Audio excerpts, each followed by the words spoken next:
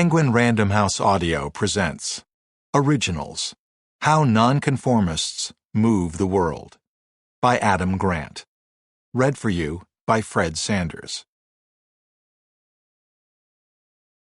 Forward by Sheryl Sandberg, Chief Operating Officer of Facebook and founder of leanin.org.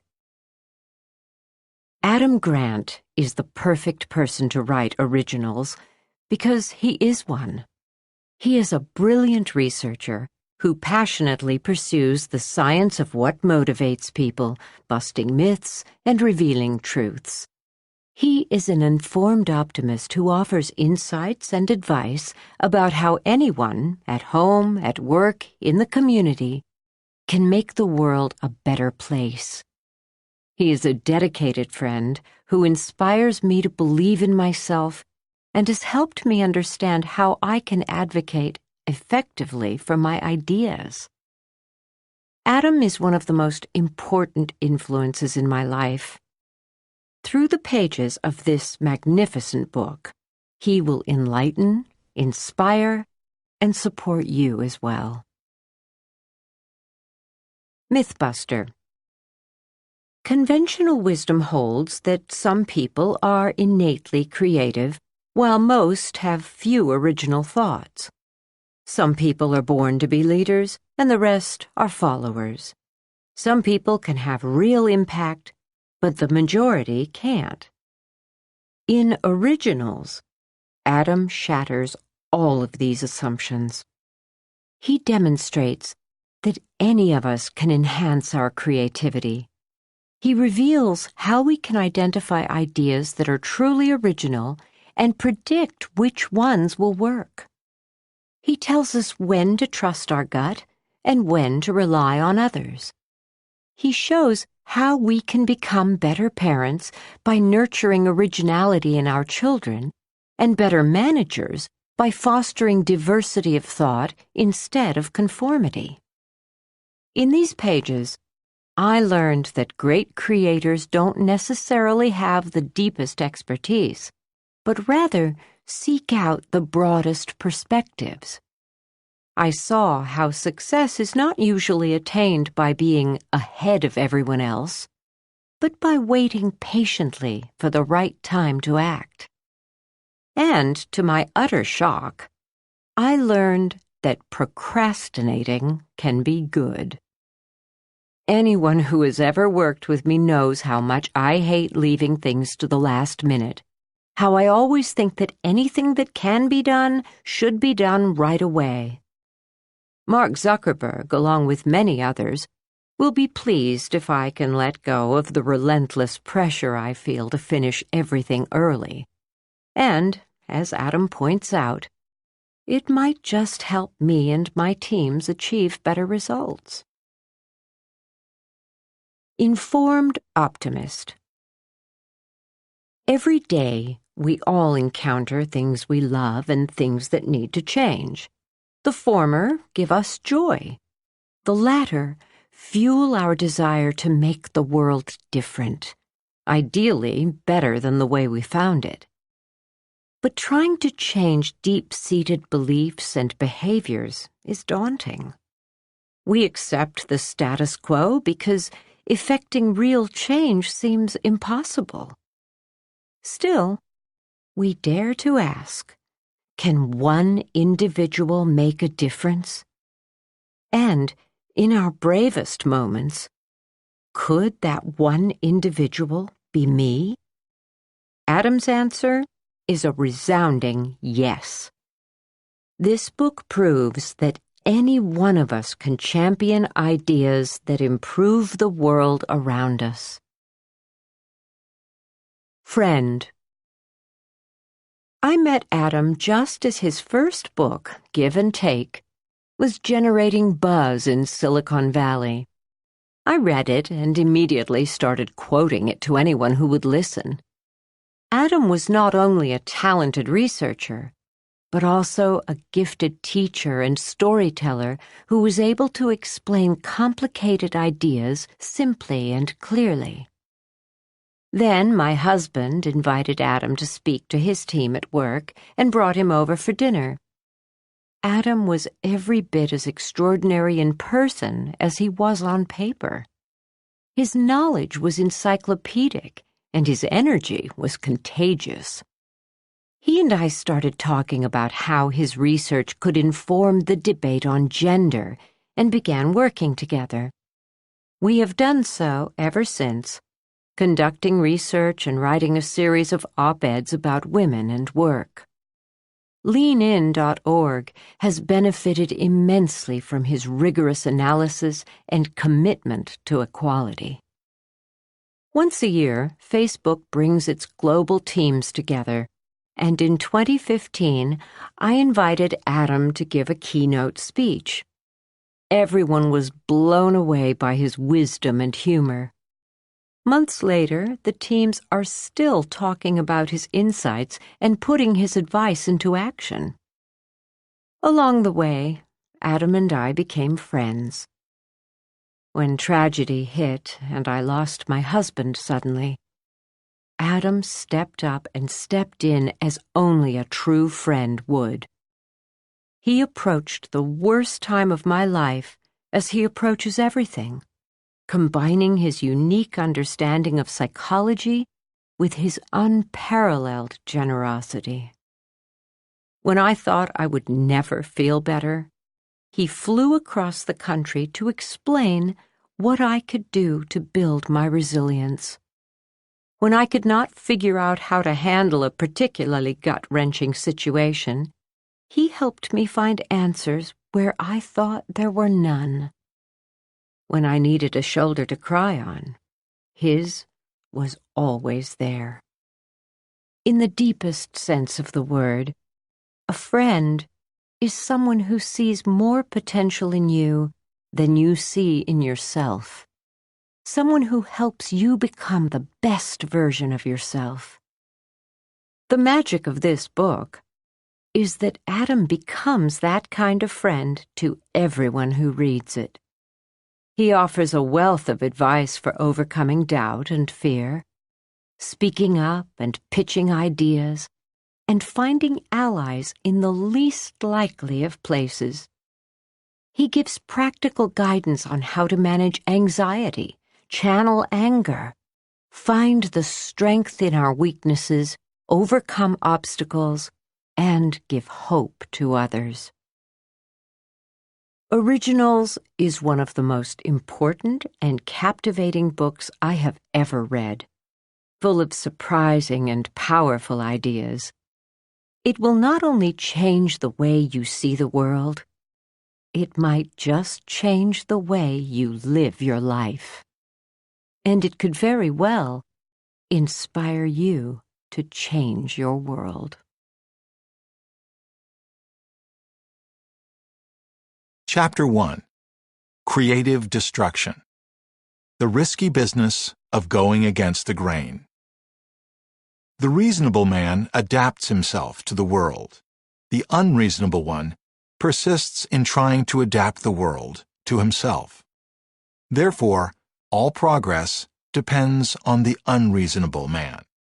George Bernard Shaw. On a cool fall evening in 2008, 4 students set out to revolutionize an industry. Buried in loans, they had lost and broken eyeglasses and were outraged at how much it cost to replace them. One of them had been wearing the same damaged pair for 5 years. He was using a paperclip to bind the frames together. Even after his prescription changed twice, he refused to pay for pricey new lenses. Luxottica, the 800-pound gorilla of the industry, controlled more than 80% of the eyewear market. To make glasses more affordable, the students would need to topple a giant. Having recently watched Zappos transform footwear by selling shoes online, they wondered if they could do the same with eyewear. When they casually mentioned their idea to friends, time and again they were blasted with scorching criticism. No one would ever buy glasses over the internet, their friends insisted. People had to try them on first. Sure, Zappos had pulled the concept off with shoes, but there was a reason it hadn't happened with eyewear. If this were a good idea, they heard repeatedly, someone would have done it already. None of the students had a background in e-commerce and technology, let alone in retail, fashion, or apparel.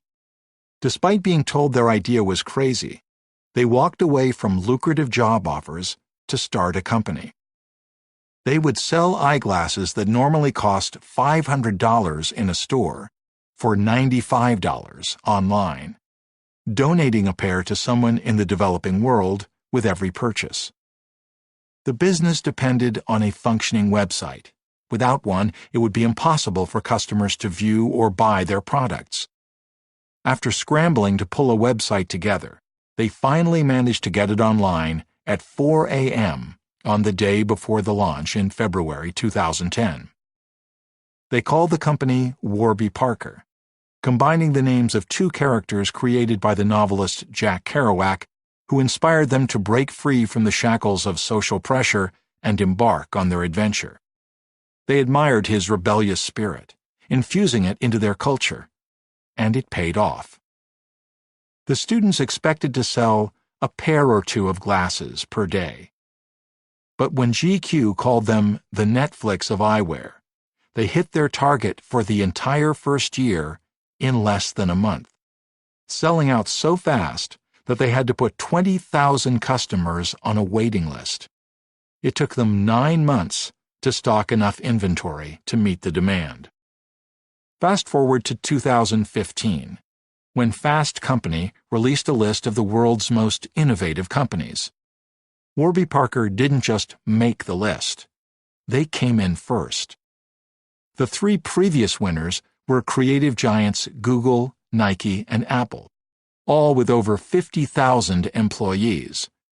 Warby Parker's scrappy startup, a new kid on the block, had a staff of just 500.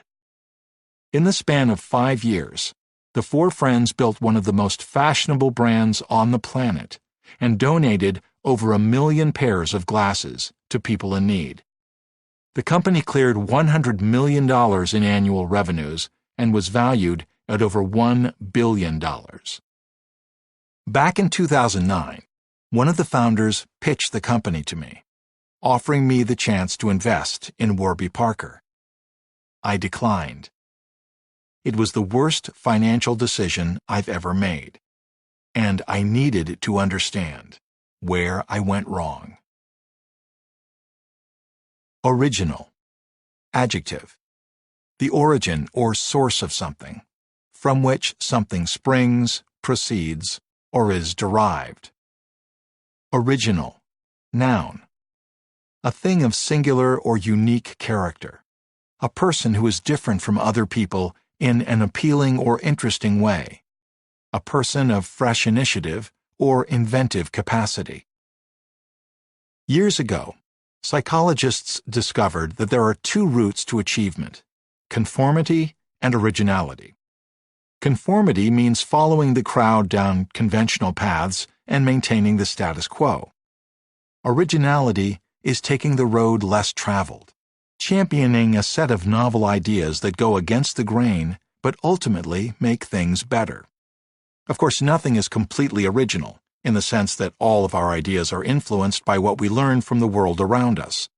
We are constantly borrowing thoughts, whether intentionally or inadvertently. We're all vulnerable to kleptomnesia, accidentally remembering the ideas of others as our own.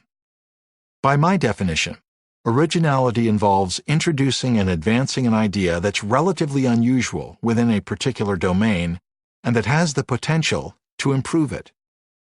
Originality itself starts with creativity, generating a concept that is both novel and useful. But it doesn't stop there. Originals are people who take the initiative to make their visions a reality. The Warby Parker founders had the originality to dream up an unconventional way to sell glasses online, but became originals by taking action to make them easily accessible and affordable. This book is about how we can all become more original. There's a surprising clue in the web browser that you use to surf the Internet. Finding the faults in defaults. Not long ago, economist Michael Hausman was leading a project to figure out why some customer service agents stayed in their jobs longer than others. Armed with data from over 30,000 employees who handled calls for banks, airlines, and cell phone companies, he suspected that their employment histories would contain telltale signs about their commitment. He thought that people with a history of job hopping would quit sooner, but they didn't. Employees who had held 5 jobs in the past 5 years weren't any more likely to leave their positions than those who had stayed in the same job for 5 years. Hunting for other hints, he noticed that his team had captured information about which internet browser employees had used when they logged in to apply for their jobs. On a whim, he tested whether that choice might be related to quitting. He didn't expect to find any correlation, assuming that browser preference was purely a matter of taste. But when he looked at the results, he was stunned. Employees who used Firefox or Chrome to browse the web remained in their jobs 15% longer than those who used Internet Explorer or Safari. Thinking it was a coincidence, Hausman ran the same analysis for absences from work. The pattern was the same. Firefox and Chrome users were 19% less likely to miss work than Internet Explorer and Safari fans. Then he looked at performance. His team had assembled nearly 3 million data points on sales, customer satisfaction, and average call length. The Firefox and Chrome users had significantly higher sales, and their call times were shorter. Their customers were happier, too.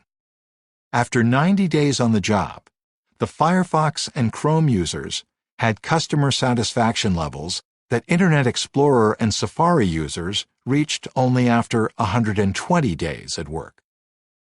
It's not the browser itself that's causing them to stick around, show up dependably, and succeed. Rather, it's what their browser preference signals about their habits. Why are the Firefox and Chrome users more committed and better performers on every metric?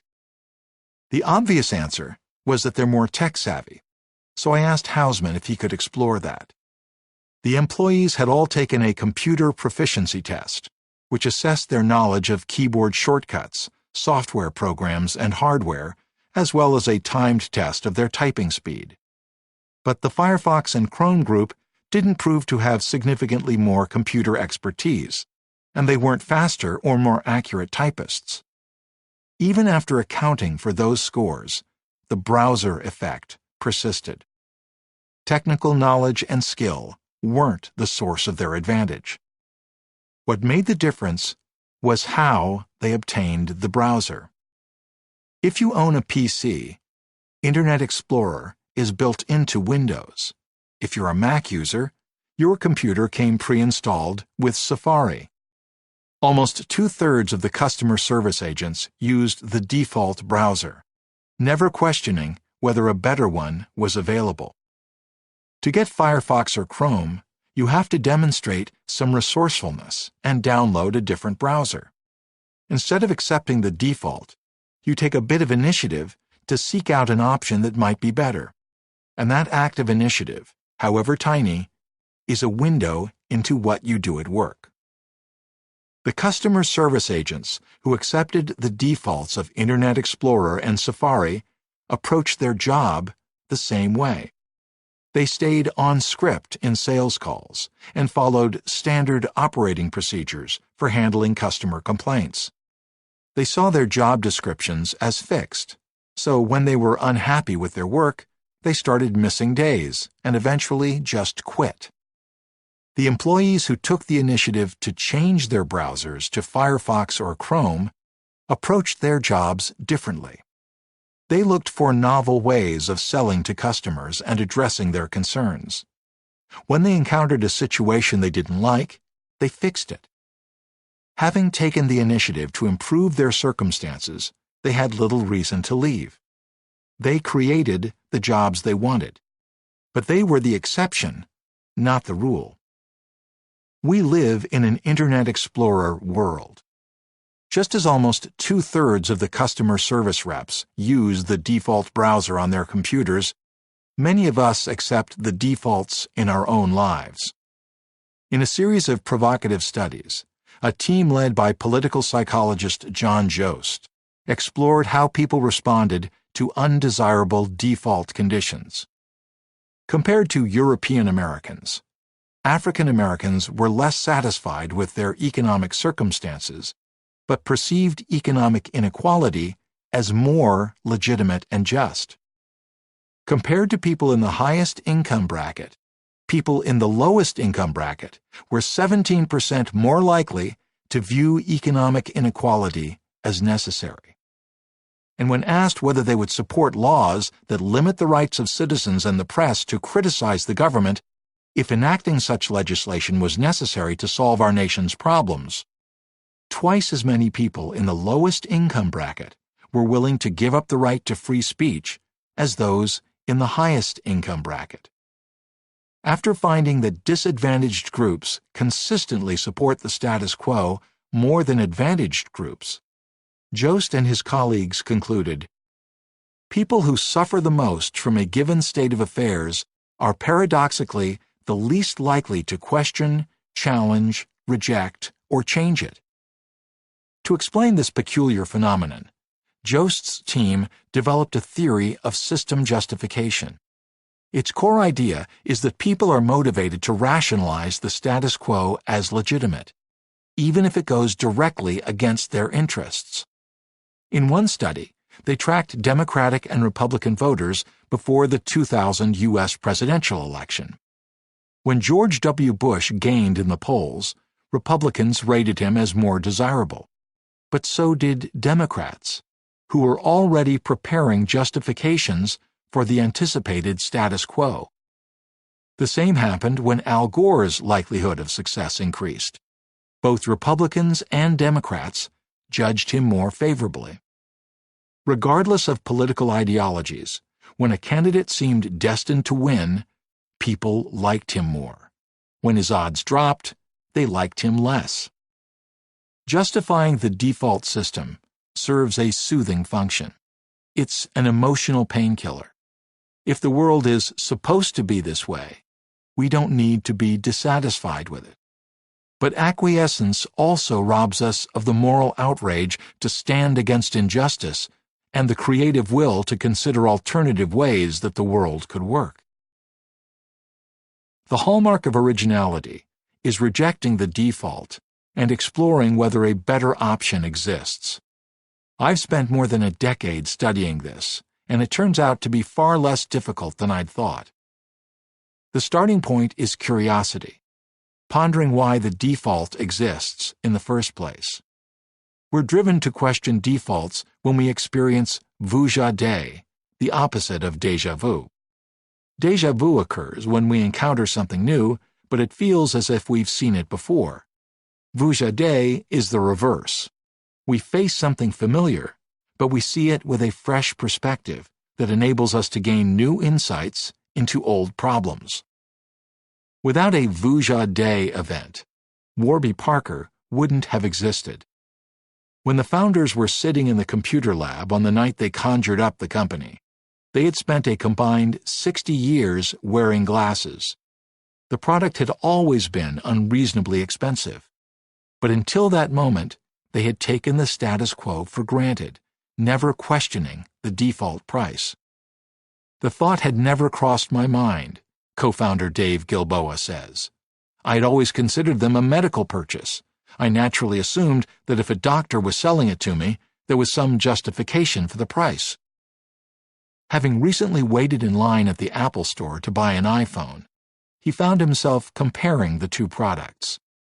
Glasses had been a staple of human life for nearly 1,000 years, and they'd hardly changed since his grandfather wore them.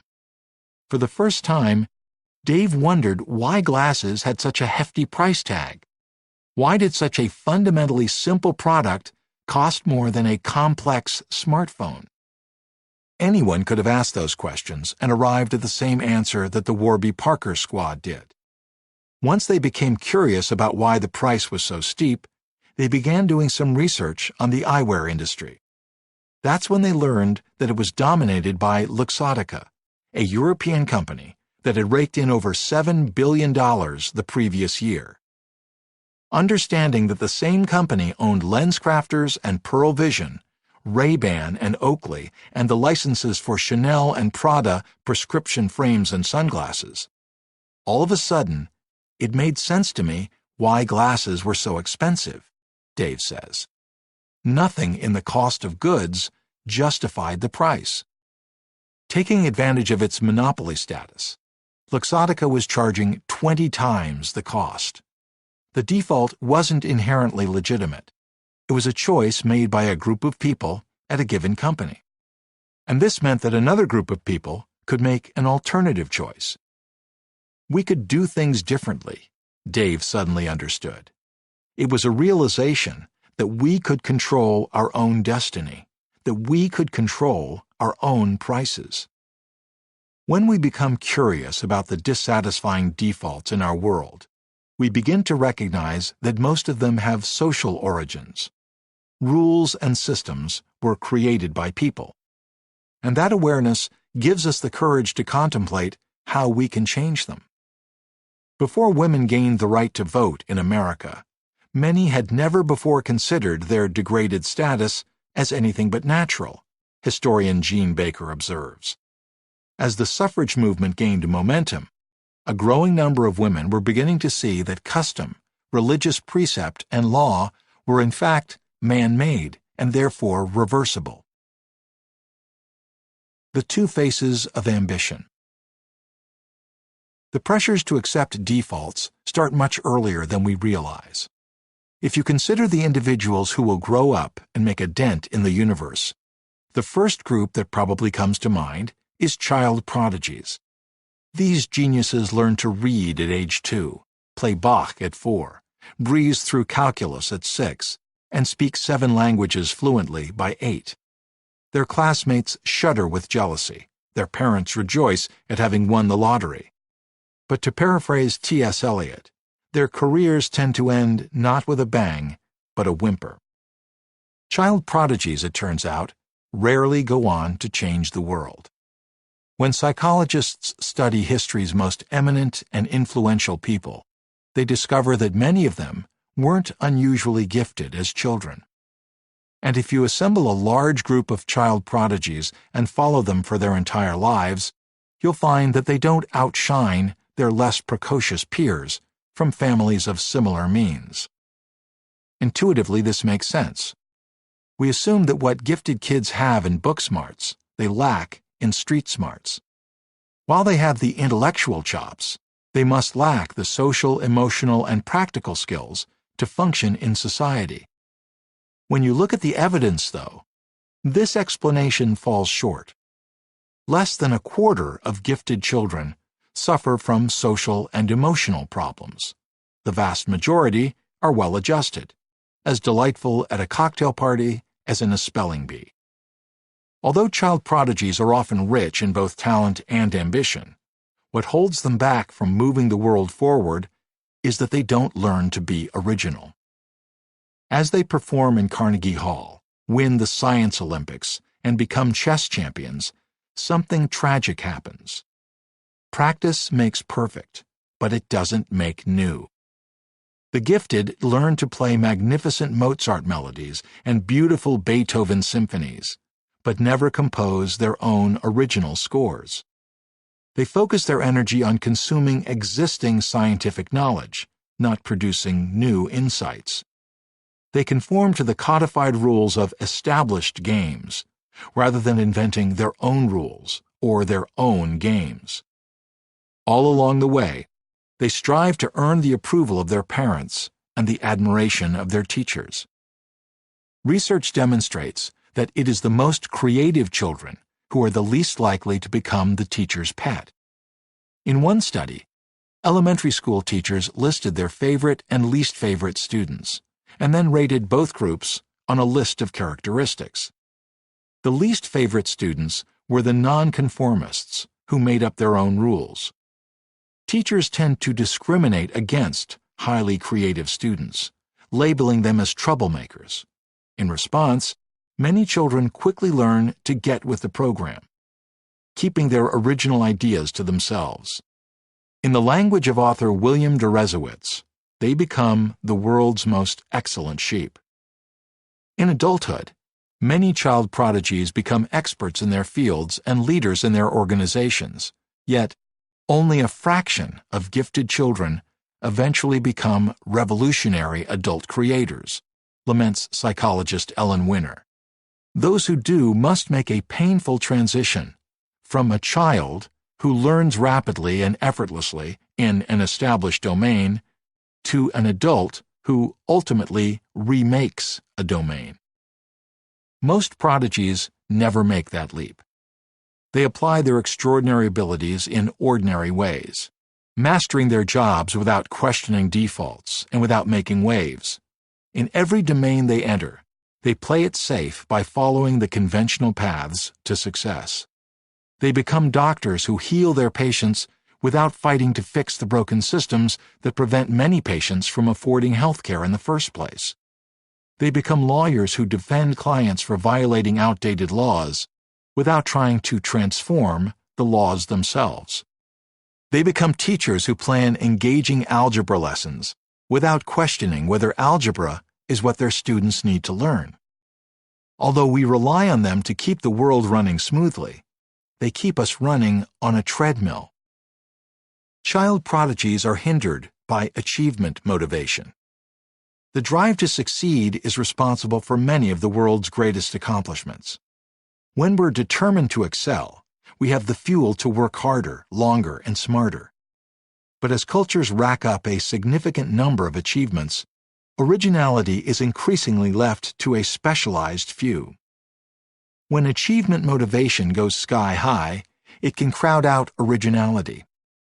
The more you value achievement, the more you come to dread failure. Instead of aiming for unique accomplishments, the intense desire to succeed leads us to strive for guaranteed success. As psychologists Todd Lubart and Robert Sternberg put it, once people pass an intermediate level in the need to achieve, there is evidence that they actually become less creative. The drive to succeed and the accompanying fear of failure have held back some of the greatest creators and change agents in history. Concerned with maintaining stability and attaining conventional achievements, they have been reluctant to pursue originality. Instead of charging full steam ahead with assurance, they have been coaxed, convinced, or coerced to take a stand. While they may seem to have possessed the qualities of natural leaders, they were figuratively, and sometimes literally, lifted up by followers and peers. If a handful of people hadn't been cajoled into taking original action, America might not exist. The civil rights movement could still be a dream. The Sistine Chapel might be bare. We might still believe the sun revolves around the earth, and the personal computer might never have been popularized. From our perspective today, the Declaration of Independence seems inevitable, but it nearly didn't happen due to the reluctance of key revolutionaries. The men who took commanding roles in the American Revolution were as unlikely a group of revolutionaries as one can imagine, Pulitzer Prize-winning historian Jack Rakove recounts. They became revolutionaries despite themselves. In the years leading up to the war, John Adams feared British retaliation and hesitated to give up his budding law career. He only got involved after being elected as a delegate to the First Continental Congress. George Washington had been focused on managing his wheat, flour, fishing, and horse breeding businesses, joining the cause only after Adams nominated him as Commander-in-Chief of the Army. "I have used every endeavor in my power to avoid it," Washington wrote. Nearly 2 centuries later, Martin Luther King Jr. was apprehensive about leading the civil rights movement. His dream was to be a pastor and a college president. In 1955, after Rosa Parks was tried for refusing to give up her seat at the front of a bus, a group of civil rights activists gathered to discuss their response. They agreed to form the Montgomery Improvement Association and launch a bus boycott, and one of the attendees nominated King for the presidency. It had happened so quickly that I did not even have time to think it through. It is probable that if I had, I would have declined the nomination, King reflected. Just 3 weeks earlier, King and his wife had agreed that I should not then take on any heavy community responsibilities, since I had so recently finished my thesis and needed to give more attention to my church work. He was unanimously elected to lead the boycott. Faced with giving a speech to the community that evening, I became possessed by fear. King would overcome that trepidation soon enough that in 1963 his thundering voice united a country around an electrifying vision of freedom. But that only happened because a colleague proposed that King should be the closing speaker at the March on Washington and gathered a coalition of leaders to advocate for him. When the Pope commissioned him to paint a fresco on the ceiling of the Sistine Chapel, Michelangelo wasn't interested. He viewed himself as a sculptor, not a painter, and found the task so overwhelming that he fled to Florence. 2 years would pass before he began work on the project, at the Pope's insistence. And astronomy stagnated for decades because Nicholas Copernicus refused to publish his original discovery that the Earth revolves around the Sun. Fearing rejection and ridicule, he stayed silent for 22 years, circulating his findings only to his friends. Eventually, a major cardinal learned of his work and wrote a letter encouraging Copernicus to publish it. Even then, Copernicus stalled for 4 more years. His magnum opus only saw the light of day after a young mathematics professor took matters into his own hands and submitted it for publication. Almost half a millennium later, when an angel investor offered $250,000 to Steve Jobs and Steve Wozniak to bankroll Apple in 1977, it came with an ultimatum. Wozniak would have to leave Hewlett-Packard. He refused. "I still intended to be at that company forever," Wozniak reflects. "My psychological block was really that I didn't want to start a company, because I was just afraid," he admits. Wozniak changed his mind only after being encouraged by Jobs, multiple friends, and his own parents. We can only imagine how many Wozniaks, Michelangelos, and Kings never pursued, publicized, or promoted their original ideas because they were not dragged or catapulted into the spotlight. Although we may not all aspire to start our own companies, create a masterpiece, transform Western thought, or lead a civil rights movement, we do have ideas for improving our workplaces, schools, and communities. Sadly, many of us hesitate to take action to promote those ideas. As economist Joseph Schumpeter famously observed, originality is an act of creative destruction. Advocating for new systems often requires demolishing the old ways of doing things, and we hold back for fear of rocking the boat. Among nearly 1,000 scientists at the Food and Drug Administration, more than 40% were afraid that they would face retaliation if they spoke up publicly about safety concerns. Of more than 40,000 employees at a technology company, half felt it was not safe to voice dissenting opinions at work. When employees in consulting, financial services, media, pharmaceuticals, and advertising companies were interviewed, 85% admitted to keeping quiet about an important concern rather than voicing it to their bosses. The last time you had an original idea, what did you do with it? Although America is a land of individuality and unique self-expression, in search of excellence and in fear of failure, most of us opt to fit in rather than stand out.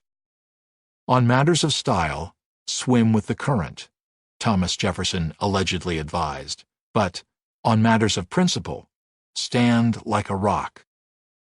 The pressure to achieve leads us to do the opposite.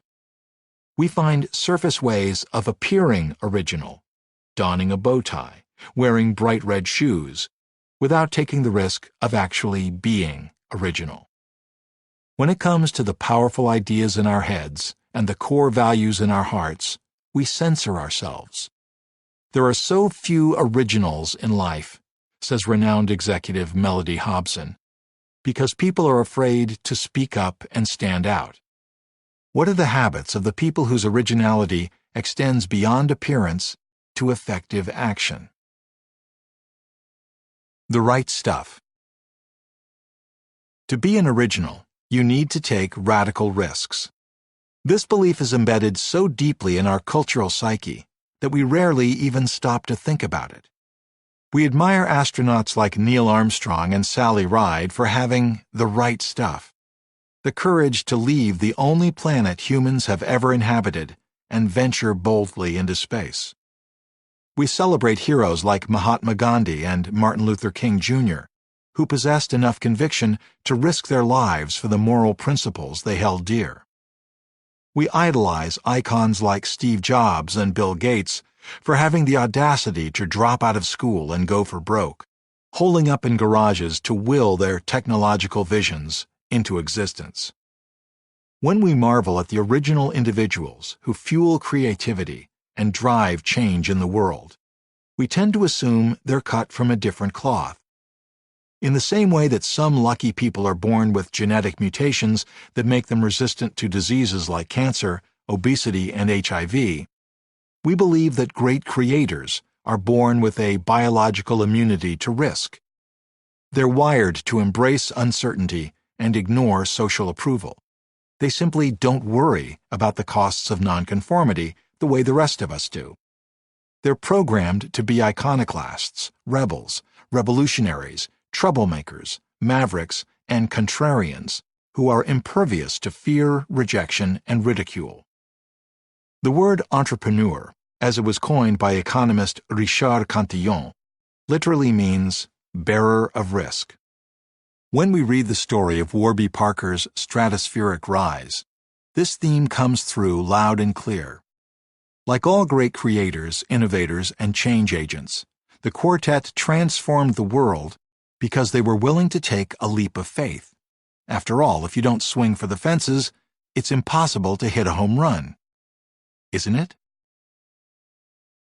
6 months before Warby Parker launched, one of the founders was sitting in my classroom at Wharton. Tall and affable, with curly black hair and a calm energy, Neil Blumenthal hailed from a non-profit background and genuinely aspired to make the world a better place. When he pitched the company to me, like many other doubters, I told him it sounded like an interesting idea, but it was hard to imagine people ordering glasses online. With a skeptical consumer base, I knew it would require a Herculean effort to get the company off the ground. And when I learned how Neil and his friends were spending their time preparing for the launch, I had the sinking feeling that they were doomed. The first strike against them, I told Neil, was that they were all still in school. If they truly believed in Warby Parker, they should drop out to focus every waking hour on making it happen. "We want to hedge our bets," he responded. "We're not sure if it's a good idea, and we have no clue whether it will succeed, so we've been working on it in our spare time during the school year. We were 4 friends before we started, and we made a commitment that dealing with each other fairly was more important than success. But for the summer, Jeff got a grant to focus on the business full-time." "What about the other 3 of you?" "We all got internships," Neil admitted. "I was in consulting, Andy was in venture capital, and Dave was in healthcare." With their time scarce and their attention divided, they still hadn't built a website, and it had taken them 6 months just to agree on a name for the company. Strike 2. Before I gave up on them entirely, though, I remembered that they were all graduating at the end of the year, which meant they'd finally have the time to go all in and dedicate themselves completely to the business. "Well, not necessarily," Neil backpedaled. "We've hedged our bets. Just in case things don't work out, I've accepted a full-time job for after graduation. So has Jeff. And to make sure he would have options, Dave did 2 different internships over the summer, and he's talking with his former employer about rejoining. Strike 3. They were out, and so was I. I declined to invest in Warby Parker because Neil and his friends were too much like me. I became a professor because I was passionate about discovering new insights, sharing knowledge, and teaching the next generations of students. But in my most honest moments, I know that I was also drawn to the security of tenure. I would never have had the confidence to start a business in my 20s. If I had, I certainly would have stayed in school and lined up a job to cover my bases. When I compared the choices of the Warby Parker team to my mental model of the choices of successful entrepreneurs, they didn't match. Neil and his colleagues lacked the guts to go in with their guns blazing, which led me to question their conviction and commitment. They weren't serious about becoming successful entrepreneurs. They didn't have enough skin in the game. In my mind, they were destined to fail because they played it safe instead of betting the farm. But in fact, this is exactly why they succeeded. I want to debunk the myth that originality requires extreme risk-taking and persuade you that originals are actually far more ordinary than we realize. In every domain, from business and politics to science and art, the people who move the world forward with original ideas are rarely paragons of conviction and commitment. As they question traditions and challenge the status quo, they may appear bold and self-assured on the surface. But when you peel back the layers, the truth is that they, too, grapple with fear, ambivalence, and self-doubt.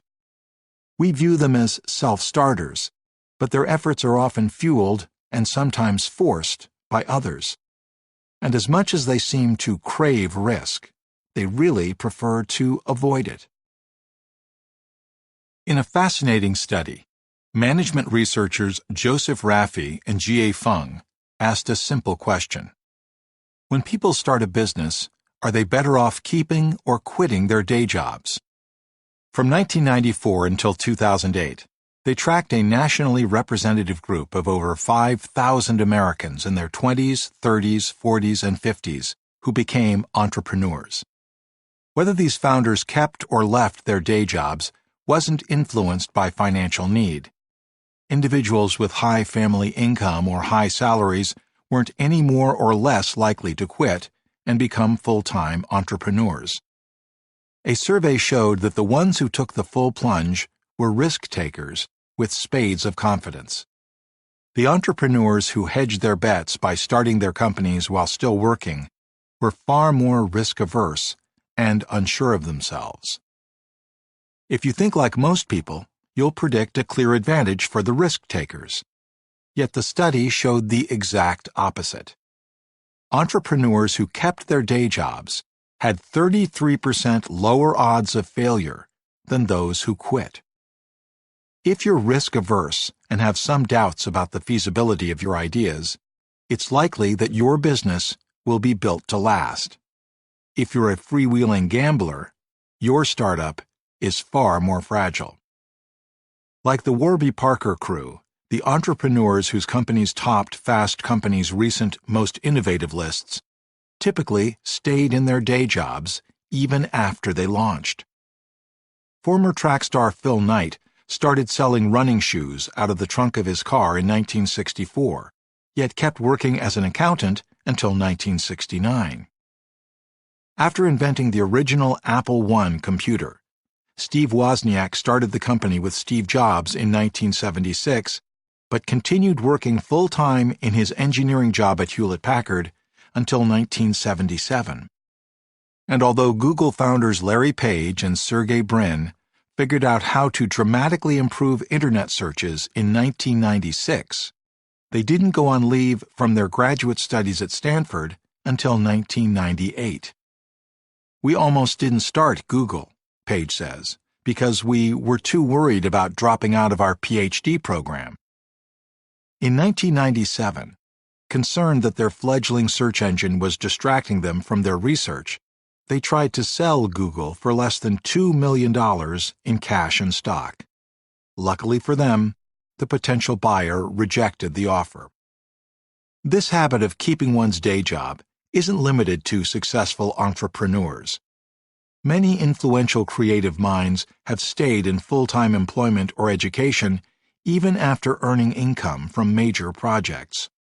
Selma director Ava DuVernay made her first 3 films while working in her day job as a publicist, only pursuing filmmaking full-time after working at it for 4 years and winning multiple awards. Brian May was in the middle of doctoral studies in astrophysics when he started playing guitar in a new band, but he didn't drop out until several years later to go all in with Queen. Soon thereafter, he wrote We Will Rock You. Grammy winner John Legend released his first album in 2000, but kept working as a management consultant until 2002, preparing PowerPoint presentations by day while performing at night. Thriller master Stephen King worked as a teacher, janitor, and gas station attendant for 7 years after writing his first story, only quitting a year after his first novel, Carrie, was published. Dilbert author Scott Adams worked at Pacific Bell for 7 years after his first comic strip hit newspapers.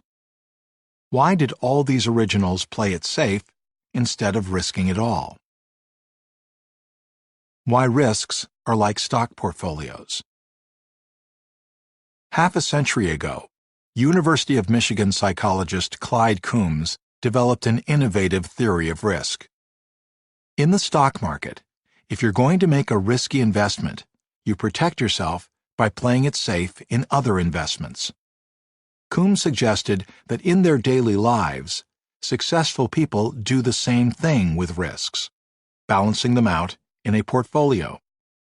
When we embrace danger in one domain, we offset our overall level of risk by exercising caution in another domain.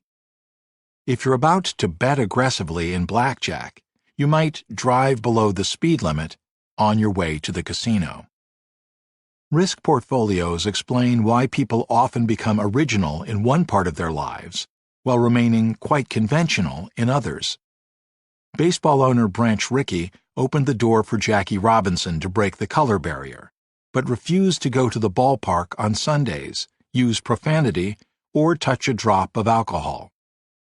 T.S. Eliot's landmark work, The Waste Land, has been hailed as one of the 20th century's most significant poems.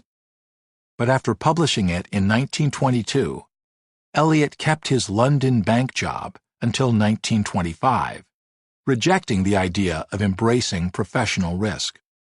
As the novelist Aldous Huxley noted after paying him an office visit, Eliot was the most bank clerky of all bank clerks.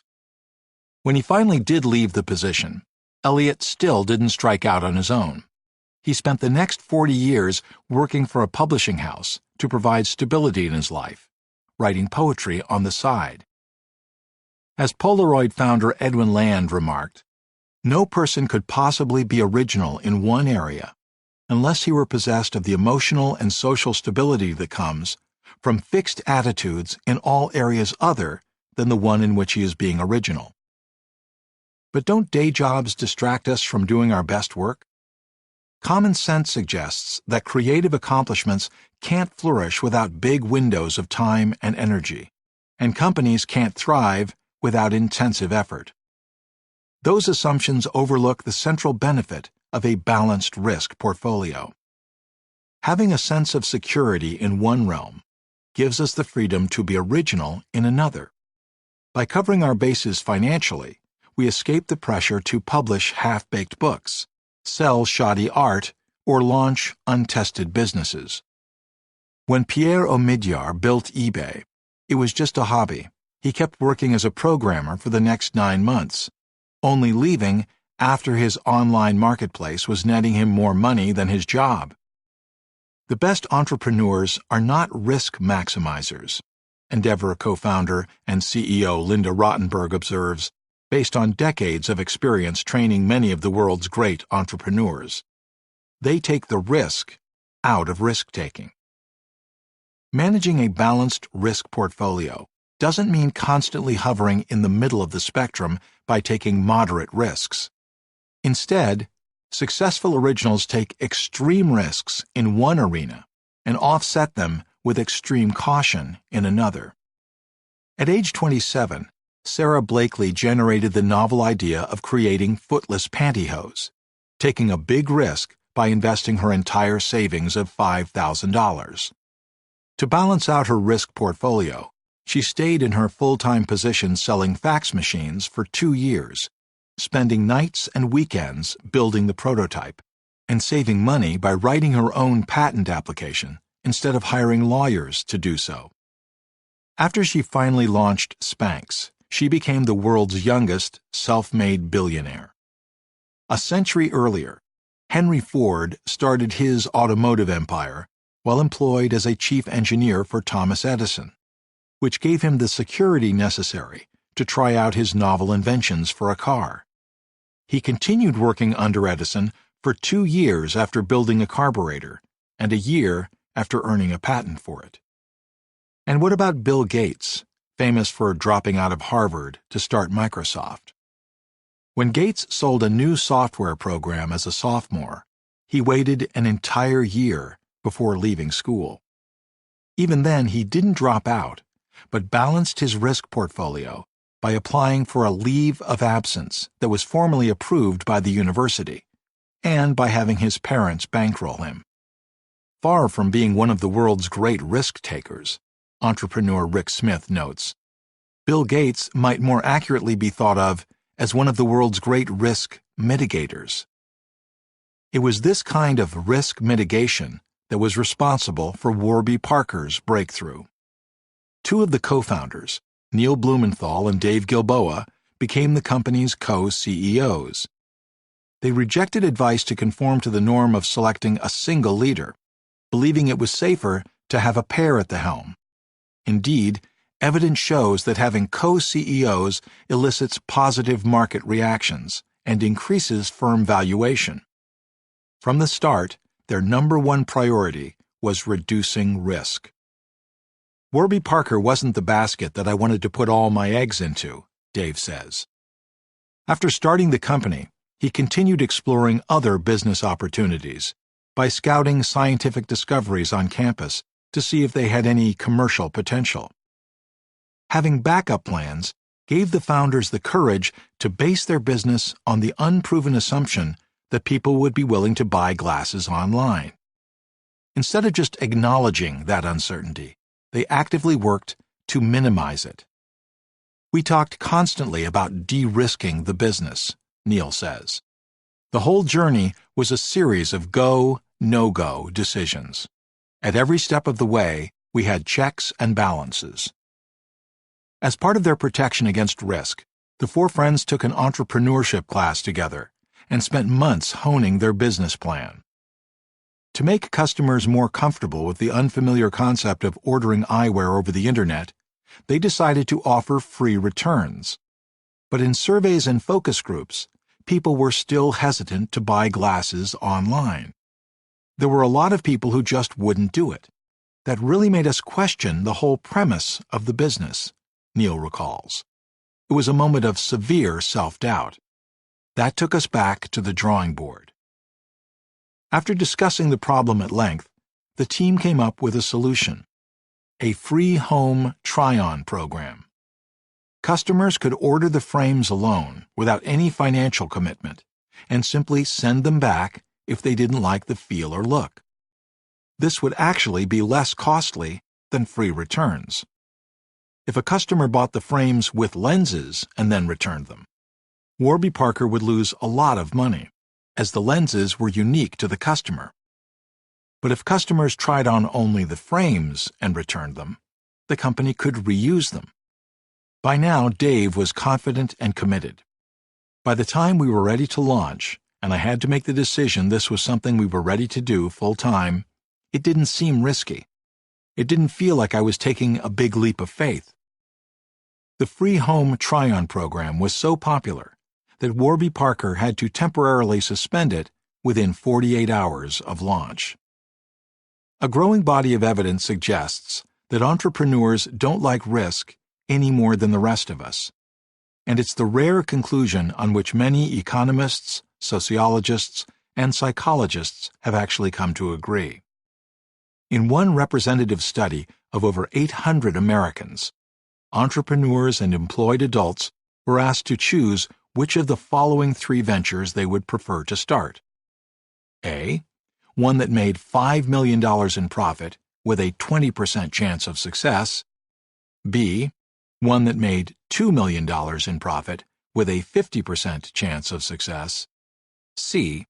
One that made $1.25 million in profit with an 80% chance of success.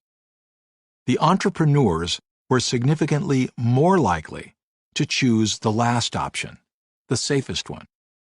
This was true regardless of income, wealth, age, gender, entrepreneurial experience, marital status, education, household size, and expectations of how well other businesses would perform. We find that entrepreneurs are significantly more risk-averse than the general population, the authors conclude. These are just preferences on a survey, but when you track entrepreneurs' real-world behavior, it's clear that they avoid dangerous risks. Economists find that as teenagers, successful entrepreneurs were nearly 3 times as likely as their peers to break rules and engage in illicit activities. Yet when you take a closer look at the specific behaviors involved, the adolescents who went on to start productive companies were only taking calculated risks. When psychologists studied American twins and Swedish citizens, they found the same results. Across all 3 studies, the people who become successful entrepreneurs were more likely to have teenage histories of defying their parents, staying out past their curfews, skipping school, shoplifting, gambling, drinking alcohol, and smoking marijuana. They were not, however, more likely to engage in hazardous activities like driving drunk, buying illegal drugs, or stealing valuables. And that was true regardless of their parents' socioeconomic status or family income. Originals do vary in their attitudes toward risk. Some are skydiving gamblers, others are penny-pinching germaphobes. To become original, you have to try something new, which means accepting some measure of risk. But the most successful originals are not the daredevils who leap before they look. They are the ones who reluctantly tiptoe to the edge of a cliff, calculate the rate of descent, triple-check their parachutes, and set up a safety net at the bottom, just in case. As Malcolm Gladwell wrote in The New Yorker, many entrepreneurs take plenty of risks, but those are generally the failed entrepreneurs, not the success stories. A disregard for social approval doesn't differentiate people who take original paths either. In a comprehensive analysis of 60 studies covering more than 15,000 entrepreneurs, people who had little concern for pleasing others weren't more likely to become entrepreneurs, nor did their firms perform any better. We see the same pattern in politics. When hundreds of historians, psychologists, and political scientists evaluated America's presidents, they determined that the least effective leaders were those who followed the will of the people and the precedents set by their predecessors. The greatest presidents were those who challenged the status quo and brought about sweeping changes that improved the lot of the country. But these behaviors were completely unrelated to whether they cared deeply about public approval and social harmony. Abraham Lincoln is usually regarded as the greatest of all American presidents. When experts rated the presidents on the desire to please others and avoid conflict, Lincoln scored the highest of them all. He devoted 4 hours a day to holding office hours with citizens and pardoned deserters during the Civil War. Before signing the Emancipation Proclamation, Lincoln agonized for 6 months over whether he should free the slaves. He questioned whether he had the constitutional authority. He worried that the decision might lose him the support of the border states, forfeit the war, and destroy the country. Originality is not a fixed trait. It is a free choice. Lincoln wasn't born with an original personality. Taking on controversy wasn't programmed into his DNA. It was an act of conscious will. As the great thinker W.E.B. Du Bois wrote, "He was one of you, and yet he became Abraham Lincoln." Too often that possibility of control is missing from our work and our lives. A few years ago, Google asked a brilliant Yale professor named Amy Wierzniewski to help enrich the jobs of employees in sales and administrative positions who didn't have the same perceived freedom, status, or moonshot projects as the company's engineers. I joined her and another collaborator, Justin Berg, on a trip to California, New York, Dublin, and London in search of a solution. Many employees were so committed to Google that they accepted their own jobs as defaults. Since they saw their tasks and interactions as set like plaster, they did not question whether they could adjust them. To unlock their mindsets, we partnered with Jennifer Kurkowski and Brian Well, two innovators behind Google's people analytics work. We designed a workshop introducing hundreds of employees to the notion that jobs are not static sculptures, but flexible building blocks. We gave them examples of people becoming the architects of their own jobs, customizing their tasks and relationships to better align with their interests, skills, and values, like an artistic salesperson volunteering to design a new logo, and an outgoing financial analyst communicating with clients using video chat instead of email. Then, they looked at their familiar jobs in an unfamiliar way. Vuja de. They set out to create a new vision of their roles that was more ideal, but still realistic. Managers and co-workers rated each employee's happiness and performance before the workshop and after several weeks and months had passed. The whole experience lasted only 90 minutes, so we weren't sure that it would be enough to make a difference.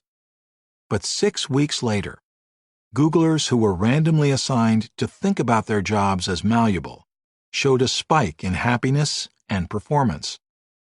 Having considered how their jobs could be modified, they had taken action to improve them. Employees in a control group who didn't attend the same workshop didn't show any changes in happiness or performance. When we added a feature to encourage employees to see both their skills and jobs as flexible, the gains lasted for at least 6 months. Instead of using only their existing talents, they took the initiative to develop new capabilities that enabled them to create an original, personalized job. As a result, they were 70% more likely than their peers to land a promotion or a transition to a coveted role. By refusing to stick with their default jobs and default skills, they became happier and more effective, and qualified themselves for roles that were a better fit. Many of their limits, they came to realize, were of their own making.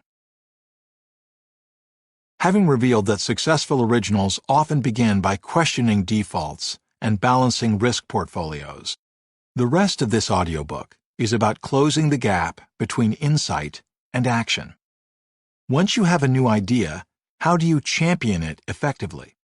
As an organizational psychologist at Wharton, I've spent more than a decade studying originality in a wide range of settings, from technology companies and banks to schools, hospitals, and governments. I've also sought out some of the most prominent originals of our time, and I want to share their wisdom about how we can all be more original without jeopardizing our relationships, reputations, and careers. I hope my findings will help people develop the courage and strategies to pursue originality, and give leaders the knowledge necessary to create cultures of originality in their teams and organizations. Using studies and stories spanning business, politics, sports, and entertainment, I'll look at the seeds of creative, moral, and organizational change, and the barriers that hinder progress. The first section of this audiobook focuses on managing the risks involved in generating, recognizing, and voicing original ideas. By definition, new ideas are fraught with uncertainty, and powerful evidence illuminates how we can hone our skills in separating the wheat from the chaff, to avoid the risks of betting on bad ideas and passing on good ones. After you spot a promising idea, the next step is to communicate it effectively. I'll share some best practices for speaking up, shedding light on how to select the messages and audiences to get heard more and punished less. Along the way, you'll find out why the most popular television show of all time narrowly escaped the cutting room floor, why an entrepreneur pitches his startups by highlighting the reasons not to invest in them, how a CIA analyst convinced the intelligence community to stop being so secretive, and how a woman at Apple challenged Steve Jobs from 3 levels below and won. The second section of the audiobook deals with the choices that we make to scale originality. I'll start with the dilemma of timing. It turns out that you should be wary of being the first mover, because it's often riskier to act early than late. Unexpectedly, some of the greatest creative achievements and change initiatives in history have their roots in procrastination, and the tendency to delay and postpone can help entrepreneurs build companies that last, leaders guide transformation efforts, and innovators maintain their originality. I'll then turn to the challenges of coalition building, investigating how to grow support for an original idea and reduce the risks of rejection. The unsung hero of the women's suffrage movement will illustrate why enemies make better allies than frenemies, and shared values can divide rather than unite. A founder who hid her firm's mission from employees and a Hollywood director who shifted Disney's direction for animated films will demonstrate how to recruit collaborators by balancing idealism with pragmatism and blending the familiar with the new. The third section of the audiobook concerns unleashing and sustaining originality, both at home and in work. I'll examine how to nurture originality in children, explaining how parents, siblings, and role models shape their tendencies to rebel. You'll see why the number of bases that professional baseball players steal can be traced to their birth order. The most original comedians in America come from similar family backgrounds. The people who risked their lives to perform heroic rescues during the Holocaust received a particular kind of discipline from their parents, and the innovation and economic growth rates of entire countries can be traced to the books we read to our children. From there, I'll consider why some cultures become cults and how leaders can encourage dissenting opinions that allow originality to flourish. You'll learn from a billionaire financial wizard who fires employees for failing to criticize him, an inventor who struggled to spread his ingenuity, and an expert who helped change the norm of silence at NASA after the space shuttle Columbia exploded. I'll close with reflections on the emotions that hold us back from pursuing originality. You'll gain insight on overcoming fear and apathy from a group of 20-somethings who toppled a tyrant, and a lawyer who fought climate change by swimming the North Pole. Their examples underscore evidence that calming down isn't the best way to manage anxiety, that venting backfires when we're angry, and that pessimism is sometimes more energizing than optimism. Ultimately, the people who choose to champion originality are the ones who propel us forward. After spending years studying them and interacting with them, I am struck that their inner experiences are not any different from our own. They feel the same fear, the same doubt as the rest of us. What sets them apart is that they take action anyway. They know in their hearts that failing would yield less regret than failing to try. Chapter 2: Blind Inventors and One-Eyed Investors. The Art and Science of Recognizing Original Ideas. Creativity is allowing yourself to make mistakes. Art is knowing which ones to keep. Scott Adams. At the turn of the century, an invention took Silicon Valley by storm. Steve Jobs called it the most amazing piece of technology since the personal computer. Enamored with the prototype, Jobs offered the inventor $63 million for 10% of the company. When the inventor turned it down, Jobs did something out of character. He offered to advise the inventor for the next 6 months, for free.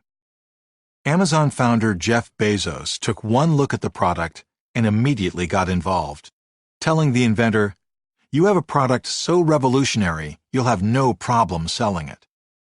John Doerr, the legendary investor who bet successfully on Google and many other blue-chip startups, pumped $80 million into the business, predicting that it would be the fastest company ever to reach $1 billion and would become more important than the Internet.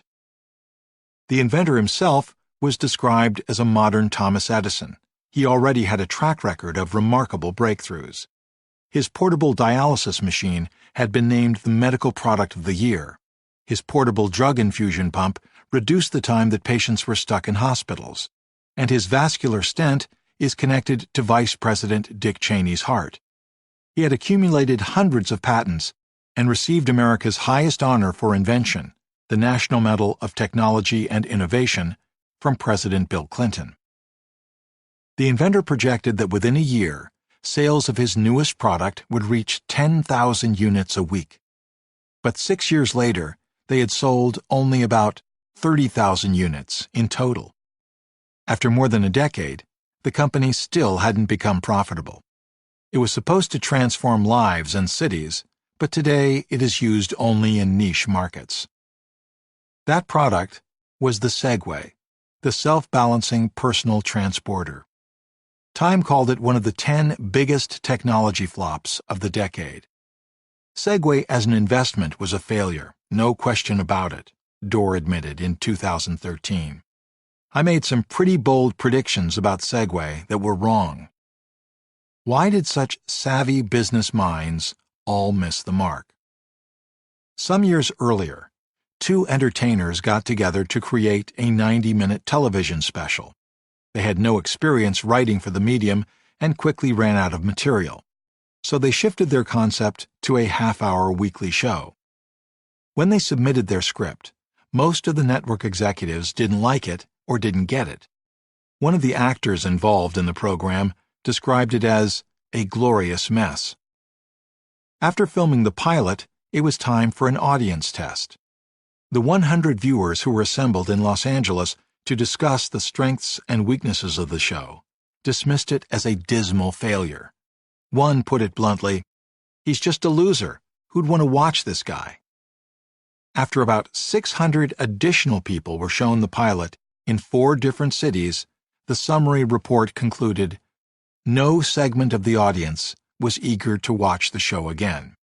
The performance was rated weak. The pilot episode squeaked onto the airwaves, and as expected, it wasn't a hit. Between that and the negative audience tests, the show should have been toast. But one executive campaigned to have 4 more episodes made. They didn't go live until nearly a year after the pilot, and again, they failed to gain a devoted following. With the clock winding down, the network ordered half a season as replacement for a canceled show. But by then, one of the writers was ready to walk away. He didn't have any more ideas. It's a good thing he changed his mind. Over the next decade, the show dominated the Nielsen ratings and brought in over $1 billion in revenues. It became the most popular TV series in America, and TV Guide named it the greatest program of all time. If you've ever complained about a close talker, accused a partygoer of double-dipping a chip, uttered the disclaimer, "Not that there's anything wrong with that," or rejected someone by saying, "No soup for you," you're using phrases coined on the show. Why did network executives have so little faith in Seinfeld? When we bemoan the lack of originality in the world, we blame it on the absence of creativity. If only people could generate more novel ideas, we'd all be better off. But in reality, the biggest barrier to originality is not idea generation, it's idea selection. In one analysis, when over 200 people dreamed up more than 1,000 ideas for new ventures and products, 87% were completely unique. Our companies, communities, and countries don't necessarily suffer from a shortage of novel ideas. They're constrained by a shortage of people who excel at choosing the right novel ideas. The Segway was a false positive. It was forecast as a hit, but turned out to be a miss. Seinfeld was a false negative. It was expected to fail, but ultimately flourished. This chapter is about the hurdles and best practices in idea selection. To figure out how we can make fewer bad bets, I sought out skilled forecasters who have learned to avoid the risks of false positives and false negatives.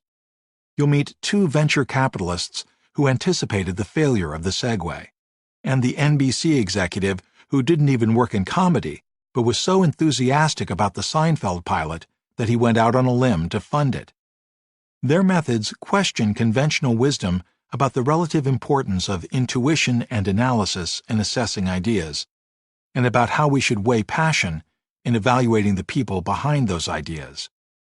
You'll see why it's so difficult for managers and test audiences to accurately evaluate new ideas, and how we can get better at deciding when to roll the dice.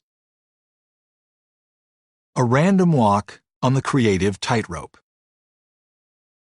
The inventor of the Segway is a technological whiz named Dean Kamen, whose closet is stocked with one outfit: a denim shirt, jeans, and work boots.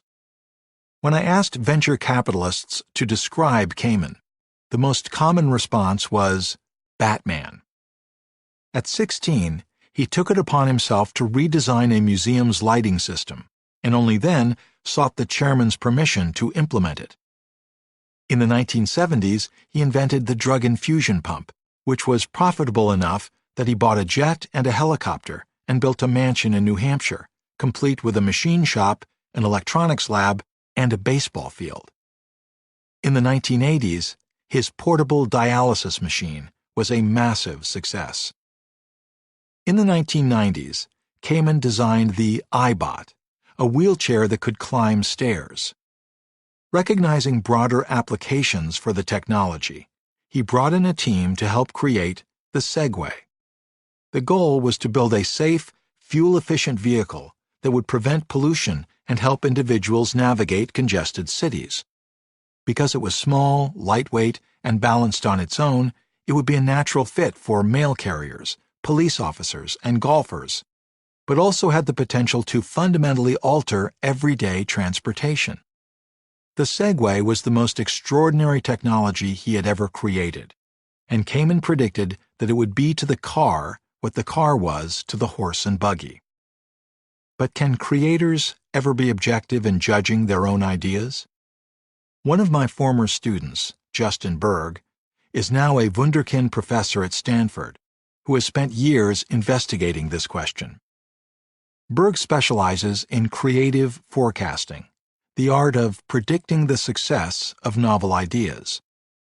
In one study, he showed different groups of people videos of circus performances and asked them to make projections about how well each would do. Circus artists from Cirque du Soleil and other organizations submitted predictions about how popular their videos would be. Circus managers watched the videos and registered their predictions too. To test the accuracy of their forecasts, Berg then measured the actual success of each performance by tracking how much general audience members liked, shared, and funded the videos. He invited over 13,000 people to rate the videos. They also had a chance to share them via Facebook, Twitter, Google+, and email, and received a 10-cent bonus that they could donate to the performers. The creators proved to be terrible at judging how their performances would do with test audiences. On average, when ranking their videos against the performances of 9 other circus artists, they put their own work 2 slots too high. The managers were more realistic. They had some distance from the performances, which put them in a more neutral position. Social scientists have long known that we tend to be overconfident when we evaluate ourselves. Here are some highlights of their findings. High school seniors. 70% report that they have above-average leadership skills, compared with 2% below average. In the ability to get along with others, 25% rate themselves in the top 1%, and 60% put themselves in the top 10%. College professors. 94% rate themselves as doing above-average work. Engineers. In 2 different companies, 32% and 42% rated themselves among the top 5% of performers. Entrepreneurs. When 3,000 small business owners rated the probability that different companies would succeed, on average, they rated the prospects of their own businesses as 8.1 out of 10, but gave similar enterprises odds of only 5.9 out of 10. Overconfidence may be a particularly difficult bias to overcome in the creative domain. When you're generating a new idea, by definition, it's unique, so you can ignore all the feedback you've received in the past about earlier inventions. Even if your previous ideas have bombed, this one is different. When we've developed an idea, we're typically too close to our own tastes and too far from the audience's taste to evaluate it accurately. We're giddy from the thrill of the eureka moment or the triumph of overcoming an obstacle. As Brandon Tartikoff, NBC's longtime entertainment president, frequently reminded his producers, nobody walks in here with what they think is a bad idea. To some degree, entrepreneurs and inventors have to be overconfident about the odds of their ideas succeeding, or they wouldn't have the motivational fuel to pursue them. But even when they do learn about their audience's preferences, it's too easy for them to fall victim to what psychologists call confirmation bias. They focus on the strengths of their ideas while ignoring or discounting their limitations.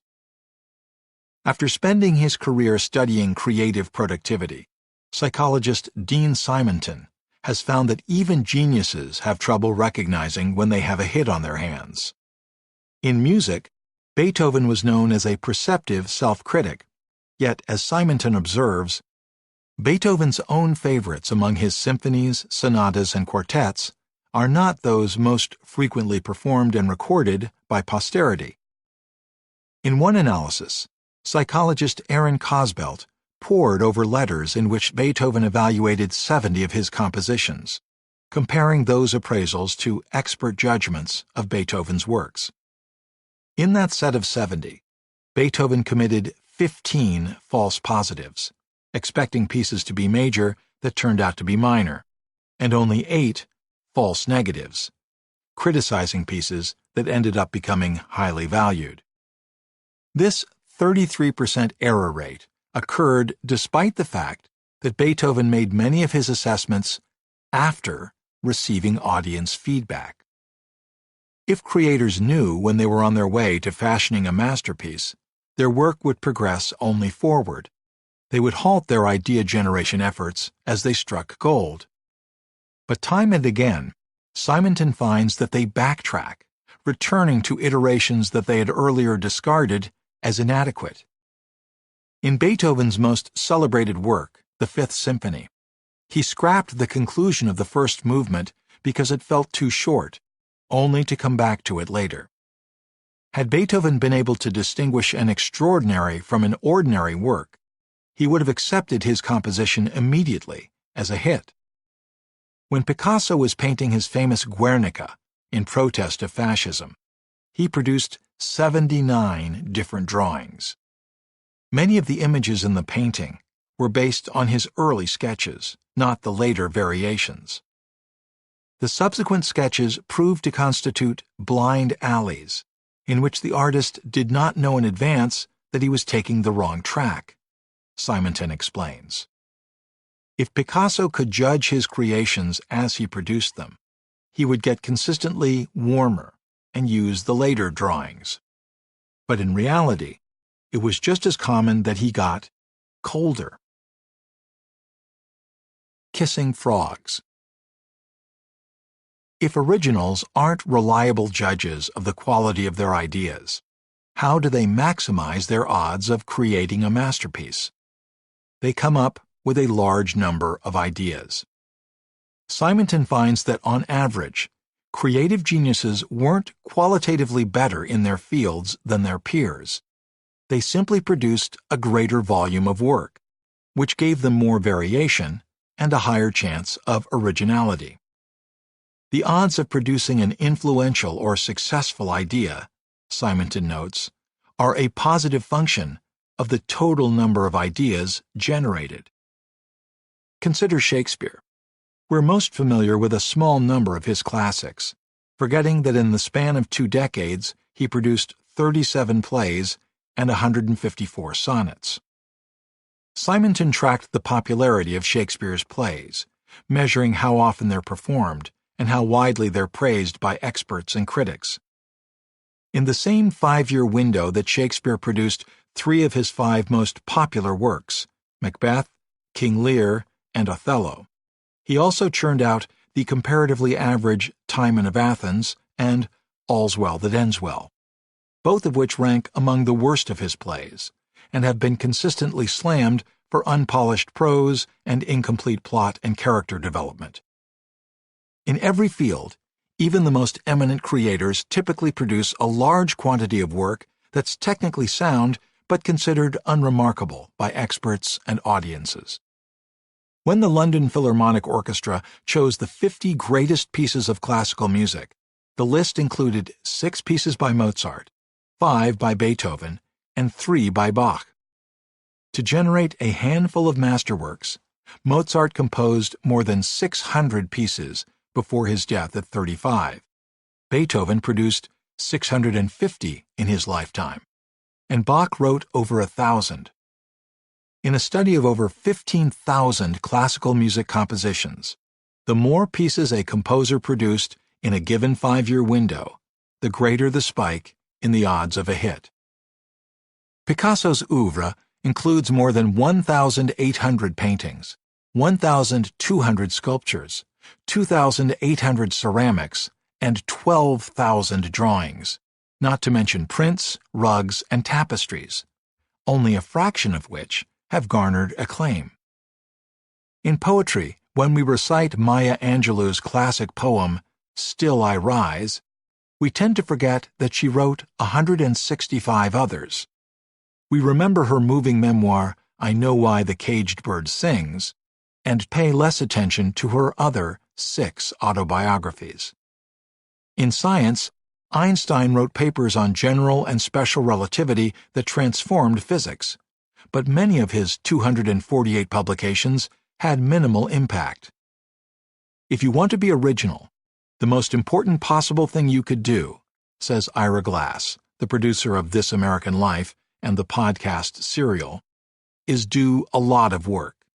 Do a huge volume of work. Across fields, Simonton reports that the most prolific people not only have the highest originality, they also generate their most original output during the periods in which they produce the largest volume. This is one reason why men seem to have more influential creative accomplishments than women.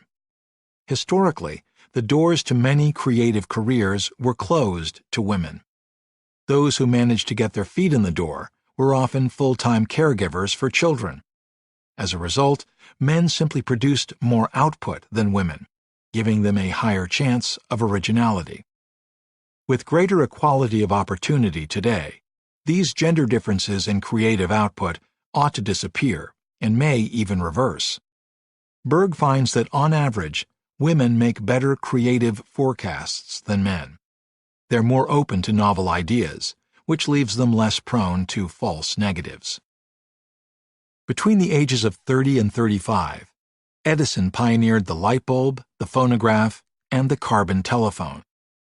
But during that period, he filed well over 100 patents for other inventions, as diverse as stencil pens, a fruit preservation technique, and a way of using magnets to mine iron ore, and designed a creepy talking doll. Those periods in which the most minor products appear tend to be the same periods in which the most major works appear, Simonton notes. Edison's 1,093 patents notwithstanding, the number of truly superlative creative achievements can probably be counted on the fingers of one hand. It's widely assumed that there's a trade-off between quantity and quality. If you want to do better work, you have to do less of it. But this turns out to be false. In fact, when it comes to idea generation, quantity is the most predictable path to quality. Original thinkers, Stanford professor Robert Sutton notes, will come up with many ideas that are strange mutations, dead ends, and utter failures. The cost is worthwhile, because they also generate a larger pool of ideas, especially novel ideas. Many people fail to achieve originality because they generate a few ideas and then obsess about refining them to perfection. At Upworthy, the company that makes good content go viral, 2 different staff members wrote headlines for a video of monkeys reacting to receiving cucumbers or grapes as rewards. 8,000 people watched it when the headline was, "Remember Planet of the Apes? It's closer to reality than you think." A different headline led to 59 times more views, enticing nearly 500,000 people to watch the same video. 2 monkeys were paid unequally. See what happens next.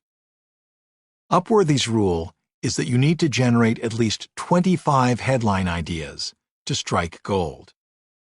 Backtracking studies show that wizards do sometimes come up with novel ideas early in the creative process. But for the rest of us, our first ideas are often the most conventional, the closest to the default that already exists. It's only after we've ruled out the obvious that we have the greatest freedom to consider the more remote possibilities. Once you start getting desperate, you start thinking outside the box, the Upworthy team writes. Number 24 will suck. Then number 25 will be a gift from the headline gods and will make you a legend. While working on the Segway, Dean Kamen was aware of the blind variations that mark the creative process. With more than 440 patents to his name, he had plenty of misses as well as hits. "You gotta kiss a lot of frogs," he often told his team, "before you find a prince." In fact, frog kissing was one of his mantras. He encouraged his engineers to try out many variations to increase their chances of stumbling on the right one. But he settled on the Segway before considering other ideas for solving transportation problems, losing sight of the fact that inventors will necessarily struggle mightily in gauging whether their creations are ultimately frogs or princes. The best way to get better at judging our ideas is to gather feedback. Put a lot of ideas out there and see which ones are praised and adopted by your target audience. After spending decades creating comedy, The Daily Show co-creator Liz Winstead still doesn't know what will make people laugh. She recalls that she was desperately trying to figure out jokes, writing them out, and trying them on stage. Some of them sizzled, others popped.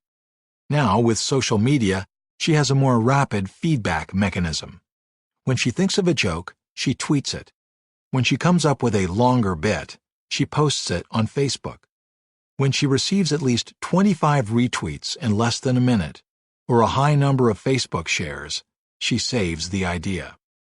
At the end of the day, she develops the material that proved most popular with her audience. Twitter and Facebook have tremendously helped me decide what people care about, Winstead explains. When developing the Segway, Dean Kamen didn't open the door to this kind of feedback. Concerned that someone would steal his idea, or that the fundamental concept would become public too soon, he maintained strict secrecy rules. Many of his own employees weren't allowed access to the area where the Segway was being developed, only an elite group of potential investors had a chance to try it out. When building the Segway, his team generated a wide number of ideas, but didn't have enough critical input from customers to make the right choices for the final product. The device went through 3 or 4 iterations before a customer ever saw it. The lesson here isn't to ask customers what they want. As the famous line often attributed to Henry Ford goes, "If I had asked my customers what they wanted, they would have said a faster horse." Instead, creators ought to build a car and see if customers will drive it. That means identifying a potential need, designing what the lean startup author Eric Ries calls a minimum viable product, testing different versions, and gathering feedback.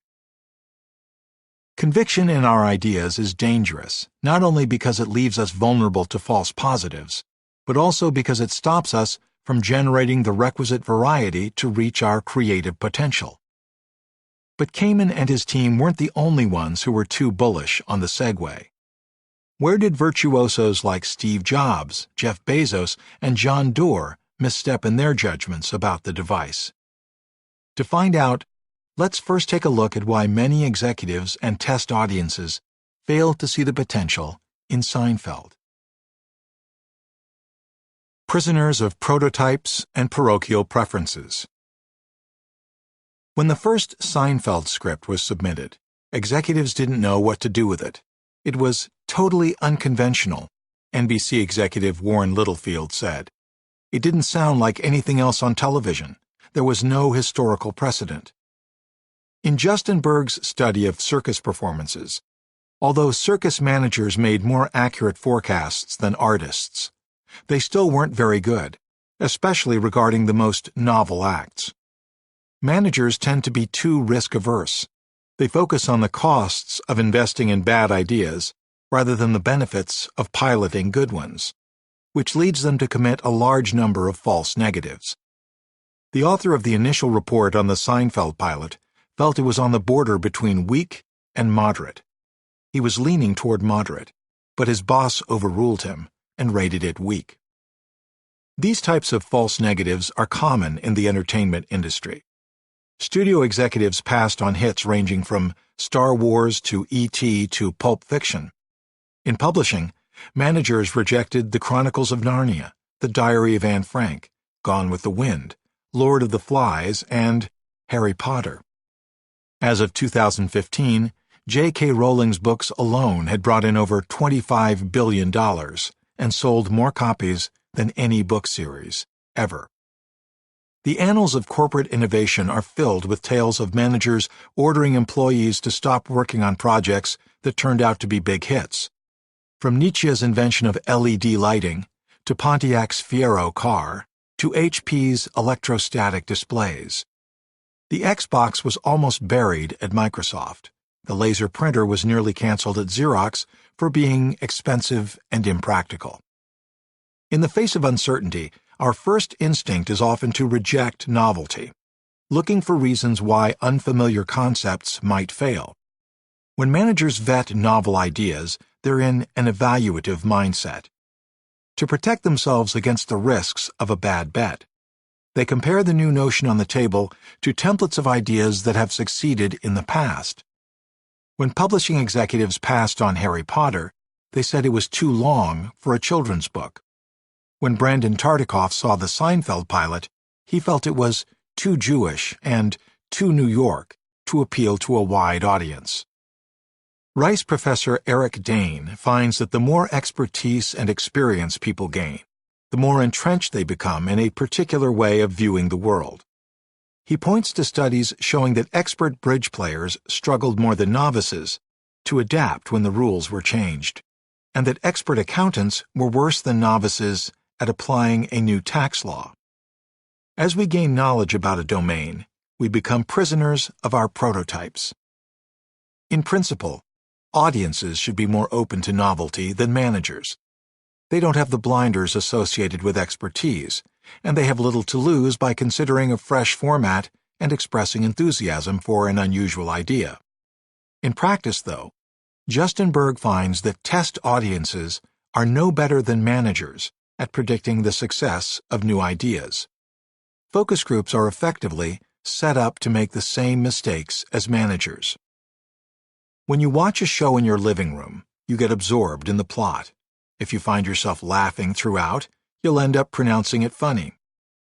When you watch it in a focus group, however, you don't engage with the program in the same way. You're conscious of the fact that you're there to evaluate it, not experience it, so you're judging it from the start. Because you're trying to figure out whether people will watch it, you naturally assess it against established ideas of how such a show ought to work. When test audiences viewed the Seinfeld pilot, they thought it lacked the community of Cheers, the family dynamics of The Cosby Show, and the relatability of Alf. It was all too easy to find flaws in a show that was ostensibly about nothing. The truth is, most pilots don't test well, Warren Littlefield observes, because audiences do not respond well to things that are new or different. Audiences don't have enough experience. They simply haven't seen a lot of the novel ideas that landed on the cutting room floor. The Seinfeld testing should put an end to all conversations about testing, ever. Please don't tell me my show is going to come down to 20 people in Sherman Oaks, comedian Paul Reiser says. I've never been to any testing that's any good. So neither test audiences nor managers are ideal judges of creative ideas. They're too prone to false negatives. They focus too much on reasons to reject an idea and stick too closely to existing prototypes. And we've seen that creators struggle as well, because they're too positive about their own ideas. But there is one group of forecasters that does come close to attaining mastery: fellow creators evaluating one another's ideas. In Berg's study of circus acts, the most accurate predictors of whether a video would get liked, shared, and funded were peers evaluating one another. When artists assessed one another's performances, they were about twice as accurate as managers and test audiences in predicting how often the videos would be shared. Compared to creators, managers and test audiences were 56% and 55% more prone to major false negatives, undervaluing a strong novel performance by 5 ranks or more in the set of 10 they viewed. We often speak of the wisdom of crowds, but we need to be careful about which crowds we're considering. On average, the combined forecasts of all 120 circus managers were no better than a typical single creator's predictions. Managers and test audiences tended to fixate on a particular category of favored acts and reject the rest. Creators were more open to different kinds of performances. They saw potential in peers who did aerial and ground acrobatics, but also in skilled jugglers and mimes. One category of circus acts was universally disliked by managers, test audiences, and creators: clowns.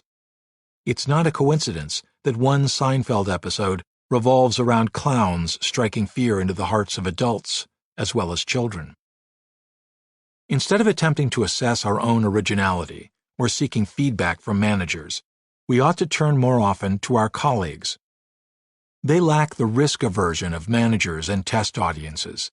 They're open to seeing the potential in unusual possibilities, which guards against false negatives.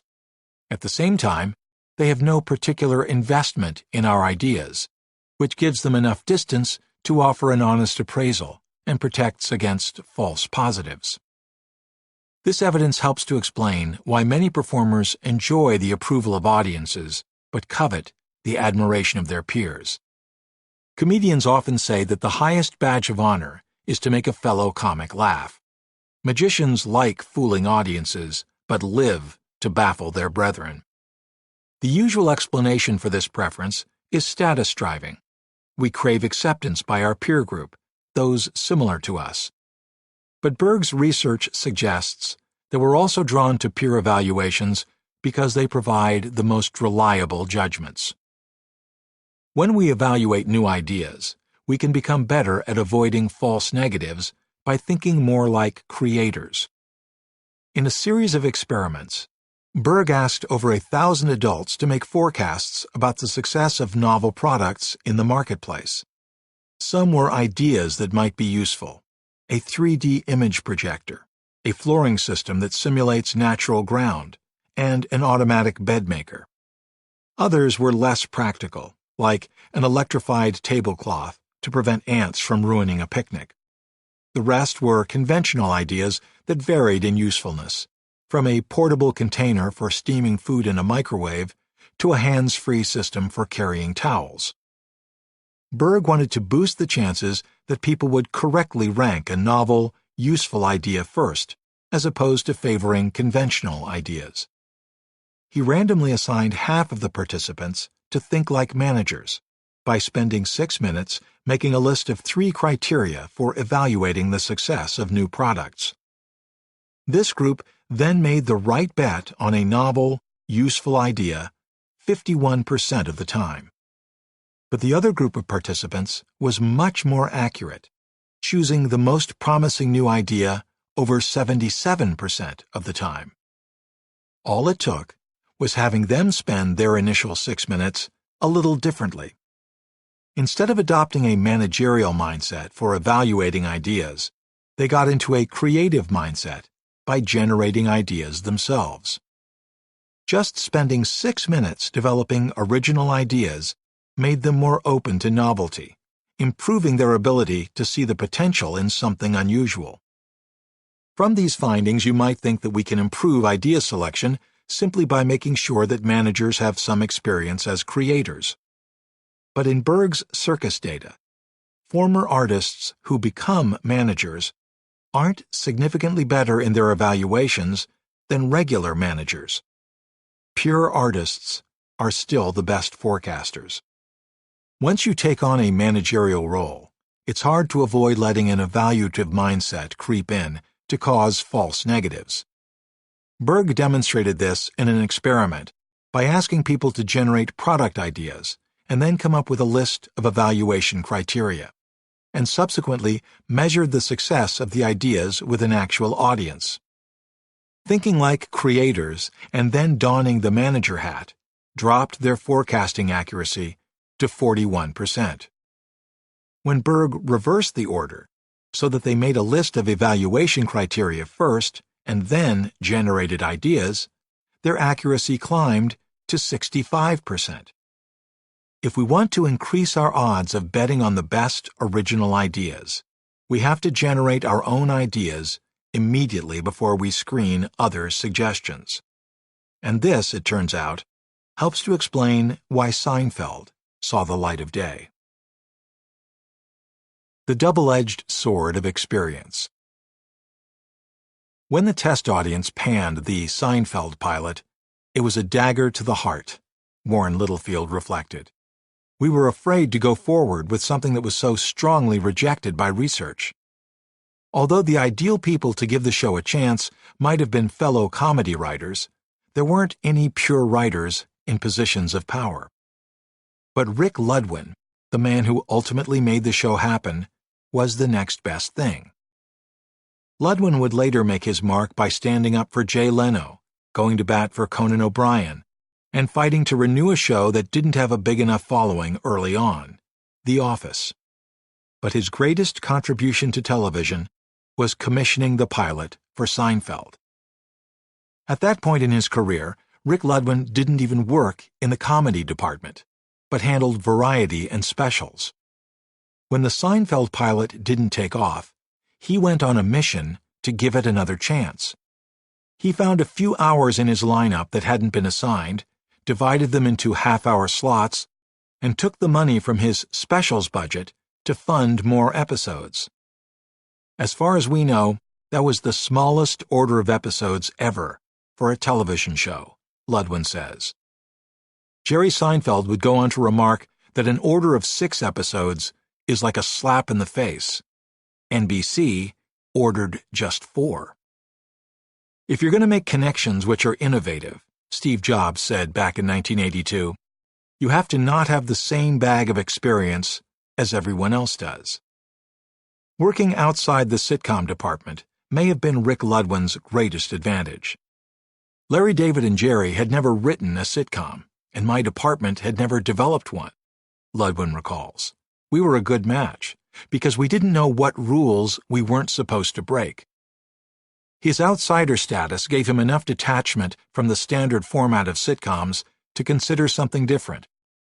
Most sitcoms shot a few continuous scenes in a tidy 22-minute episode. Seinfeld often left conflicts unresolved and had as many as 20 different scenes packed in. This was bothersome if you lived exclusively in the sitcom world, but perfectly comfortable for a guy who used a different arrangement in every special. At the same time, Ludwin did have the requisite experience in creating comedy. While working as a producer in the 1970s, he wrote jokes and sold them to Bob Hope, and then produced segments for a daytime variety show that featured comedy sketches. Being around comedy writers is like going to a baseball fantasy camp. You think you're really good until you get up to bat, he reminisces. Not only can't you hit the ball, you can't even see the ball. I knew I was not in their league, but I at least spoke the same language. It is when people have moderate expertise in a particular domain that they're the most open to radically creative ideas. Ludwin's deep experience in comedy gave him the necessary expertise in humor. His broad experience outside sitcoms prevented him from getting blinded to alternative ways of delivering it. Instead of narrowly scrutinizing what made a sitcom a hit, he had cast a wider net in studying what made comedy in general succeed. You never know where the next big hit is coming from. It can come from left field. If you think, that can't possibly work because that producer doesn't have enough experience, or no idea like that has ever worked. If you have those kinds of roadblocks in your head, you're going to miss something. One of the best things that I had going for me was the fact that I had never developed a primetime situation comedy, but I was accustomed to offbeat, off-kilter ideas. I could see what worked and what didn't work. The time I spent reading Saturday Night Live scripts made me more open to the offbeat storylines that are now legendary on Seinfeld. This unique combination of broad and deep experience is critical for creativity. In a recent study comparing every Nobel Prize-winning scientist from 1901 to 2005 with typical scientists of the same era, both groups attained deep expertise in their respective fields of study. But the Nobel Prize winners were dramatically more likely to be involved in the arts than less accomplished scientists. Here's what a team of 15 researchers at Michigan State University found about engagement in the arts among Nobel Prize winners relative to ordinary scientists. Artistic hobby: music, playing an instrument, composing, conducting. Odds for Nobel Prize winners relative to typical scientists: 2 times greater. Arts: drawing, painting, printmaking, sculpting: 7 times greater.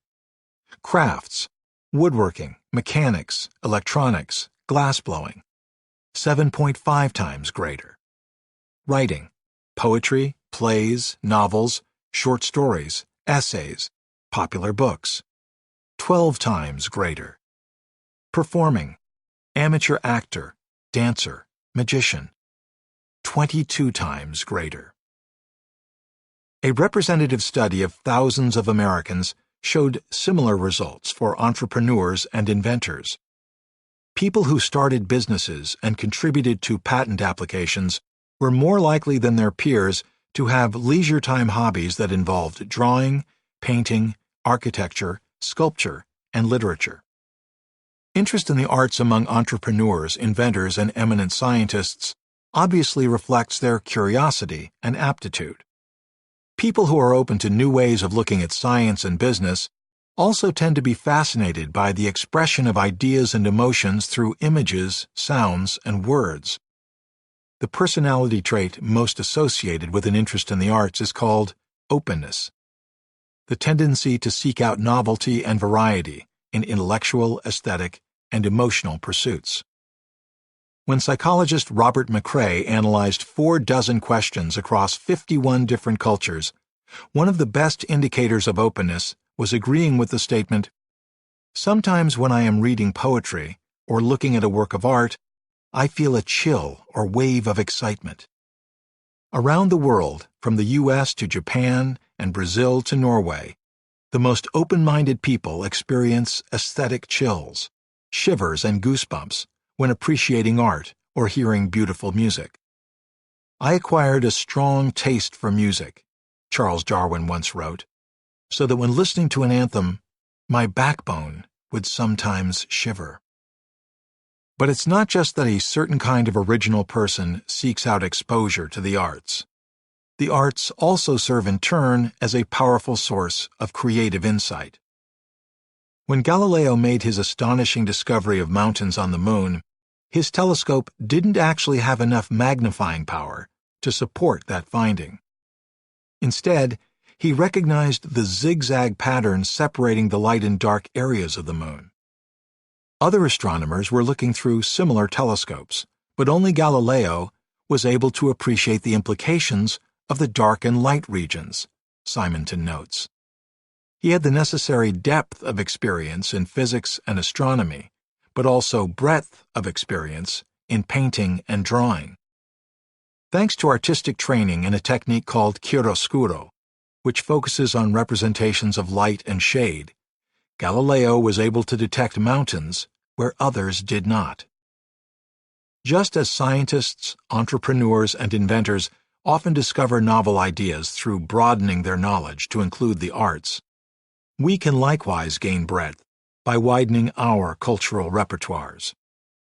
Research on highly creative adults shows that they tended to move to new cities much more frequently than their peers in childhood, which gave them exposure to different cultures and values, and encouraged flexibility and adaptability.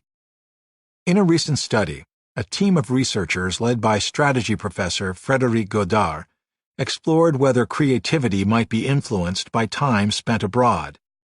They focused on the fashion industry, tracking ratings from buyers and fashion critics of the creativity of collections produced by hundreds of fashion houses over the course of 21 seasons.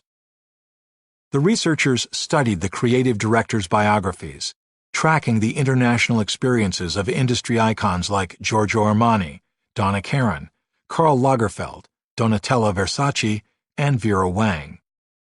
The most creative fashion collections came from houses where directors had the greatest experience abroad. But there were 3 twists. First, time living abroad didn't matter. It was time working abroad, being actively engaged in design in a foreign country, that predicted whether their new collections were hits. The most original collections came from directors who had worked in 2 or 3 different countries. Second, the more the foreign culture differed from that of their native land, the more that experience contributed to the director's creativity. An American gained little from working in Canada, compared to the originality dividends of a project in Korea or Japan. But working in multiple countries with different cultures wasn't enough.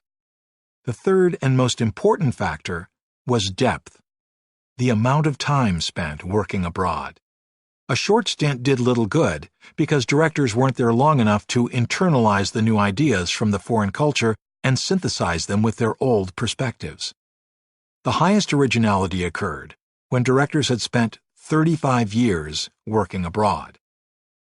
Rick Ludwin's experience lines up with this model. He had depth from spending well over a decade working on different comedy sketches. He had breadth from living in the television equivalents of several very different foreign countries, variety and specials, and daytime and late-night talk shows. Having become fluent in multiple television languages, he saw promise where others had doubts. Once he got Seinfeld approved, Ludwin continued to oversee the show for the entire series, and he bet on writers who had the same insider-outsider status that he did. Almost all came from late night, and most had never worked on a sitcom before Seinfeld, which meant there was never a problem with offbeat ideas. Do diverse experiences really generate originality, or do original people seek out diverse experiences? In fashion houses, perhaps the most creative directors would choose to immerse themselves in new cultures for the longest periods of time. This might be part of the story, but there is evidence that variety of experience can foster creativity. When we diversify our knowledge base, we're more likely to sample original ideas and retrieve unconventional knowledge. Studies show that people become more creative when reminded of time they spent living in a foreign culture, and bilinguals tend to be more creative than people who speak only a single language. And in one experiment, when European Americans watched a 45-minute slideshow about American-Chinese fusion culture, they wrote more creative Cinderella stories for Turkish children than peers who learned only about American or Chinese culture. The hazards of intuition. Where Steve Jobs went wrong. The first time Steve Jobs stepped on a Segway, he refused to climb off. When Dean Kamen gave other potential investors a turn, Jobs begrudgingly handed it over, but soon cut in. Jobs invited Kamen over for dinner, and as journalist Steve Kemper tells it, Jobs thought the machine was as original and enthralling as the PC, and felt he had to be involved. Steve Jobs was famous for making big bets based on intuition rather than systematic analysis. Why was he right so often in software and hardware, but wrong this time? Three major forces left him overconfident about the Segway's potential: domain inexperience, hubris, and enthusiasm. Let's start with experience. Whereas many NBC executives were too experienced in traditional sitcoms to appreciate the unorthodox genius of Seinfeld, the Segway's early investors had the opposite problem. They didn't know enough about transportation. Jobs specialized in the digital world. Jeff Bezos was the king of internet retail, and John Doerr had made his fortune investing in software and internet companies like Sun Microsystems, Netscape, Amazon, and Google.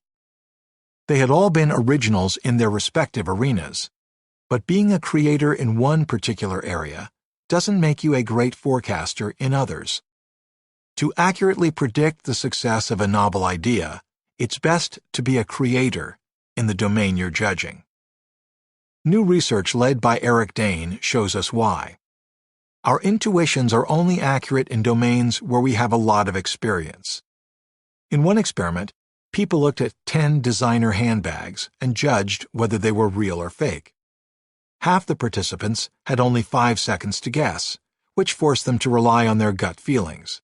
The other half had 30 seconds, which allowed them to inspect and analyze the features. Dane's team also measured their handbag experience. Some had a lot, owning more than 3 handbags made by Coach or Louis Vuitton, whereas others had never touched a designer bag. If you're the proud owner of several designer handbags, the less time you have to inspect them, the more accurate your judgments. Experienced handbag owners were 22% more accurate when they had just 5 seconds than when they had 30 seconds. When you've spent years studying handbags, intuition can beat analysis, because your unconscious mind excels at pattern recognition. If you stop and take the time to think, it's easy to lose the forest in the trees. If you don't know anything about handbags, however, your intuition isn't going to help you. In dealing with unfamiliar products, you need to take a step back and assess them. Non-experts make sounder judgments when they conduct a thorough analysis. When Steve Jobs had a gut feeling that the Segway would change the world, he was seduced by an impulsive attraction to its novelty, rather than a careful examination of its usefulness. Harvard psychologist Teresa Amabile, one of the world's foremost authorities on creativity, reminds us that to be successfully original, an invention needs to be new, but it also has to be practical. In a digital world dominated by invisible bits and bytes, Jobs was enamored with the possibility that the next breakthrough innovation would be in transportation. The Segway was an engineering marvel, and riding it was a thrill. It was like a magic carpet. It was transformational as a product, says Bill Salmon, the Harvard entrepreneurship professor who introduced Cayman to Door. But products don't create value. Customers do. For a group of people with no transportation experience, a lot of homework was required to figure out whether the Segway was actually practical. One of the few investors to raise concerns in that area was Eileen Lee, then an associate partner working for Door at Kleiner Perkins. In board meetings, Lee asked questions about how the Segway would be used. How would you lock it? Where would you store groceries? She had another big practical concern, the price tag, since $5,000 or $8,000 is a lot of money for a normal person. Looking back, she says, I should have stood up more and said, we aren't getting this right. Another early skeptic was Randy Komisar, who had been an entrepreneur, senior counsel at Apple, CEO at LucasArts Entertainment, and a founding board member at TiVo. I think about it as if I was in that seat with the entrepreneur. I don't think I'm smarter than those guys, but I saw something differently than they did. I think they saw a brilliant technology in an application that seemed extremely novel. When we got on the machines that day, it was a magical experience to be on two wheels, self-balancing, moving around, Komisar recalls.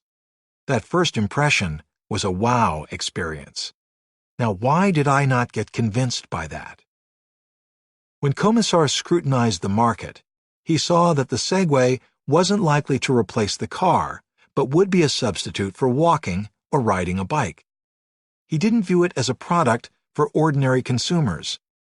It's a huge change of behavior at a very high expense with limited value beyond the wow factor for anybody with 2 feet, he explains. Even if it was approved for use on sidewalks, which was still an open question, and the price point became affordable, it would take years to get people on board. He suggested instead focusing on the device's usefulness for golf courses, postal services, police departments, and Disney parks. You could see that there was a cost-value trade-off in those applications, where this might have some advantages. But Komisar continued to have serious reservations. I still looked at it as a very significant change of behavior at a very significant cost.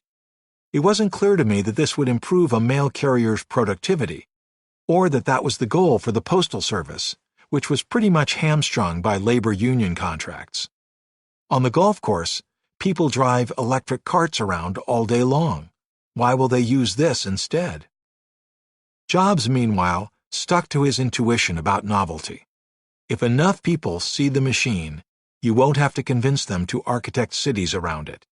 People are smart, and it'll happen.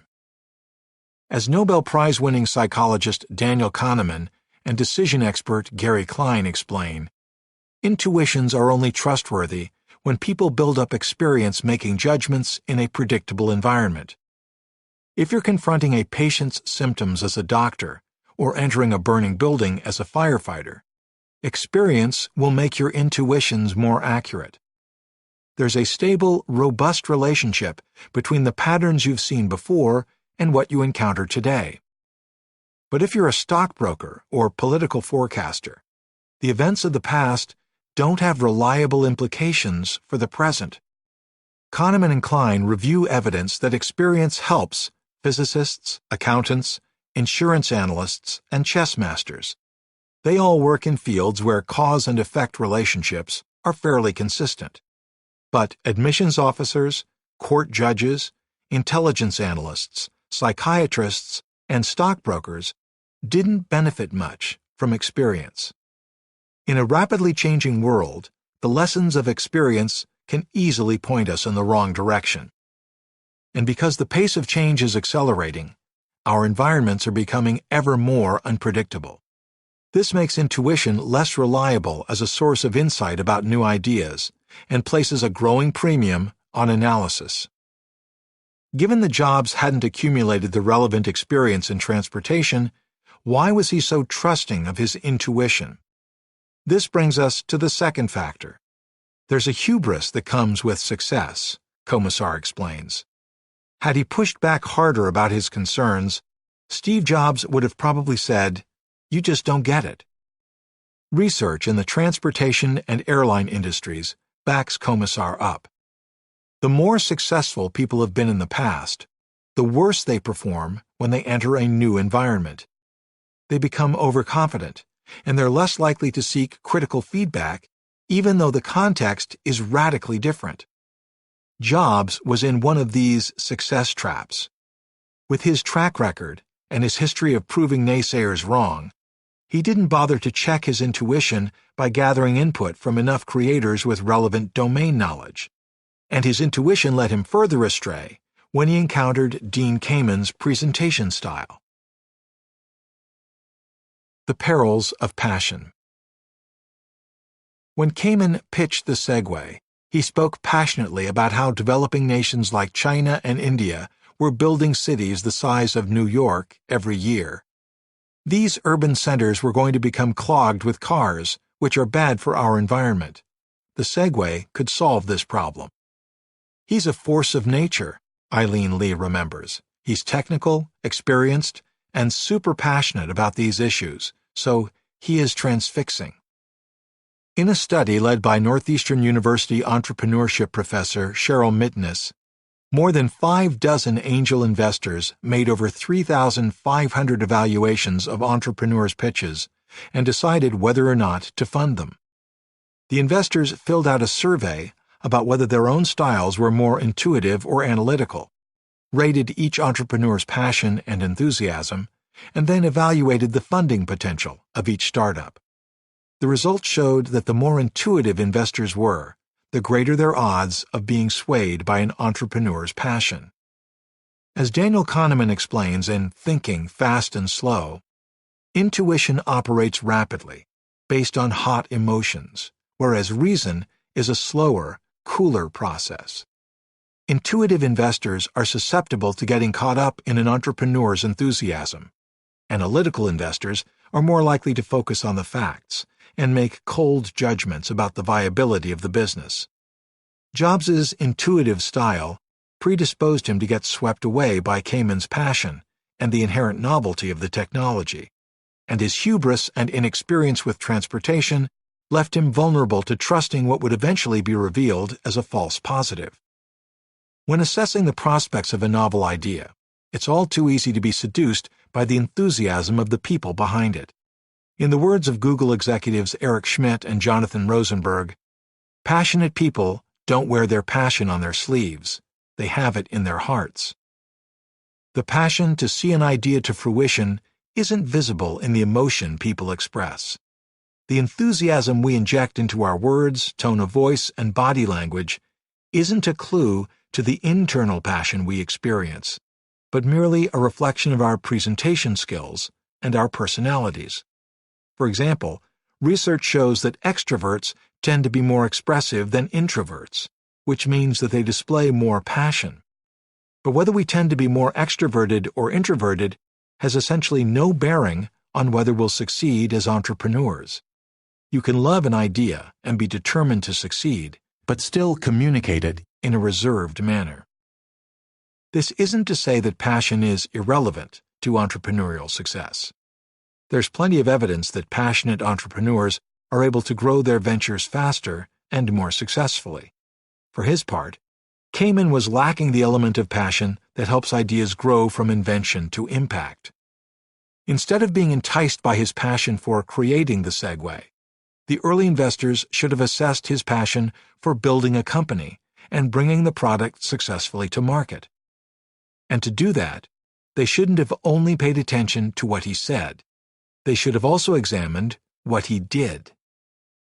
After studying his history, Randy Commissar concluded that Kamen was a more impressive inventor than entrepreneur. In the past, Kamen's most successful inventions were a response to customers coming to him with a problem to solve.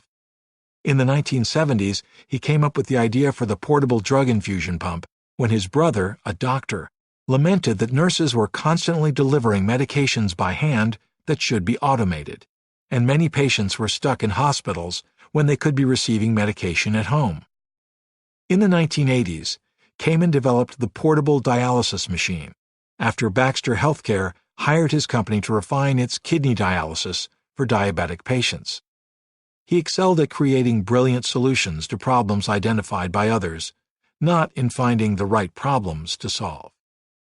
In the case of the Segway, he started with a solution and then went hunting for a problem.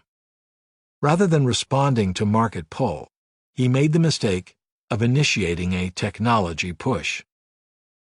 Although Kamen was passionate about the Segway, he wasn't prepared to execute it successfully. If we want to improve our idea selection skills, we shouldn't look at whether people have been successful. We need to track how they've been successful. When we looked at Dean, we saw a credible founder who had a history of inventing successful medical devices, and the people he'd partnered with to make those products were still with him, Eileen Lee says. But when it came down to actually making the product, the day-to-day execution and making the product cost-effective was important. Kamen didn't have that experience. Bill Salmon adds, "It's never the idea, it's always the execution." If we want to forecast whether the originators of a novel idea will make it successful, we need to look beyond the enthusiasm they express about their ideas and focus on the enthusiasm for execution that they reveal through their actions. Rick Ludwin didn't bet on Jerry Seinfeld and Larry David because they looked or sounded passionate when they pitched their script, or even because they were genuinely excited about their concept for a show. He gave them a chance because he watched them revise their concept and observed their ability to get the execution right. They were the kinds of guys who would be in the writer's room trying to figure out how to fix the second act at midnight. You saw how meticulous Jerry was in his work. That's the passion you're looking for. Corrective lenses for idea selection. My personal failure to invest in Warby Parker was a major false negative. After reading the research on idea selection, I recognized one of my limitations. I wasn't a fellow creator in the domain, nor was I a customer. At first, I blamed my poor creative forecasting on my 20/20 vision. When you've never owned a pair of glasses, it's awfully hard to gauge the preferences of people who do. But upon reflection, I realized that what I truly lacked was breadth.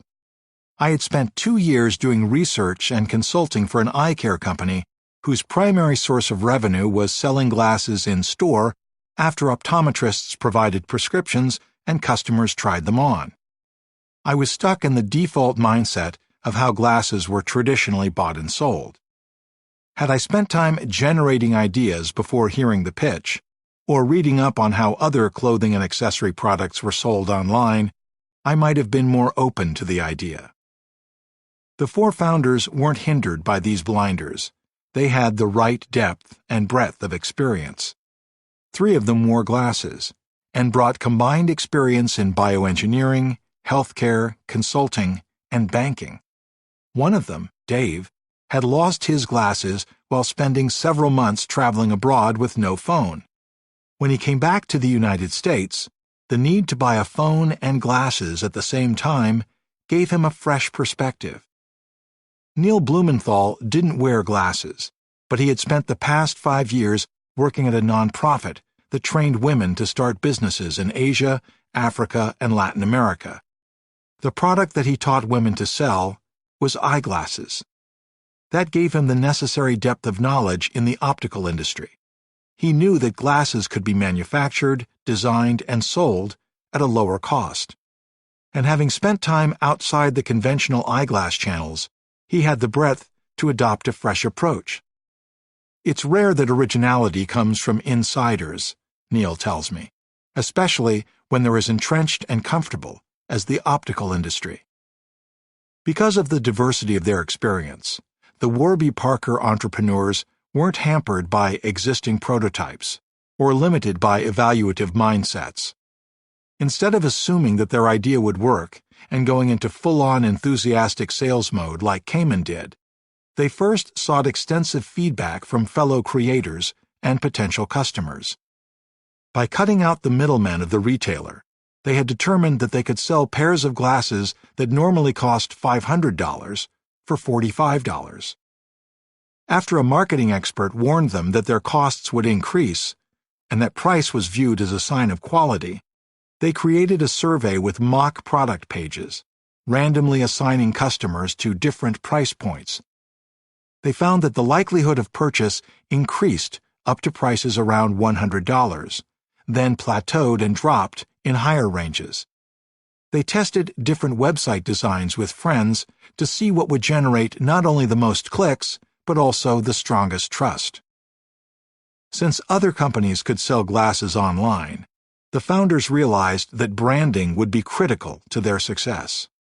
To name the company, they spent 6 months generating ideas, building a spreadsheet with more than 2,000 potential names.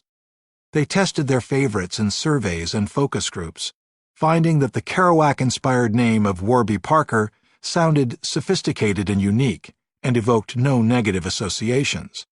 Then they brought passion for execution in spades.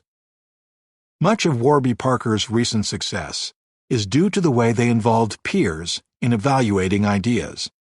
In 2014, they created a program called Warbles, inviting everyone in the company to submit suggestions and requests for new technology features at any time. Before Warbles was introduced, they had received 10 to 20 idea submissions per quarter. With the new program, the number of submissions jumped to nearly 400, as employees trusted that the idea selection process was meritocratic. One of the suggestions led to the company's overhauling how they conducted retail sales. Another led to a new booking system for appointments. Neil and Dave are really brilliant, says Warby Parker's Chief Technology Officer, Lon Binder. But there's no way they can be as brilliant as 200 people combined. Instead of limiting access to the ideas and leaving it up to managers to decide which ones to pursue and implement, Warby Parker made the suggestions completely transparent in a Google document. Everyone in the company could read them, comment on them online, and discuss them in a bi-weekly meeting. This means that, just as Justin Berg recommends, the ideas are evaluated not only by managers, but also by fellow creators, who tend to be more open to radically novel ideas. The time employees spend generating ideas makes them better at discerning which suggestions from their colleagues are worthwhile. The technology teams have full discretion to sort through the requests and start working on the ones that interest them. It sounds like a democracy, but there's one twist. To give employees some guidance on which suggestions represent strategic priorities for the company, managers vote the promising ones up and the bad ones down.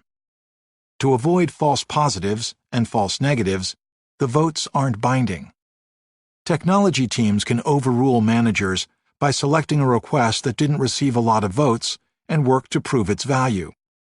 They don't wait for permission to start building something, says applied psychology expert Reb Rebel, who has worked on a study at Warby Parker. But they gather feedback from peers before rolling things out to customers. They start fast and then slow down. Had the Segway been submitted to the Warbles process, a lot more critical feedback might have rolled in to prevent it from being made, or to generate a more useful design. Before it was too late, Dean Kamen would have learned to make it practical or licensed the technology to someone who could. The Segway may have failed, but Kamen is still a brilliant inventor. Jeff Bezos is still a visionary entrepreneur, and John Doerr is still a shrewd investor. Whether you're generating or evaluating new ideas, the best you can do is measure success on the kind of yardstick that batters use in baseball. As Randy Komisar puts it, "If I'm hitting 300, I'm a genius. That's because the future cannot be predicted. The sooner you learn it, the sooner you can be good at it." Dean Kamen has moved on to unveil a series of new inventions, back in the healthcare space where he made his original mark. There's a prosthetic arm with advanced robotics technology that makes it possible for a soldier or amputee to pick up a grape and operate a hand drill, nicknamed Luke after a Star Wars scene in which Skywalker gets a bionic arm. There's a new Stirling engine, a quiet, fuel-efficient machine for generating power and heating water. That engine powers the Slingshot water purifier, which can distill drinking water from any source, needs no filter, and can run on cow dung as a source of fuel. Kamen came full circle when he pitched the Slingshot to Commissar. Once again, though, Commissar is skeptical. Having traipsed around the developing world with a backpack himself, he thinks the machinery is too complicated for off-the-grid installations. When it stops working, it will wind up in a garbage heap. Whether this is an accurate forecast or a false negative remains to be seen. As an inventor, Kamen's best bet is to blindly generate novel ideas and gather more feedback from fellow creators to hone his vision about which ones might prove useful. As an investor, you'll be able to see more clearly, but you'll still be making one-eyed gambles. Instead of banking on a single idea, your wisest move might be to bet on a whole portfolio of Kamen's creations. In 2013 alone, over 300,000 patents were granted in the United States. The chances that any one of these inventions will change the world are tiny. Individual creators have far better odds over a lifetime of ideas. When we judge their greatness, we focus not on their averages, but on their peaks. Chapter 3. Out on a Limb. Speaking Truth to Power. Great spirits have always encountered opposition from mediocre minds. Albert Einstein. In the early 1990s, a high-flying CIA analyst named Carmen Medina went to Western Europe on a 3-year assignment. When she returned to the United States, she found that leaving the country had set her career back. After getting stuck with one job after another that didn't fit her skills and aspirations, she searched for another way to contribute. She began attending working groups about the future of intelligence. During the course of her career at the CIA, Medina recognized a fundamental problem with communication in the intelligence community. The default system for sharing information was through finished intelligence reports, which were released once a day and difficult to coordinate across agencies. Analysts had no way of sharing insights as they emerged. Since knowledge was evolving constantly, it took too long for critical information to land in the right hands. With lives at stake and national security on the line, every second mattered. Each agency was effectively producing its own daily newspaper, and Medina saw a need for a dramatically different system that would allow for real-time updates to be shared between agencies. To break down the silos and speed up communication, she proposed something wildly countercultural. Instead of printing reports on sheets of paper, intelligence agencies ought to begin publishing their findings instantaneously and transmitting them over Intelink, the intelligence community's classified Internet. Her colleagues quickly shot down her suggestion. Nothing like Medina's plan had ever been attempted before. The Internet, they argued, was a threat to national security. Intelligence was a clandestine service for good reason. Under the current system, they could ensure that printed documents reached the designated recipient with the need to know. Electronic communications didn't seem secure in that way. If knowledge landed in the wrong hands, we would all be in jeopardy. Medina refused to back down.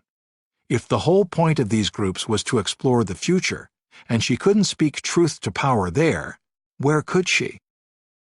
Having witnessed how the fax machine enabled more efficient information sharing, she was convinced that the digital revolution would ultimately shake up the intelligence world.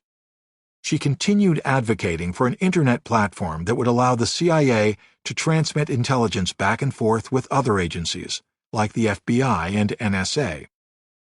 Medina kept voicing her opinions, but no one listened. A senior colleague warned her, "Be careful what you're saying in these groups. If you're too honest and say what you really think, it will ruin your career."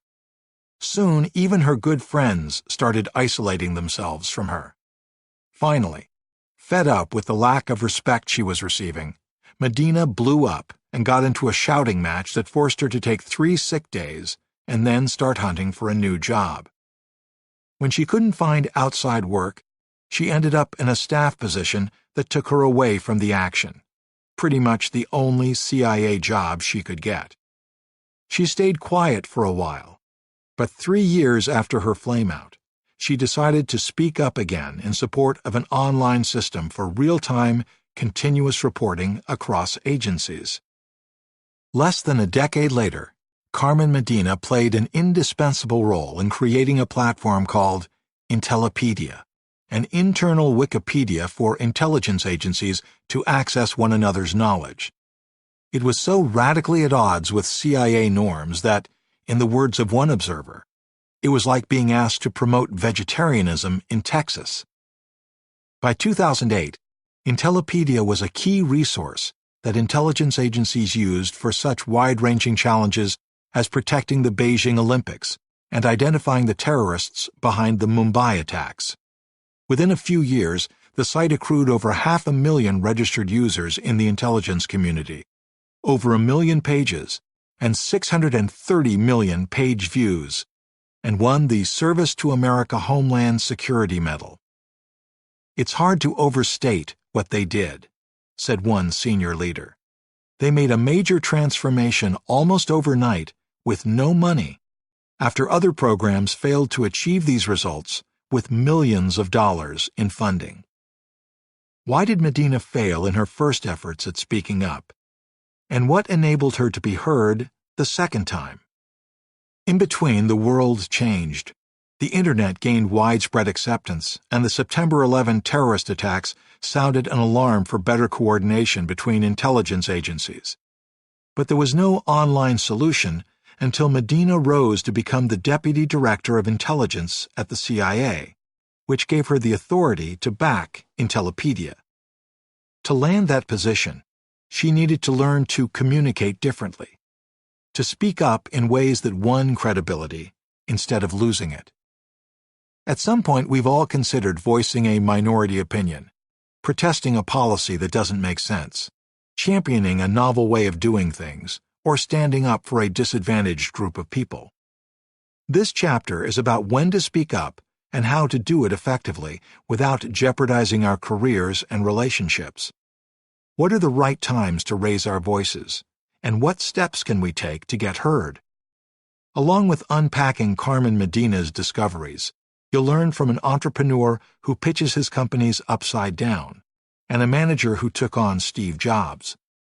You'll see why the most supportive managers sometimes provide the least support, how gender and race influence voice, and why the photos we like of ourselves are the opposite of the ones we prefer of our friends.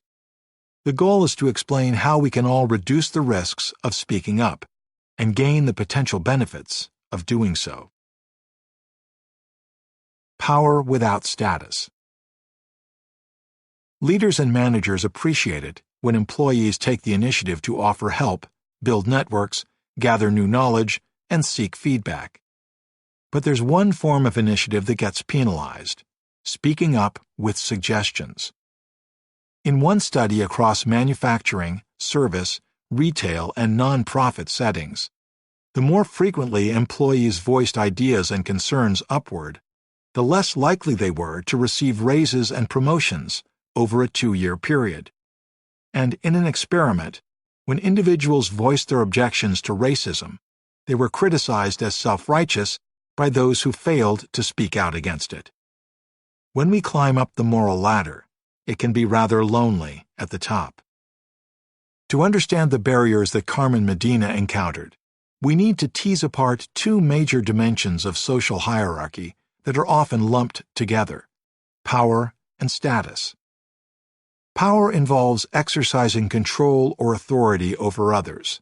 Status is being respected and admired. In an experiment led by University of North Carolina professor Alison Frigale, people were punished for trying to exercise power without status. When people sought to exert influence but lacked respect, others perceived them as difficult, coercive, and self-serving. Since they haven't earned our admiration, we don't feel they have the right to tell us what to do, and we push back. This is what happened to Carmen Medina. Her years overseas left her with little status. She hadn't had the opportunity to prove her worth to her colleagues, so they didn't give her ideas any credence. As people dismissed her concerns, she felt her frustration mounting. When we're trying to influence others, and we discover that they don't respect us, it fuels a vicious cycle of resentment. In an effort to assert our own authority, we respond by resorting to increasingly disrespectful behaviors. The most shocking demonstration of this vicious cycle occurred when researchers asked people to work on a task in pairs and gave one person power over what tasks the other would have to carry out to earn a shot at a $50 bonus. When the power holders were randomly assigned to learn that their peers admired and respected them, they chose mostly reasonable assignments. For the $50 bonus, their peers would have to tell a funny joke or write about their experiences the previous day. But when power holders learned that their peers looked down on them, they retaliated by setting up some humiliating tasks, such as telling their partners to bark like a dog 3 times, say, "I am filthy" 5 times, or count backward from 500 in increments of 7. Just being told that they weren't respected nearly doubled their chances of using their power in ways that degraded others. Carmen Medina didn't go nearly that far, but as she continued speaking up, her effort to exercise power without status elicited increasingly negative reactions. Status cannot be claimed. It has to be earned or granted. During her second effort years later, Medina didn't put her career on the line by attempting to attack the system from below. Instead, she aimed to earn status by becoming part of the system and then changing it from within. As iconic filmmaker Francis Ford Coppola observed, the way to come to power is not always to merely challenge the establishment, but first make a place in it and then challenge and double-cross the establishment. When Medina made the risky choice to present her idea again, she stabilized her risk portfolio by applying for a job that focused on information security. Her primary role was to keep knowledge safe. That's not something I would have normally gone for. It was a very conservative thing, she remembers. The other things I had to do with the security of our publications didn't excite me, but I could eventually use this in a smaller way to do the things I wanted to get done. Way down at the bottom of the list of responsibilities was to begin to explore digital publication options for the things that we were trying to keep secure. I had this very conservative top cover. It was a balanced risk portfolio. Earlier, her case for sharing information over the Internet sounded like a security threat. Now she was able to frame it as part of her mission to protect security. People saw that I stood for something, not just against the status quo. I thought that if I proved myself in that position, I would get a chance to start planting the seeds for even bigger change. As Medina gained respect for these efforts, she accumulated what psychologist Edwin Hollander called idiosyncrasy credits, the latitude to deviate from the group's expectations. Idiosyncrasy credits accrue through respect, not rank. They're based on contributions. We squash a low-status member who tries to challenge the status quo, but tolerate and sometimes even applaud the originality of a high-status star. In a recent experiment led by Silvia Bellezza, people rated male professors at top universities as having 14% more status and competence when they donned a t-shirt and a beard than when they wore a tie and were clean-shaven. Most professors dress formally, and refusing to follow the norm usually carries a cost. Those who successfully buck convention signal that they've earned the idiosyncrasy credits to do as they please. After Carmen Medina took the job in security, she spent the next few years making major progress in the digital arena. By doing work that advanced the CIA's mission, she earned the idiosyncrasy credits to champion her vision for knowledge sharing. She was promoted to the executive level. In 2005, Sean Dennehy and Don Burke, two CIA analysts from different parts of the agency, joined forces to help create Intellipedia, a classified variation on Wikipedia that would be accessible across the intelligence community. Many managers were skeptical of the value of a wiki for cross-agency information sharing. Trying to implement these tools in the intelligence community is basically like telling people their parents raised them wrong, Dennehy admitted. They were turned down at every stage until they found Carmen Medina, who had quietly been building a network of rebels within the CIA. She provided the senior-level support that their fledgling effort needed, securing a space for them to introduce the concept of open source to a culture built upon secrecy. Since Medina had power, she no longer had to worry as much about how she voiced her ideas. But along the way, to earn the status that eventually gave her power, she did have to alter the way she spoke. Her shift in strategy shares something with the most bizarre startup pitch you might ever encounter. Putting your worst foot forward. The Sarek effect. After having their first child, Rufus Griscom and Elisa Volkman were appalled by the amount of false advertising and bad advice being offered about parenting. They started an online magazine and blog network called Babel to challenge the dominant parenting cliches and tackle the cold, hard truth with humor. In 2009, when Griscom pitched Babel to venture capitalists, he did the exact opposite of what every entrepreneur has been taught to do. He presented a slide listing the top 5 reasons not to invest in his business. This should have killed his pitch. Investors are looking for reasons to say yes, and here he was, hand-delivering a list of reasons to say no.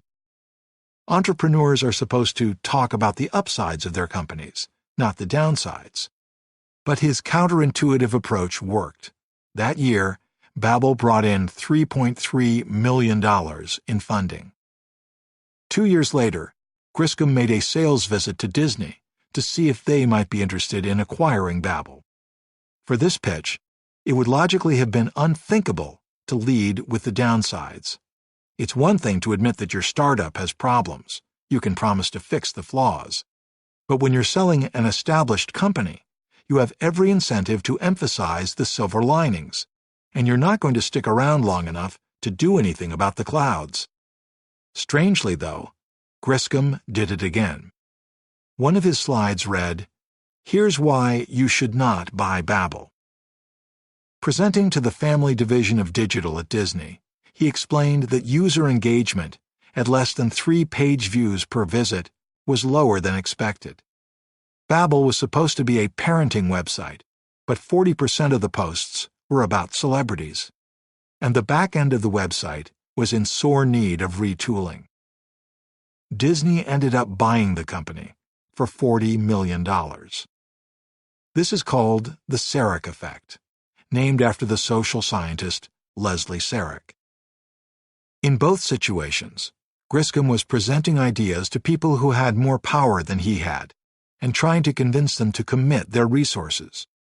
Most of us assume that to be persuasive, we ought to emphasize our strengths and minimize our weaknesses.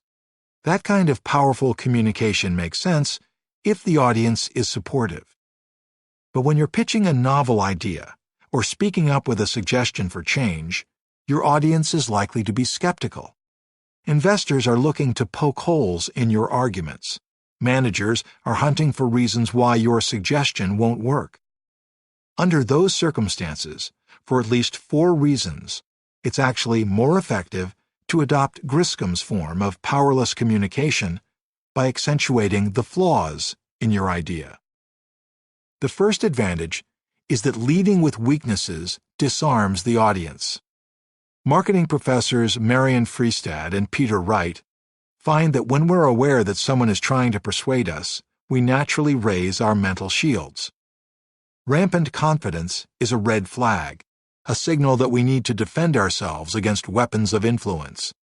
In the early days of Babel, when Griscom presented at the first 2 board meetings, he talked about everything that was going right with the business, hoping to excite the board about the company's momentum and potential. Every time I would say something emphasizing the upside, I would get skeptical responses, he recalls. Unbridled optimism comes across as salesmanship. It seems dishonest somehow, and as a consequence, it's met with skepticism. Everyone is allergic to the feeling, or suspicious of being sold. At the 3rd meeting of the board, Griscom reversed his approach, opening with a candid discussion of everything that was going wrong with the company and what was keeping him up at night. Although this tactic might be familiar in a debate, it was highly unconventional for an entrepreneur. Board members, though, responded much more favorably than they had in previous meetings, shifting their attention away from self-defense and toward problem-solving. Griscom decided to try the same approach with investors and noticed a similar reaction.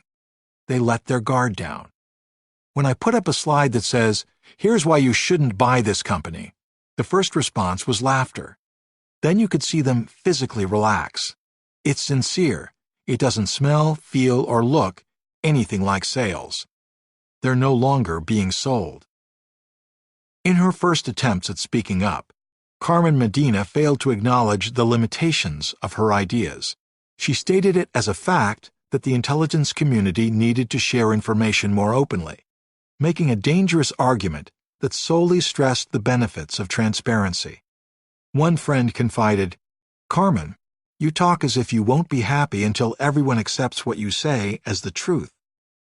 In the second round of speaking up, a few years later, she became much more balanced in her presentations, aiming to express that little bit of doubt by saying, "Maybe I'm wrong." After Medina advanced to a leadership position, she found herself on the receiving end of pitches. When people only touted the pluses of their ideas, she quickly concluded that this idea is full of holes, they really haven't thought it through, and they've constructed their slide deck to keep me from figuring it out. When people presented drawbacks or disadvantages, I would become an ally. Instead of selling me, they've given me a problem to solve.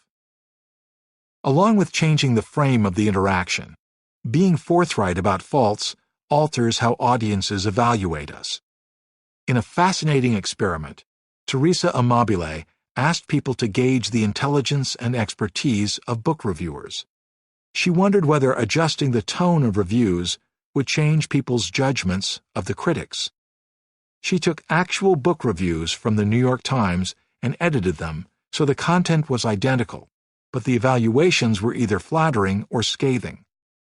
Half of the participants were randomly assigned to read a positive review. In 128 inspired pages, Alvin Harder, with his first work of fiction, shows himself to be an extremely capable young American author. A Longer Dawn is a novella, a prose poem, if you will, of tremendous impact. It deals with elemental things, life, love, and death, and does so with such great intensity that it achieves new heights of superior writing on every page. The other half read a harsh version of the same review, in which Amabile left the language intact but substituted some adjectives that were critical rather than complimentary.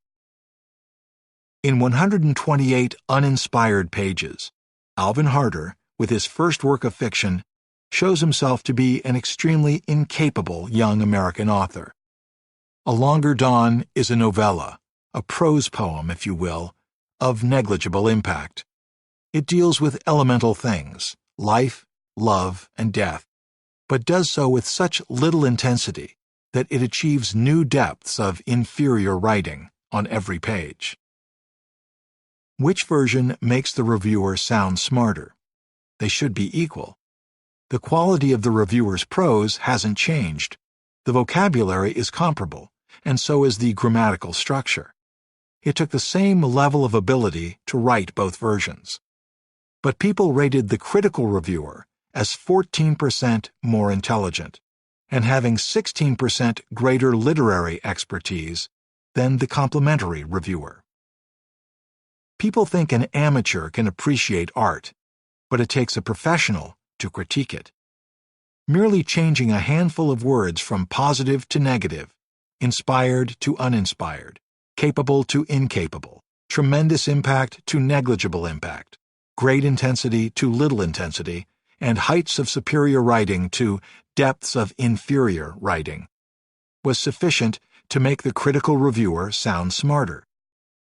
Prophets of doom and gloom appear wise and insightful, Amabile writes, while positive statements are seen as having a naive Pollyanna quality. This is the second benefit of leading with the limitations of an idea. It makes you look smart. As you probably anticipated, this doesn't work if you're pitching a bad idea. Stanford psychologist Zach Tormala finds that audiences are more convinced when experts express doubt than certainty, due to the element of surprise.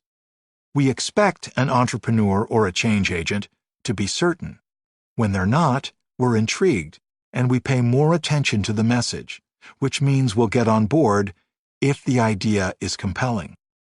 The Sarek effect only holds if you have a persuasive message to deliver. Rufus Griscom first discovered this early in his career, which started in publishing. There's nothing more shameful than writing a review that's too positive, he learned. Even if reviewers loved a book, they felt an obligation to add a paragraph at the end noting where it fell short. According to Griscom, it's their way of saying, I'm not a chump. I was not totally snowed by this author. I am discerning.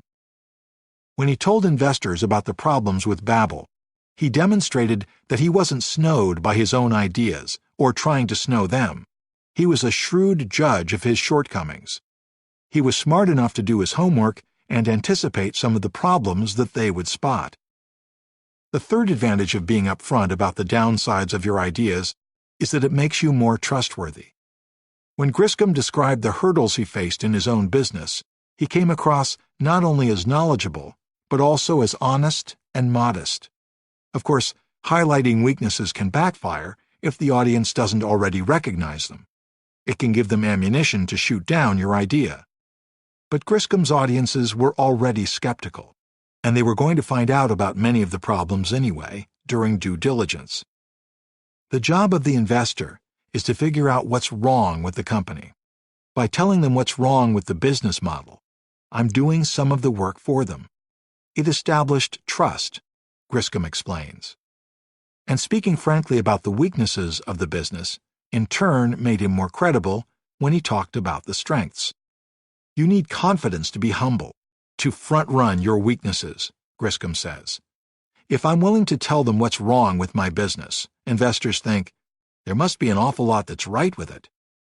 Disney came to trust Griscom so much that after they bought Babel, they brought him on board to run the business unit for 2 years as vice president and general manager, where he played a key role in developing Disney Interactive's digital strategy.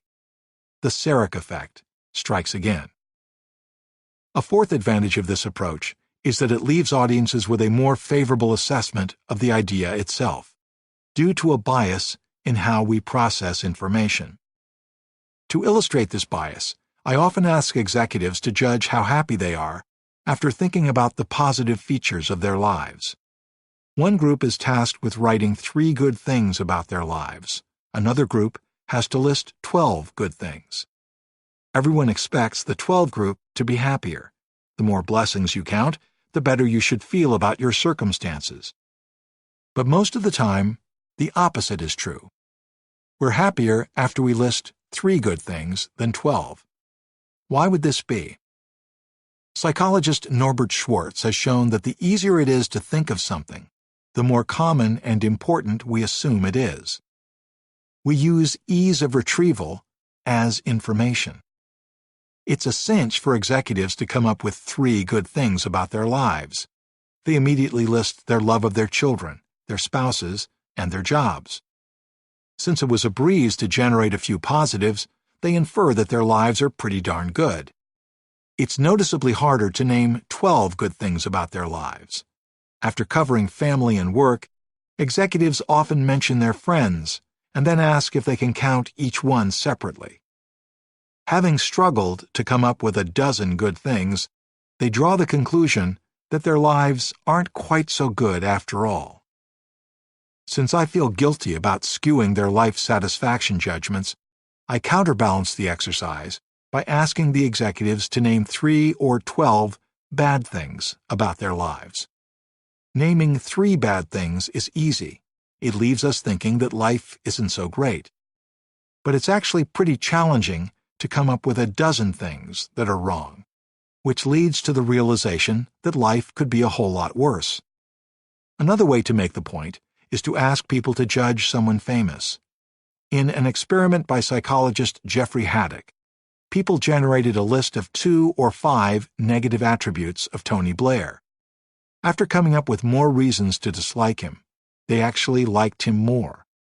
It was more difficult to think of many negative attributes, so they assumed he must not be that bad. This is what happened to investors when Rufus Griscom cited Babbel's weaknesses. By acknowledging its most serious problems, he made it harder for investors to generate their own ideas about what was wrong with the company. And as they found themselves thinking hard to identify other concerns, they decided Babbel's problems weren't actually that severe.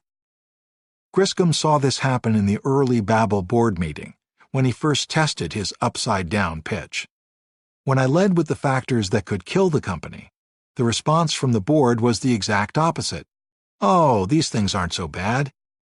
Newton's third law can be true in human dynamics as well. Every action has an equal and opposite reaction. Just as presenting negatives can ironically make it more difficult for audiences to think of them, speaking up effectively depends on making the positive features easier to process. Unfamiliarity breeds contempt. Listen to this list of familiar songs. Pick one of them and tap the rhythm to it on a table. Happy Birthday, Mary Had a Little Lamb, Jingle Bells, Rock Around the Clock, Twinkle Twinkle Little Star, Row Row Row Your Boat, The Star-Spangled Banner. Now, what do you think the odds are that one of your friends would recognize the song you're tapping? I've been running this exercise for years with leaders and students, and it's as fun at a dinner party as it is educational. What was your estimate? If you said 0, you're either questioning your own tapping skills or seriously doubting the ear of your friend. In the original study at Stanford, after tapping a song, people thought it would be easy for a listener to guess it. They predicted that their peers had a 50% chance of naming it accurately. But when they went ahead and tapped the songs, only 2.5% actually guessed correctly. Of the 120 songs tapped in total, people expected 60 of them to be recognized. In reality, only 3 were recognized. I found the same results at numerous organizations. At a senior leadership event at J.P. Morgan Chase, CEO Jamie Dimon predicted that the executive sitting next to him would have a 100% chance of guessing it. He turned out to be right, but most of the time we're overconfident in our predictions. Why? It's humanly impossible to tap out the rhythm of a song without hearing the tune in your head. That makes it impossible to imagine what your disjointed knocks sound like to an audience that is not hearing the accompanying tune. As Chip and Dan Heath write in Made to Stick, the listeners can't hear that tune. All they can hear is a bunch of disconnected taps, like a kind of bizarre Morse code. This is the core challenge of speaking up with an original idea. When you present a new suggestion, you're not only hearing the tune in your head, you wrote the song. You've spent hours, days, weeks, months, or maybe even years thinking about the idea. You've contemplated the problem, formulated the solution, and rehearsed the vision. You know the lyrics and the melody of your idea by heart. By that point, it's no longer possible to imagine what it sounds like to an audience that's listening to it for the first time. This explains why we often undercommunicate our ideas. They're already so familiar to us that we underestimate how much exposure an audience needs to comprehend and buy into them. When Harvard professor John Cotter studied change agents years ago, he found that they typically undercommunicated their visions by a factor of 10. On average, they spoke about the direction of the change 10 times less often than their stakeholders needed to hear it. In one 3-month period, employees might be exposed to 2.3 million words and numbers. On average, during that period, the vision for change was expressed in only 13,400 words and numbers. A 30-minute speech, an hour-long meeting, a briefing, and a memo. Since more than 99% of the communication that employees encounter during those 3 months does not concern the vision, how can they be expected to understand it, let alone internalize it? The change agents don't realize this because they're up to their ears in information about their vision. If we want people to accept our original ideas, we need to speak up about them, then rinse and repeat. To illustrate, which of these 2 words do you like better? Iktitaf. Serik. If you're like most people, you'll choose serik over iktitaf, but it has nothing to do with the word itself. Eminent psychologist Robert Zients called it the mere exposure effect. The more often we encounter something, the more we like it. When he showed people the nonsense words iktitaf and serik for the first time, the 2 words tested as equally appealing. But when Zients presented either one of these words twice before the comparative test, people developed a preference for it, and liking increased further after 5, 10, and 25 views. To enhance your liking of serik, I embedded it 5 times in the previous section about Rufus Griscom. There is no such thing as the Serik effect, and there was no social scientist named Leslie Serik. I made them up to demonstrate the mere exposure effect. For the record, Rufus Griscom is a real person, as is every other person in this book. The mere exposure effect has been replicated many times. The more familiar a face, letter, number, sound, flavor, brand, or Chinese character becomes, the more we like it. It's true across different cultures and species. Even baby chickens prefer the familiar. My favorite test was when people looked at photographs of themselves and their friends that were either regular or inverted, as if seen in a mirror. We prefer the regular photos of our friends because that's how we're used to seeing them. But we like the inverted photos of ourselves because that's how we see ourselves when we look in the mirror. Familiarity doesn't breed contempt, says serial entrepreneur Howard Tolman. It breeds comfort.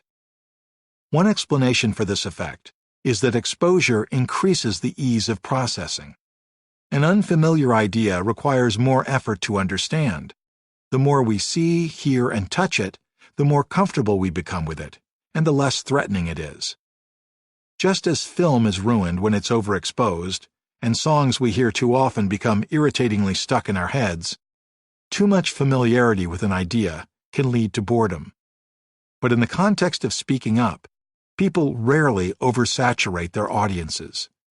Overall, the evidence suggests that liking continues to increase as people are exposed to an idea between 10 and 20 times, with additional exposure still useful for more complex ideas. Interestingly, exposures are more effective when they're short and mixed in with other ideas to help maintain the audience's curiosity. It's also best to introduce a delay between the presentation of the idea and the evaluation of it, which provides time for it to sink in. If you're making a suggestion to a boss, you might start with a 30-second elevator pitch during a conversation on Tuesday, revisit it briefly the following Monday, and then ask for feedback at the end of the week. When Carmen Medina became the Deputy Director of Intelligence at the CIA, she knew that if she wanted intelligence analysts to share information more openly, she would have to give them regular exposure to the idea. So she started a blog on the classified intranet in an effort to model the transparency she was advocating. Twice a week, she wrote short commentaries, expressing her views about the need for less secrecy and for sharing news, and suggesting that this would be the wave of the future.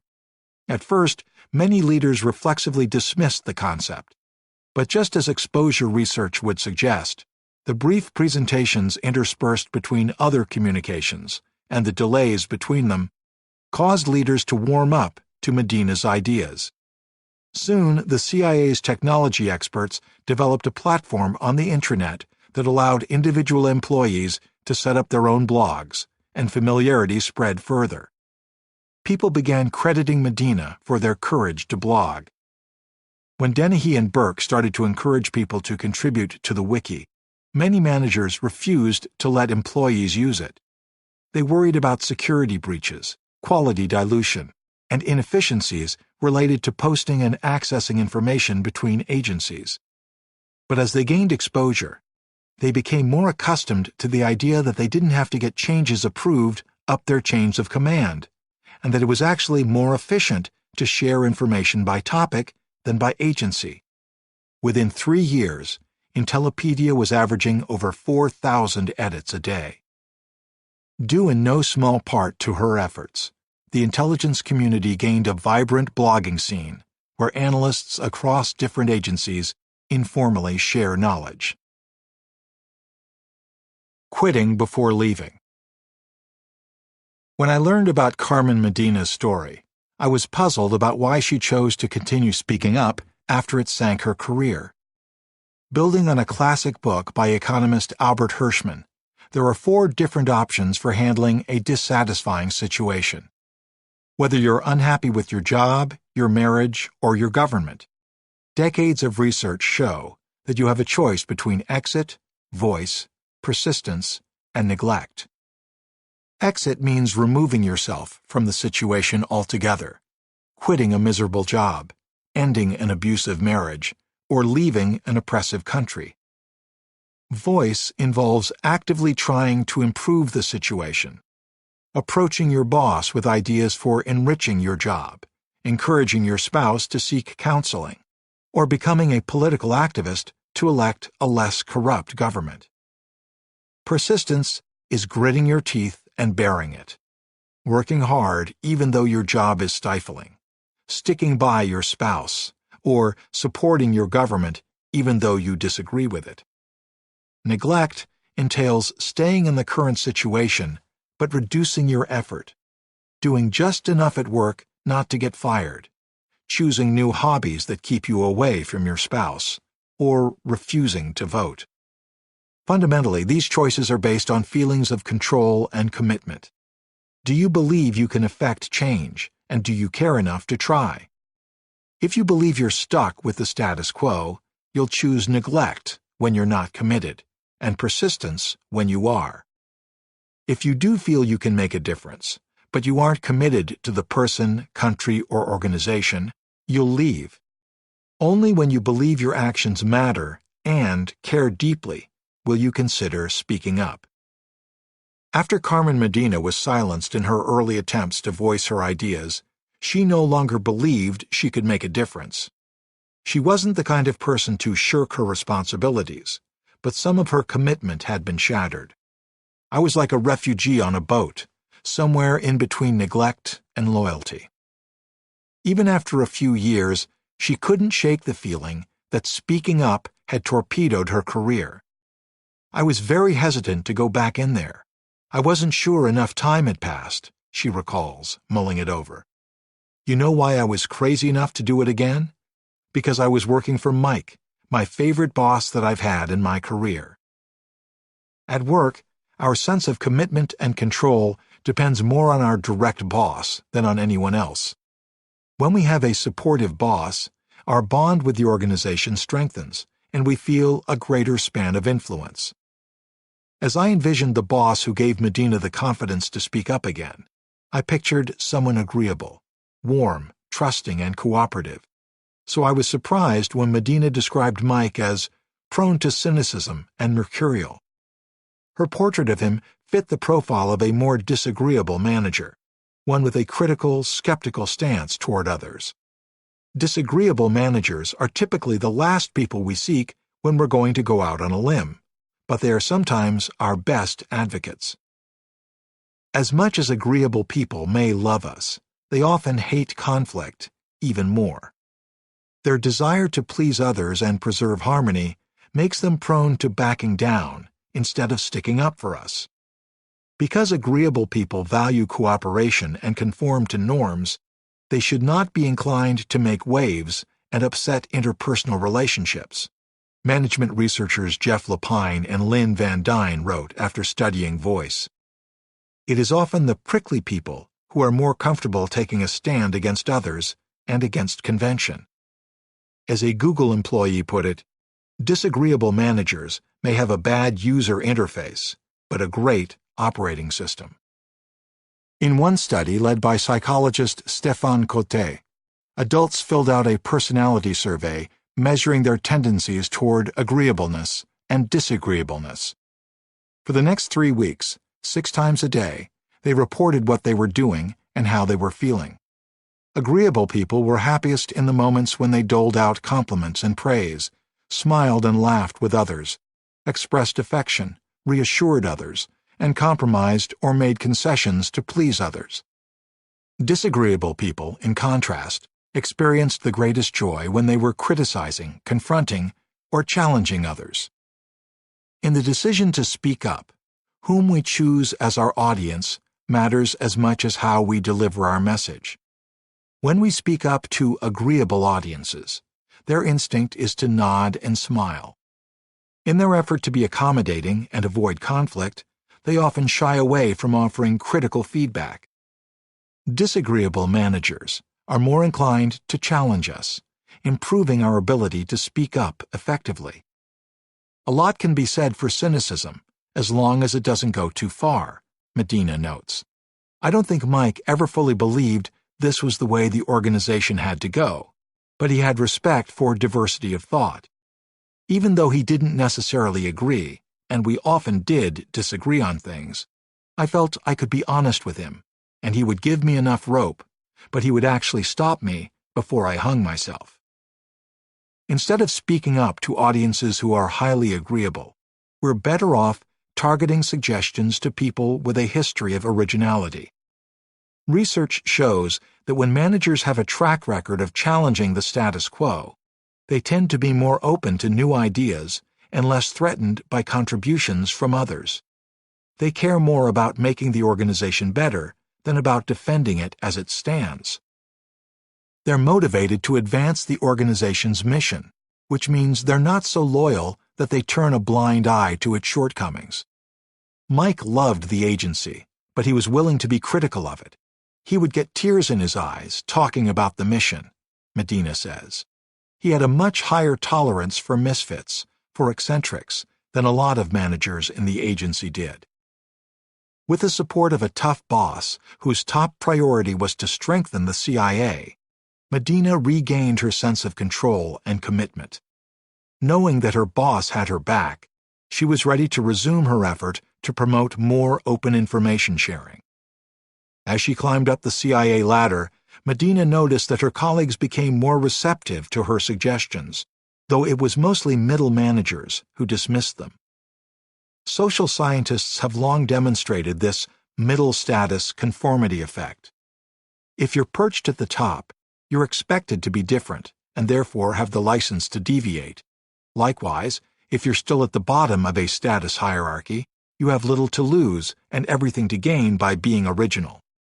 But the middle segment of that hierarchy, where the majority of people in an organization are found, is dominated by insecurity. Now that you have a bit of respect, you value your standing in the group and don't want to jeopardize it. To maintain and then gain status, you play a game of follow the leader, conforming to prove your worth as a group member. As sociologist George Homans observed, middle-status conservatism reflects the anxiety experienced by one who aspires to a social station but fears disenfranchisement. The fall from low to lower hardly hurts. The fall from middle to low is devastating. Not long ago, I was asked to interview Google CEO Larry Page on stage. At dinner the night before the event, I asked him why he and Sergey Brin had been so hesitant to drop out of Stanford and make a full-time commitment to Google early in the company's history. His answer focused on their career stage. Had they already established themselves as academic superstars, they could have devoted themselves to Google without the risk of sacrificing anything professionally. Earlier in their careers, when they had no status, they were perfectly content to take risks. Page kept himself busy in college working on solar cars and building a printer out of Legos. But once they had made significant progress toward their doctorates, they had more to lose by quitting. Middle status conformity leads us to choose the safety of the tried and true over the danger of the original. Sociologists Damon Phillips of Columbia and Ezra Zuckerman of MIT found that security analysts were significantly less likely to issue negative stock ratings when they or the banks that employed them had middle status. Making a recommendation to sell a stock can anger corporate executives and investors who value the stock. Analysts with poor track records at minor banks have nowhere to fall by taking this risk, and star analysts at elite banks have a safety net. But for moderately successful analysts at average banks who are trying to advance themselves, a negative recommendation could be a career-limiting move. Does middle status really cause us to choose conformity over originality? Perhaps conventional people simply choose to occupy middle status roles, or have enough ambition to get to the middle but lack the originality to get to the top. Not so. There's new evidence that landing in the middle of the status hierarchy actually makes us less original. When psychologists Michel Deguide and Jack Gonzalo asked people to generate ideas, their output was 34% less original after being randomly assigned to a middle manager role than a president or assistant role. In another experiment, merely thinking about a time that they were in a middle status role caused participants to generate 20 to 25% fewer ideas and 16% less original ideas than thinking about being in a high status or low status role. With the most to lose in the middle, they were more hesitant to take the task in an original direction. As Carmen Medina moved up the ranks, she learned that it was more effective to voice ideas upward and downward, and spent less time attempting to make suggestions to middle managers. Senior leaders saw her as one of the rare employees who believed there were things wrong with the agency and also believed it could change. Her credibility was further bolstered by a growing following of junior colleagues. As she shared her views with rising stars in the CIA, they grew excited about her vision and granted her status. Younger employees appreciated her fresh ideas and looked to her as a real role model, which made it more difficult for others not to listen. Medina's colleague Susan Benjamin notes, "It cemented her reputation and helped her get heard." Speaking while female and the double jeopardy of double minorities. Speaking up to an audience of risk-averse middle managers is challenging for anyone, but it was especially so for Carmen Medina as a woman in a male-dominated organization. When I first heard her story, I naively assumed that the days when women were undervalued in professional settings were long gone, and she would ultimately be evaluated on the quality of her ideas rather than her gender. But when I looked at the evidence, I was dismayed to discover that even today, speaking while female remains notoriously difficult. Across cultures, there's a rich body of evidence showing that people continue to hold strong gender role stereotypes, expecting men to be assertive and women to be communal. When women speak up, they run the risk of violating that gender stereotype, which leads audiences to judge them as aggressive. Voice is an act of leadership, and as Sheryl Sandberg writes in Lean In, when a girl tries to lead, she is often labeled bossy. When I analyzed my own data, the results were deeply disconcerting. In an international bank and a healthcare company, I found that voicing new revenue-generating ideas led to higher performance evaluations for men, but not for women. Other studies show that male executives who talk more than their peers are rewarded, but female executives who engage in the same behavior are devalued by both men and women. Similarly, when women offer suggestions for improvement, managers judge them as less loyal than men and are less likely to implement their proposals. Especially in male-dominated organizations, women pay a price for exercising voice. This helps to explain patterns of sexual harassment. In 3 studies, gender expert Jennifer Berdahl found that sexual harassment isn't primarily motivated by sexual desire. Women who meet feminine standards of beauty don't experience the most harassment. Instead, it is motivated primarily by a desire to punish gender role deviance, and therefore is directed at women who violate feminine ideals. Women who were assertive, dominant, and independent faced the most harassment, particularly in male-dominated organizations. Sexual harassment, she concludes, is mostly targeted toward uppity women. During her first attempt to speak up, Carmen Medina paid a price for speaking out. The range of acceptable behavior for women was narrower than for men, she says. During her second tour, she had a different experience. Because it was part of her job to put information online, she no longer needed to worry about appearing too aggressive as she voiced her ideas for transparency.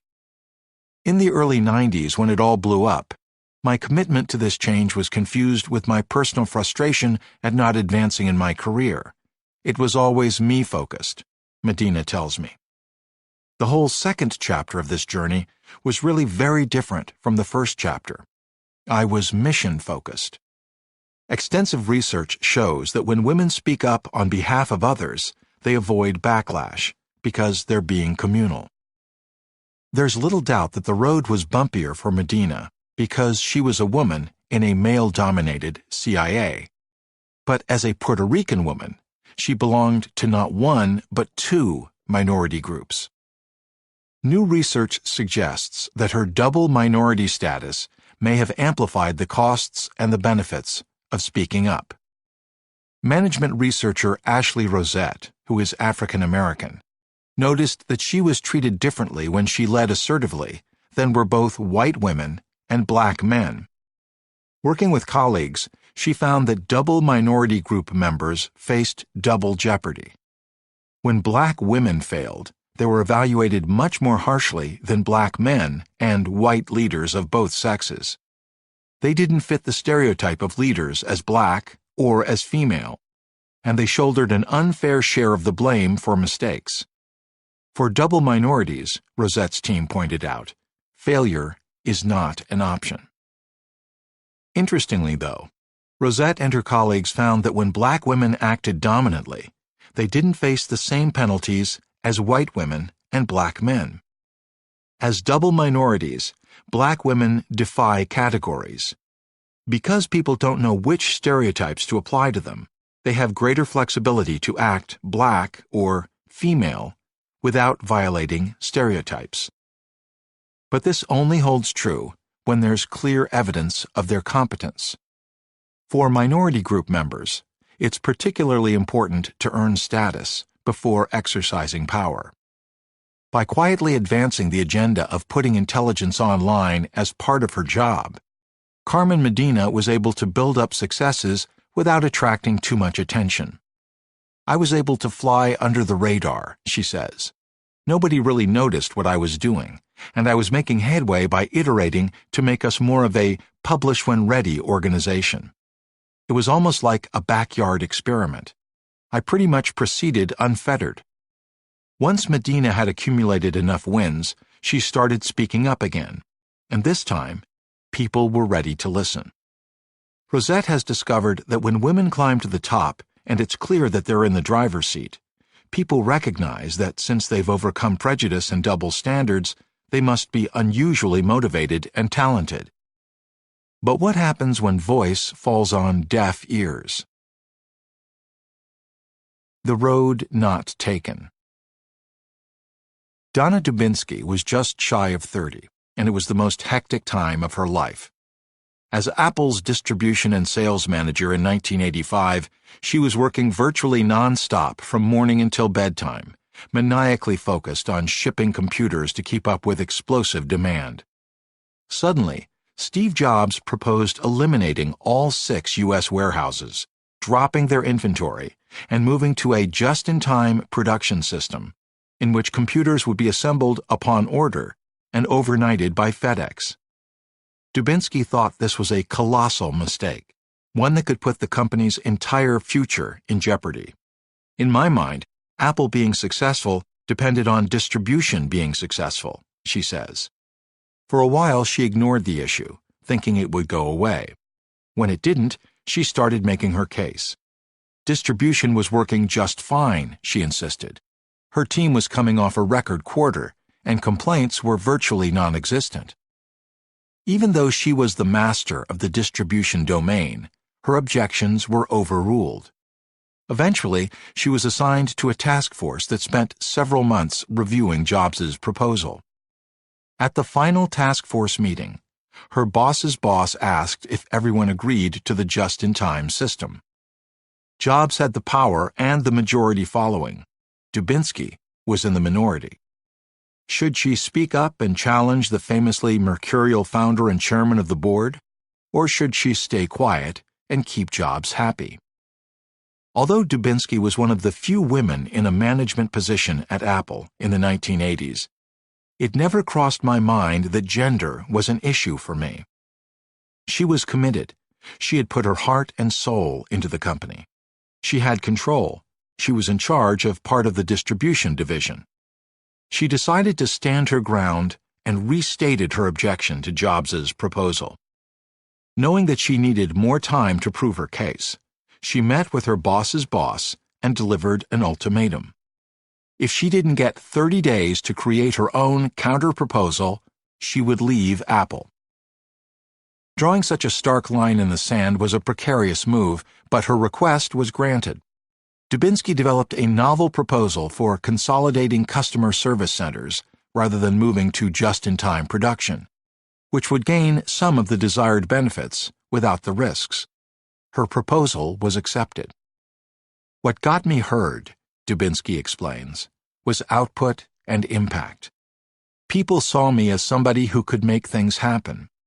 If you become known as someone who delivers, you do your job and do it well, you build respect. She had earned status before exercising power, so she had idiosyncrasy credits to cash in. From the outside, the prospect of speaking up against Steve Jobs might seem a losing battle. But given his disagreeable tendencies, Jobs was exactly the kind of person who could be confronted. Dubinsky knew that Jobs respected those who stood up to him and was open to new ways of doing things. And she wasn't speaking up for herself, she was advocating for Apple. By virtue of her willingness to challenge an idea she viewed as wrong, Dubinsky landed a promotion. She was not alone. Starting in 1981, the Macintosh team had begun granting an annual award to one person who challenged Jobs, and Jobs promoted every one of them to run a major division of Apple. Comparing Carmen Medina's and Donna Dubinsky's experiences raises fundamental questions about the best way to handle dissatisfaction. In the quest for originality, neglect isn't an option. Persistence is a temporary route to earning the right to speak up. But in the long run, like neglect, persistence maintains the status quo and falls short of resolving your dissatisfaction. To change the situation, exit and voice are the only viable alternatives. Years ago, Hirschman alerted us to a major drawback of exit. Although it has the advantage of altering your own circumstances, it doesn't make them better for anyone else, as it enables the status quo to endure. Voice feeds, Hirschman argued, on the lack of opportunity for exit. In recent years, The world has changed in ways that make exit dramatically easier than it was when Carmen Medina couldn't find an outside position after her blow-up in 1995 at the CIA. Spending your career in one organization is a thing of the past. The dynamic labor market has made it possible for many people to land new positions with other employers. Thanks to globalization, social media, and rapid transportation and communication technologies, we have more mobility than ever before. Given these advantages, if you're unhappy in your job and it's easy to move, why pay the price of speaking up? In Hirschman's view, exit is bad for originality. But Donna Dubinsky's experience casts exit in a different light. After winning the distribution battle at Apple, she landed a senior position in international sales and marketing at Claris, one of Apple's software subsidiaries. Within a few years, her group accounted for half of all of Claris's sales. When Apple refused to spin Claris off as an independent company in 1991, Dubinsky was so frustrated with the lack of opportunity for impact that she quit. She jetted to Paris for a year-long sabbatical and took up painting, contemplating ways to contribute to a bigger mission. When she met an entrepreneur named Jeff Hawkins, she decided that his startup, Palm Computing, was the next big wave of technology, and accepted a position as CEO. Under Dubinsky's leadership, the startup developed the Palm Pilot, the first runaway success in the fledgling market for personal digital devices. The Palm Pilot was released in 1996, and within a year and a half, sold over 1 million units. But in 1997, when Palm was acquired by 3Com, Dubinsky did not agree with some strategic decisions. For example, when the finance group wanted to require all departments to cut budgets by 10%, Dubinsky spoke up in protest, urging the company to invest in areas that were succeeding and apply cuts to those that weren't. In response, she was told, "You are not a very good corporate citizen. You need to go back and do your share." Frustrated, Dubinsky and Hawkins left Palm to found a new company, Handspring, in 1998. After merely a year, Handspring launched the Visor handheld computer, rapidly capturing a quarter of its market. After the development of the successful Trio smartphone, Handspring merged with Palm in 2003. And a few years later, Steve Jobs launched the iPhone. Years earlier, Dubinsky remembers sitting in a room with Steve Jobs. He said, "There's no way I'm ever building a phone." Would he admit that he was influenced by us, that we made a great phone and he changed his mind? No, he would never admit it. But despite his stubbornness, he evolved. It was the impossibility of exit that led Carmen Medina to move national security forward. It was the possibility of exit that enabled Donna Dubinsky to pioneer the smartphone revolution. The lesson here is that voice isn't inherently superior to exit. In some circumstances, leaving a stifling organization can be a better path to originality. The best we can do is voice our opinions and secure our risk portfolios, preparing for exit if necessary. If our bosses evolve, as Jobs did, there's a case to be made for sticking around and speaking up. But if they don't, and our audiences lack the openness to consider a shift in direction, we may find better opportunities elsewhere. Questions may linger about what might have been. Had Medina left the CIA, would she have been able to champion transparency from the outside? Had Dubinsky stayed at Apple, would the company have developed the iPhone or spawned a different set of innovations? We'll never have answers to these counterfactual scenarios, but we can learn something from the decisions that Medina and Dubinsky made. Although one ultimately chose voice and the other opted to exit, there's one way in which their choices were the same. They chose to speak up rather than stay silent. And in the long run, research shows that the mistakes we regret are not errors of commission, but errors of omission. If we could do things over, most of us would censor ourselves less and express our ideas more. That's exactly what Carmen Medina and Donna Dubinsky did, and it left them with few regrets. Chapter 4. Fools Rush In. Timing, Strategic Procrastination, and the First Mover Disadvantage. Never put off till tomorrow what you can do the day after tomorrow. Mark Twain. Late at night in his hotel room, a young man stared at a blank piece of paper on the desk. Dripping with anxiety, he reached for the telephone and pitched some ideas to an advisor in a room several floors below, who then raced up the stairs to discuss a speech that would change history. At 3 a.m., the man was still working feverishly, bone-weary, almost in collapse from exhaustion. It was August 1963. And though the March on Washington for Jobs and Freedom was scheduled for the following morning, Martin Luther King Jr. had not yet prepared his closing speech. He worked on it all night, not sleeping a wink, King's wife Coretta recalled. He was to be the final speaker, and his words would be carried on television and radio to millions of people in America and throughout the world, so it was vitally important that his speech be both inspiring and wise. The march had been announced to the press 2 months earlier. King knew it would be a monumental event. Along with the media coverage, a crowd of at least 100,000 was expected, and King had a hand in recruiting a number of famous figures to attend in support. The audience included civil rights pioneers Rosa Parks and Jackie Robinson, actors Marlon Brando and Sidney Poitier, and singers Harry Belafonte and Bob Dylan.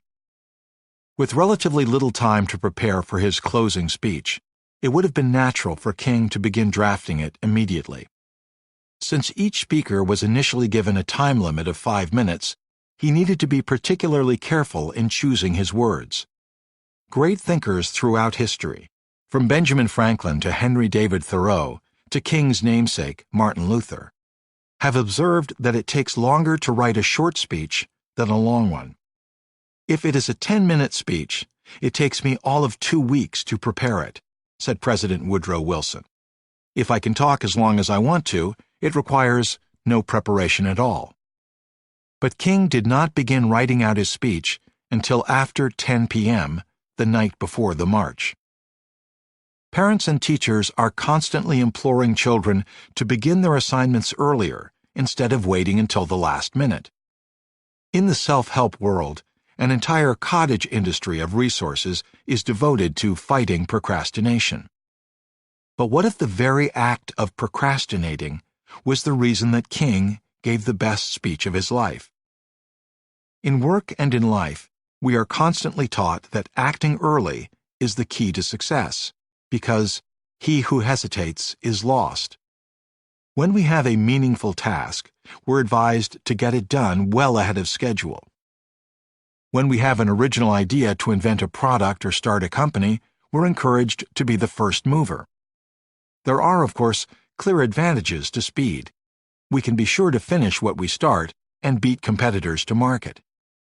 But surprisingly, as I've studied originals, I've learned that the advantages of acting quickly and being first are often outweighed by the disadvantages. It's true that the early bird gets the worm, but we can't forget that the early worm gets caught. This chapter considers the question of when to take original action. When you're preparing to row against the tide, you have choices about whether to start at the crack of dawn, wait until midday, or hold off until twilight. My goal here is to overturn common assumptions about timing by examining the unexpected benefits of delaying when we start and finish a task, as well as when we unleash our ideas into the world. I'll discuss why procrastination can be as much of a virtue as a vice, how first-mover entrepreneurs frequently face an uphill battle, why older innovators sometimes outdo younger ones, and why the leaders who drive change effectively are those who wait patiently for the right moment. Although it can be risky to delay, you'll see that waiting can also reduce risk by preventing you from putting all your eggs in one basket. You don't have to be first to be an original, and the most successful originals don't always arrive on schedule. They are fashionably late to the party. The Other Da Vinci Code. Recently, an unusually creative doctoral student named Ji-hee Shin approached me with a counterintuitive idea. Procrastination might be conducive to originality. When you procrastinate, you're intentionally delaying work that needs to be done. You might be thinking about the task, but you postpone making real progress on it or finishing it to do something less productive. Shin proposed that when you put off a task, you buy yourself time to engage in divergent thinking, rather than foreclosing on one particular idea. As a result, you consider a wider range of original concepts and ultimately choose a more novel direction. I challenged her to test it. Shin asked college students to write proposals for a business on a university campus to fill a lot vacated by a convenience store. When they started the task immediately, they tended to propose conventional ideas, like another convenience store.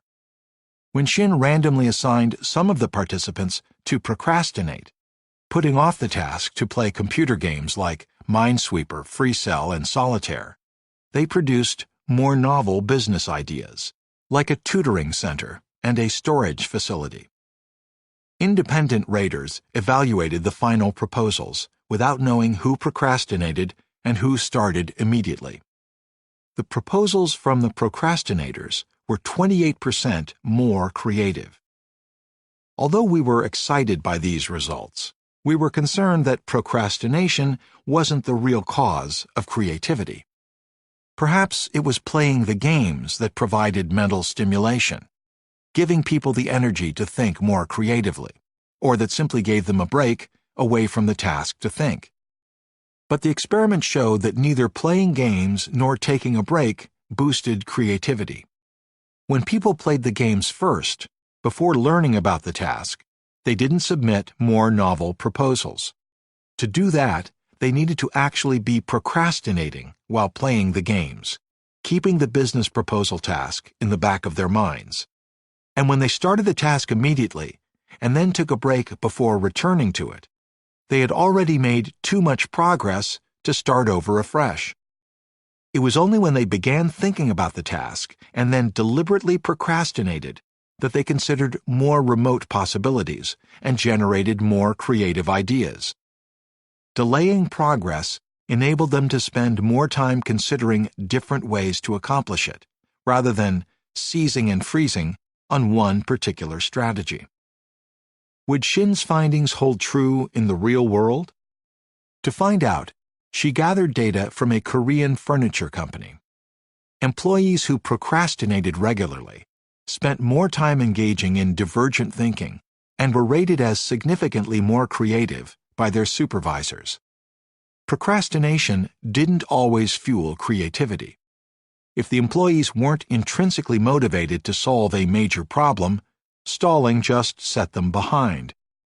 But when they were passionate about coming up with new ideas, putting off the task led them to more creative solutions.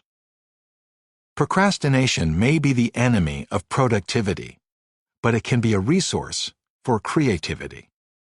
Long before the modern obsession with efficiency precipitated by the Industrial Revolution and the Protestant work ethic, civilizations recognized the benefits of procrastination. In ancient Egypt, there were two different verbs for procrastination. One denoted laziness, the other meant waiting for the right time. It may not be a coincidence that some of the most original thinkers and inventors in history have been procrastinators. A prime example is Leonardo da Vinci, whose original accomplishments spanned painting and sculpting, architecture and music, math and engineering, geology and cartography, and anatomy and botany. Scholars estimate that da Vinci painted the Mona Lisa on and off for a few years starting in 1503, left it unfinished, and didn't complete it until close to his death in 1519. His critics believed he was wasting his time dabbling with optical experiments and other distractions that kept him from completing his paintings. These distractions, though, turned out to be vital to his originality.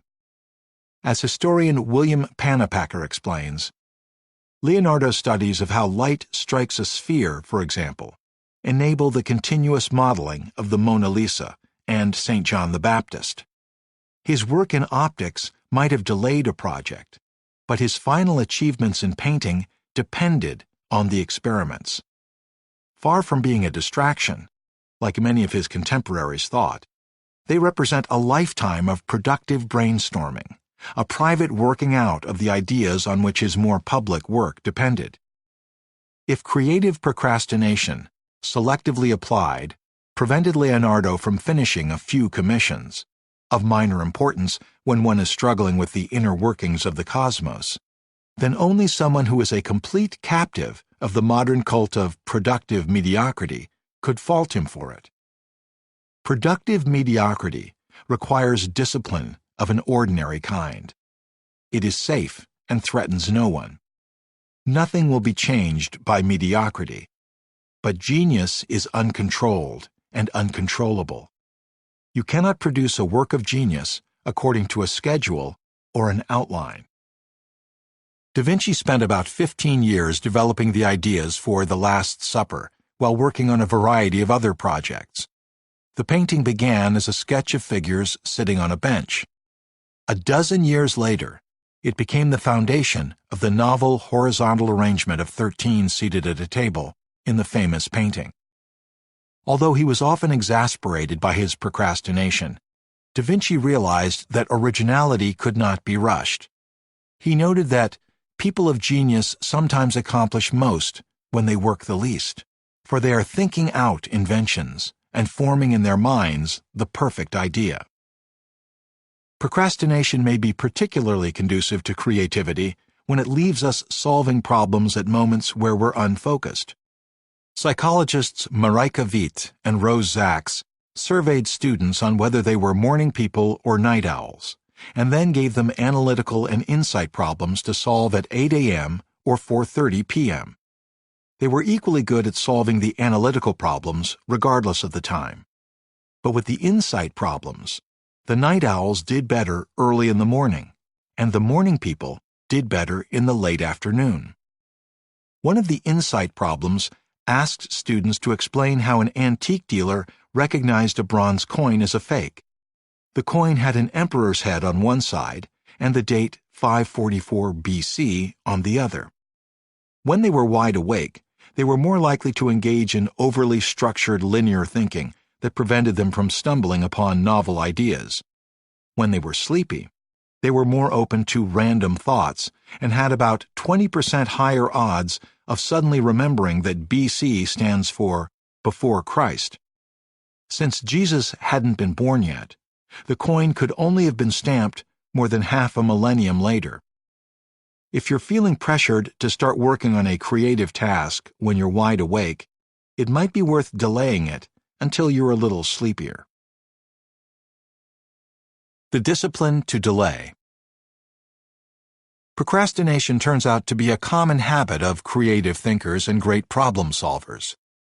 Consider winners of the Science Talent Search, which is known as the Super Bowl of Science for high school seniors in the United States. A team led by psychologist Rena Subotnick interviewed these elite performers more than a decade after their victories, when they were in their early 30s, asking whether they procrastinated on routine and creative tasks, as well as in social life and health behavior. More than 68% admitted procrastinating in at least 2 of the 4 domains. Procrastination proved especially fruitful for creative work. The science stars used procrastination as a form of incubation to stave off a premature choice of a scientific problem or solution. As one explained, "Often when I am procrastinating, I really have something on the back burner, and I need the time to work it through." Another said, "In scientific work, ideas need time to mature, and procrastination is one way to restrain that urge to respond prematurely. After poring over the interviews with these precocious thinkers and doers, Subotnick's team drew a curious conclusion. Paradoxically, they wrote, those with the most and least at stake were the most likely to procrastinate in the creative domain. In American history, there may be just one speech as famous as King's: Abraham Lincoln's Gettysburg Address. In just 272 words, Lincoln reframed the Civil War as a quest for the freedom and equality promised in the Declaration of Independence. The formal invitation to deliver the speech reached Lincoln about 2 weeks in advance. By the day before his departure for Gettysburg, the president had only composed about half of the address. His secretary, John Nicolay, wrote that Lincoln probably followed his usual habit in such matters, using great deliberation in arranging his thoughts and molding his phrases mentally, waiting to reduce them to writing until they had taken satisfactory form. Lincoln ultimately didn't write the closing paragraph until the night before the speech, and it was the morning of the speech before he finalized it. He waited because he wanted to develop the most compelling theme. Early in the summer before the I Have a Dream speech, King sought advice from 3 close advisors about the appropriate content and tone. Then King had an extended dialogue about the address with Clarence Jones, his lawyer and speechwriter. King later asked Jones and another activist to start working on a draft. In the subsequent weeks, King resisted the temptation to foreclose on a theme or direction. He waited until 4 days before the march to actively begin working on the address. The night before, he gathered a group of advisors to go back to the drawing board. As Jones recalls, King said that this was such an important milestone in our civil rights struggle, we should make every effort to get the best ideas from key players in the movement. King opened the meeting by explaining that he wanted to review the ideas again and get the best approaches. By delaying the task of fleshing out and firming up the speech, King allowed Jones to benefit from the Zygarnik effect. In 1927, Russian psychologist Bluma Zygarnik demonstrated that people have a better memory for incomplete than complete tasks. Once a task is finished, we stop thinking about it. But when it is interrupted and left undone, it stays active in our minds. As Jones was comparing his early draft to the topic of that evening's discussion, something worked its way up from the depths of my subconscious. I deliberately procrastinated while writing this chapter. Instead of completing this section the day I had planned, I left it hanging, literally stopping in mid-sentence to answer emails. The next morning, it dawned on me that the Zygarnik effect was relevant. Zygarnik might have been pleased that I remembered her research on memory for unfinished tasks after leaving a task unfinished. Of course, delaying can go too far. I love deadlines, Douglas Adams said. I like the whooshing sound they make when they go by. 4 months earlier, Jones had met with Governor Nelson Rockefeller, a noted philanthropist whose family was supportive of civil rights, seeking funds to bail King out of the Birmingham jail. Rockefeller opened a bank on a Saturday and gave Jones a briefcase with $100,000. Banking regulations required Jones to sign a promissory note. Rockefeller paid for the note. Reminiscing about that experience the night before King's speech, Jones realized that the promissory note could be a powerful metaphor.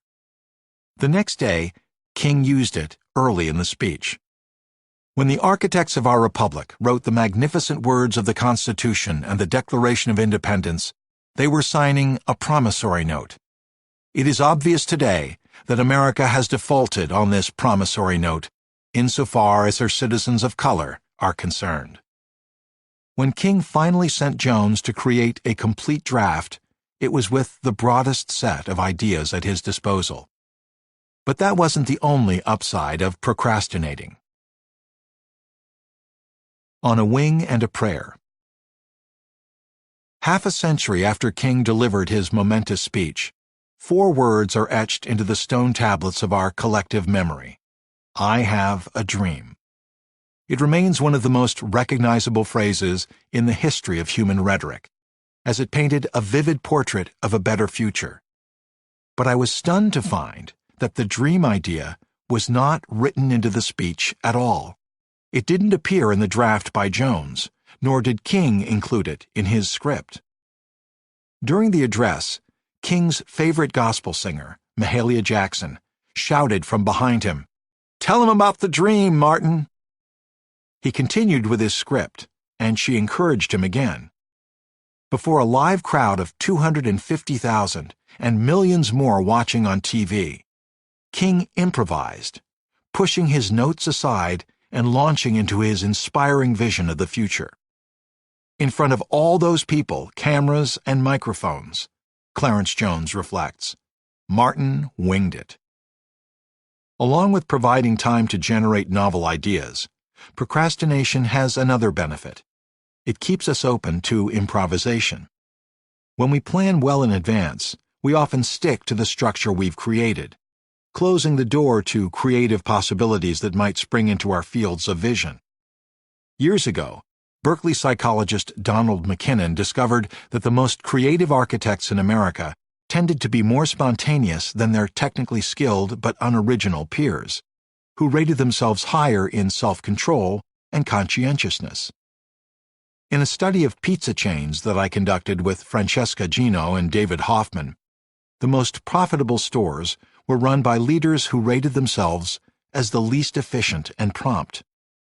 Similarly, when strategy researchers Sucheta Nadkarni and Paul Herman studied nearly 200 companies in India, the firms with the highest financial returns were the ones whose CEOs rated themselves the lowest on efficiency and promptness.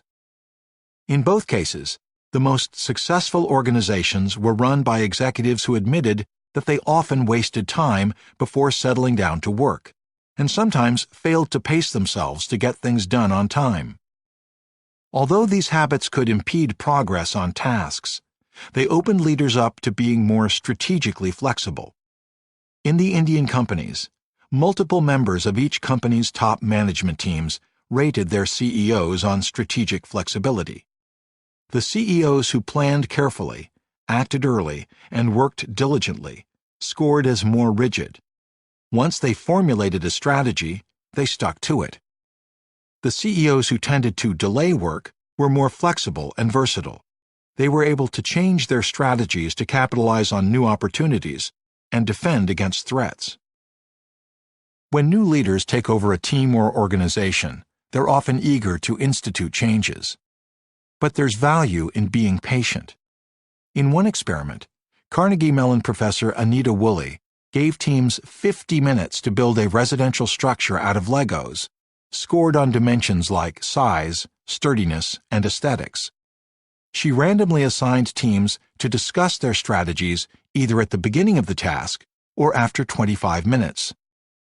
Teams that evaluated their strategies at the midpoint were 80% more effective than teams that had the conversation at the start. The beginning of the task was too early for the conversation to be useful. The task was unfamiliar, so they didn't know enough to set an effective strategy. There was something special about pausing at the midpoint that enabled the teams to construct tall, pleasing Lego buildings that had lots of rooms but could be lifted, flipped, and dropped without breaking. Yale researcher Connie Gersick finds that the midpoint of a task is often the best time for a leader to institute change, as it's when groups become most open to originality. They still have plenty of time to try new things, which makes them receptive to radically different approaches. And since they've used up half of their time, they're highly motivated to choose a good strategy. This is one of the reasons that halftimes can be so influential in basketball and football. They allow coaches to intervene when teams are most amenable to new strategies. As King walked to the podium to deliver his speech, even as he approached the microphone, he was still revising it. Just before King spoke, politician Drew Hansen writes in The Dream, he was crossing out lines and scribbling new ones as he awaited his turn. And it looked like King was still editing the speech until he walked to the podium to deliver it. In the Pulitzer Prize-winning book, Bearing the Cross, historian David Garrow observes that King improvised like some sort of jazz musician. King acted spontaneously, beginning with small ad-libs. One of the early portions of the written speech, called the Constitution and the Declaration of Independence, a promise that all men would be guaranteed the unalienable rights of life, liberty, and the pursuit of happiness. At the podium, King expanded the line to emphasize racial equality. A promise that all men, yes, black men as well as white men, would be guaranteed the unalienable rights. It was 11 minutes into the speech that Mahalia Jackson called for King to share his dream. It is unclear whether he heard her, but just all of a sudden I decided, King recalled. He followed the emotion of the moment and unfolded his dream. By the time the speech was done, Hansen notes, King added so much new material to his prepared speech that the length of his address nearly doubled. Great originals are great procrastinators, but they don't skip planning altogether. They procrastinate strategically, making gradual progress by testing and refining different possibilities. Although the memorable lines about the dream were improvised, King had rehearsed variations of them in earlier speeches. He had spoken of his dream nearly a year earlier, in November 1962 in Albany, and in the ensuing months he referred to it frequently, from Birmingham to Detroit. During the year of his dream speech alone, it is estimated that he traveled over 275,000 miles and delivered over 350 speeches. While King may have deferred writing the dream speech, he had a wealth of material at his disposal that he could draw upon extemporaneously, which made his delivery more authentic. King had collected a repertoire of oratorical fragments, successful passages from his own sermons, sections from other preachers' work, anecdotes, Bible verses, lines from favorite poets, Hansen explains. King did not so much write his speeches as assemble them, by rearranging and adapting material he had used many times before. It gave King the flexibility to alter his addresses as he was speaking. Had King not decided to leave his written text, it is doubtful that his speech at the march would be remembered at all. Pioneers and Settlers. After being involved in starting over 100 companies, Idealab founder Bill Gross ran an analysis to figure out what drove success versus failure. The most important factor was not the uniqueness of the idea, the capabilities and execution of the team, the quality of the business model, or the availability of funding. The number one thing was timing, Gross reveals. Timing accounted for 42% of the difference between success and failure. Research shows that in American culture, people believe strongly in a first-mover advantage. We want to be leaders, not followers. Scientists rush to make discoveries ahead of their rivals. Inventors hurry to apply for patents before their adversaries. Entrepreneurs aspire to launch before their competitors. If you're the first out of the gate with a new product, service, or technology, you can move up the learning curve earlier, gobble up prime space, and monopolize customers. These edges create barriers to entry for your competitors. Their own efforts to innovate will be stifled by your patents and superior capabilities, and their growth will be stymied by the fact that it's expensive to convince customers to make a switch. In a classic study, marketing researchers Peter Golder and Gerard Tellis compared the success of companies that were either pioneers or settlers. The pioneers were first movers, the initial company to develop or sell a product. The settlers were slower to launch, waiting until the pioneers had created a market before entering it. When Golder and Tellis analyzed hundreds of brands in 36 different product categories, they found a staggering difference in failure rates. 47% for pioneers compared with just 8% for settlers. Pioneers were about 6 times more likely to fail than settlers. Even when the pioneers did survive, they only captured an average of 10% of the market, compared with 28% for settlers. Surprisingly, the downsides of being the first mover are frequently bigger than the upsides. On balance, studies suggest that pioneers may sometimes capture greater market share, but end up not only with lower chances of survival, but lower profits as well.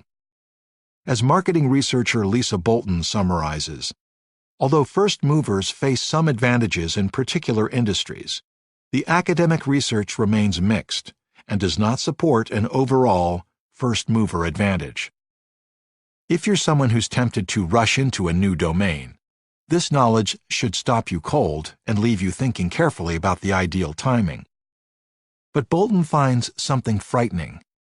Even when people learn that evidence doesn't support the first mover advantage, they still believe in it. It's easier to think of pioneers that succeeded. The failed ones are long forgotten, so we assume they're rare. The best way to shatter the myth of the first mover advantage is to ask people to generate reasons for first mover disadvantage. In your experience, what are the 4 biggest drawbacks of being a pioneer? Settlers are often branded as copycats, but this stereotype misses the mark. Instead of conforming to the existing demand, they bide their time until they're ready to introduce something new. They're often slow to enter because they're working on revolutionary products, services, or technologies within the category. In home video game consoles, the pioneer was Magnavox Odyssey in 1972, which mostly featured rudimentary sports games. A settler, Nintendo, acquired the Odyssey's distribution rights for Japan in 1975 and then blew Magnavox out of the water in the following decade by creating an original Nintendo Entertainment System that featured games like Super Mario Bros. And The Legend of Zelda. Nintendo transformed gaming with a user-friendly controller, sophisticated characters, and interactive role-playing. Being original doesn't require being first. It just means being different and better. When originals rush to be pioneers, they're prone to overstep. That's the first disadvantage. Before the internet bubble burst, a young Goldman Sachs banker named Joseph Park was sitting in his apartment, frustrated at the effort required to get access to entertainment. Why should he trek all the way to Blockbuster to rent a movie? He should just be able to open a website, pick out a movie, and have it delivered to his door. Despite raising around $250 million, Cosmo, the company Park founded, went bankrupt in 2001. His biggest mistake was making a brash promise for 1-hour delivery of virtually anything, and investing in building national operations to support growth that never happened. One study of over 3,000 startups indicates that roughly 3 out of every 4 fail because of premature scaling, making investments that the market isn't yet ready to support. Had Park proceeded more slowly, he might have noticed that with the current technology available, 1-hour delivery was an impractical and low-margin business. There was, however, a tremendous demand for online movie rentals.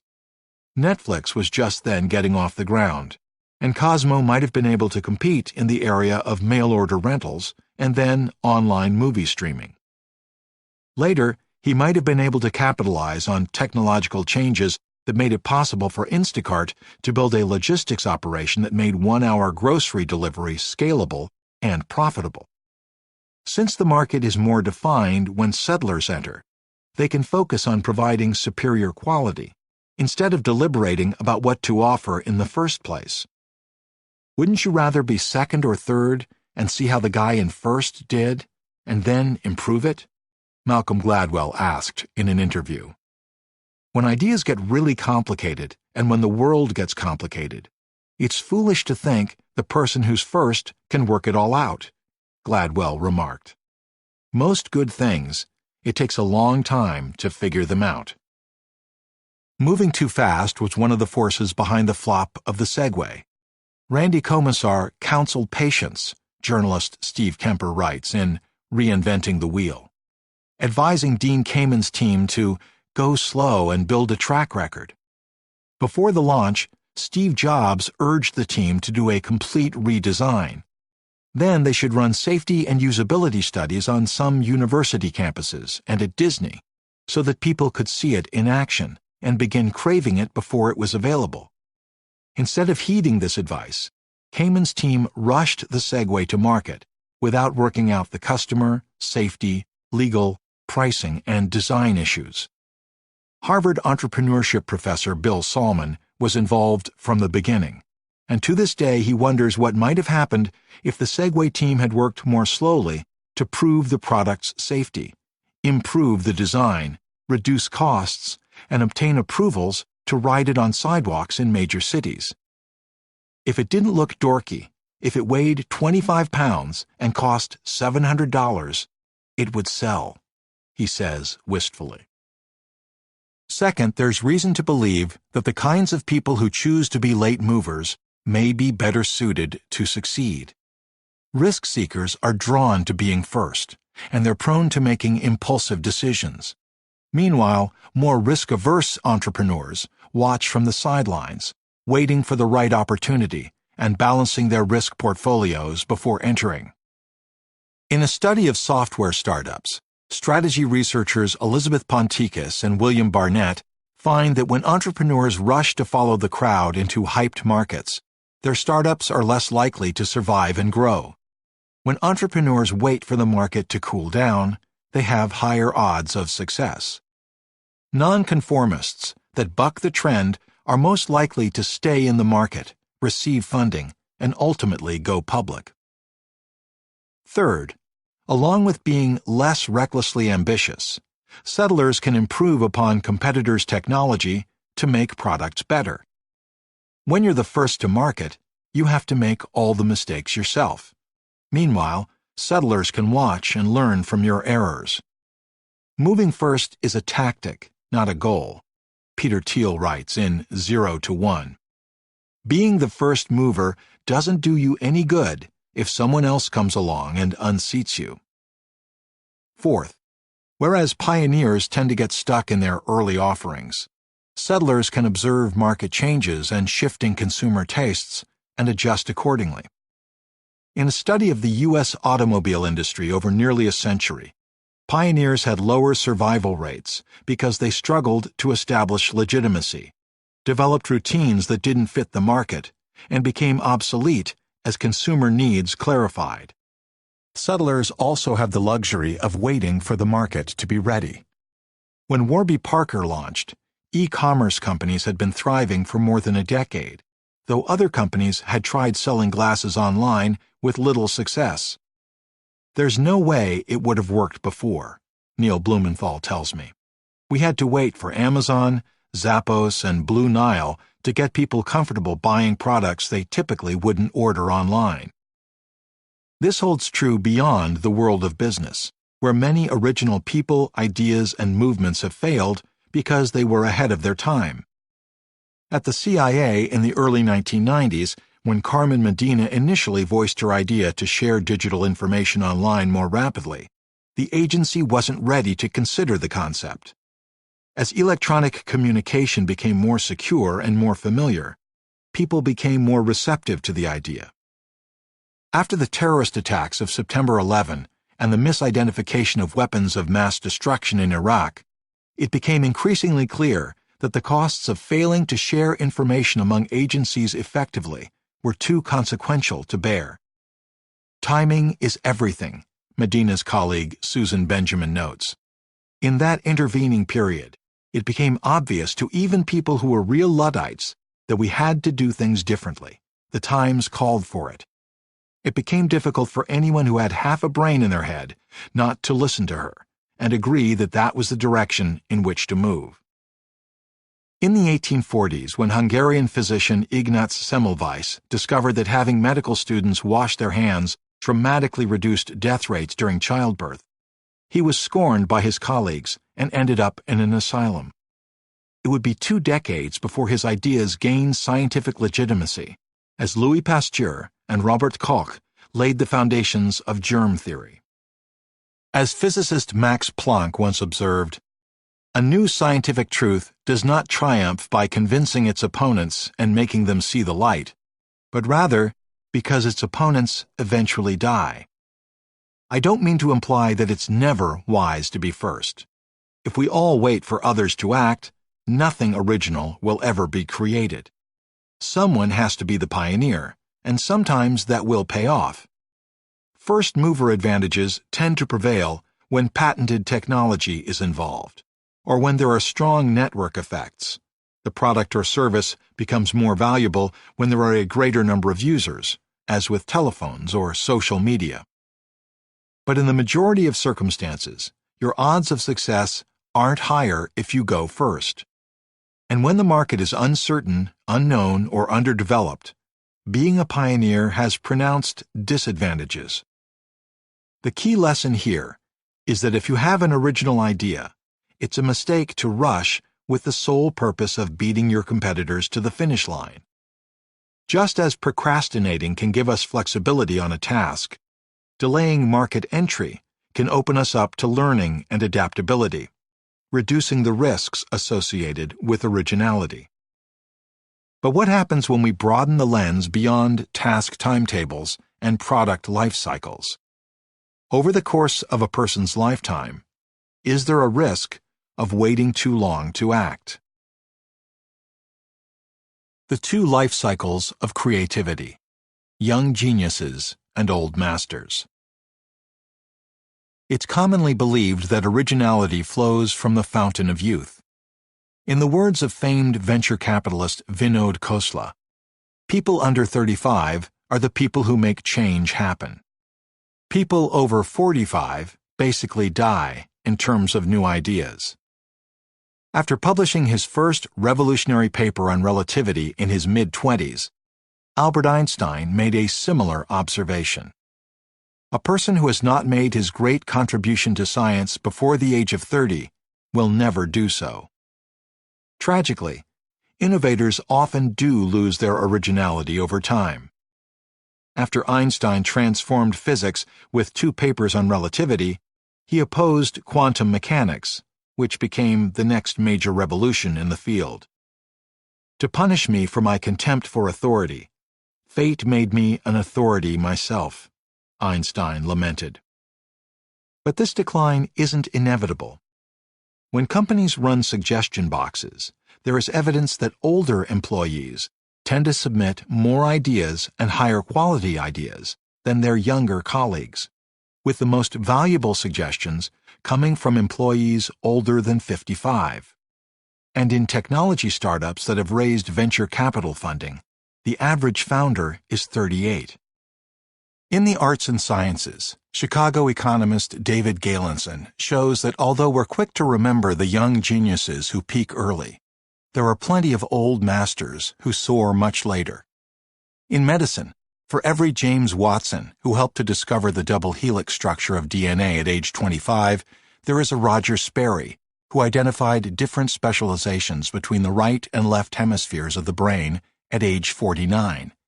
In film, for every Orson Welles, whose masterpiece Citizen Kane was his very first feature film at age 25, there is an Alfred Hitchcock, who made his 3 most popular films 3 decades into his career, at ages 59, Vertigo, 60, North by Northwest, and 61, Psycho.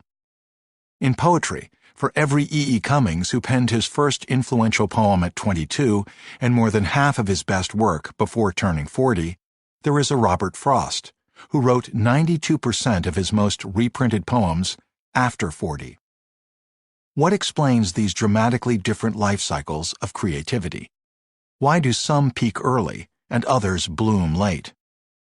The time at which we reach our heights of originality and how long they last depends on our styles of thinking. When Galenson studied creators, he discovered 2 radically different styles of innovation: conceptual and experimental. Conceptual innovators formulate a big idea and set out to execute it. Experimental innovators solve problems through trial and error, learning and evolving as they go along.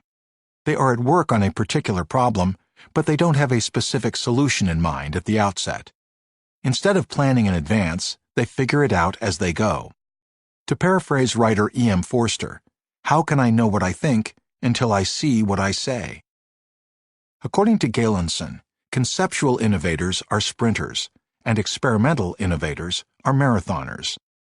When he studied economists who won the Nobel Prize, on average the conceptual innovators did their most influential work at 43, whereas the experimental innovators did theirs at 61.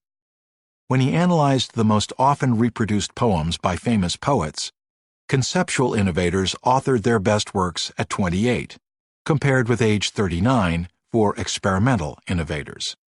And in an independent study of every physicist who has ever won the Nobel Prize, of the young geniuses under 30, exactly half were conceptual innovators who did theoretical work.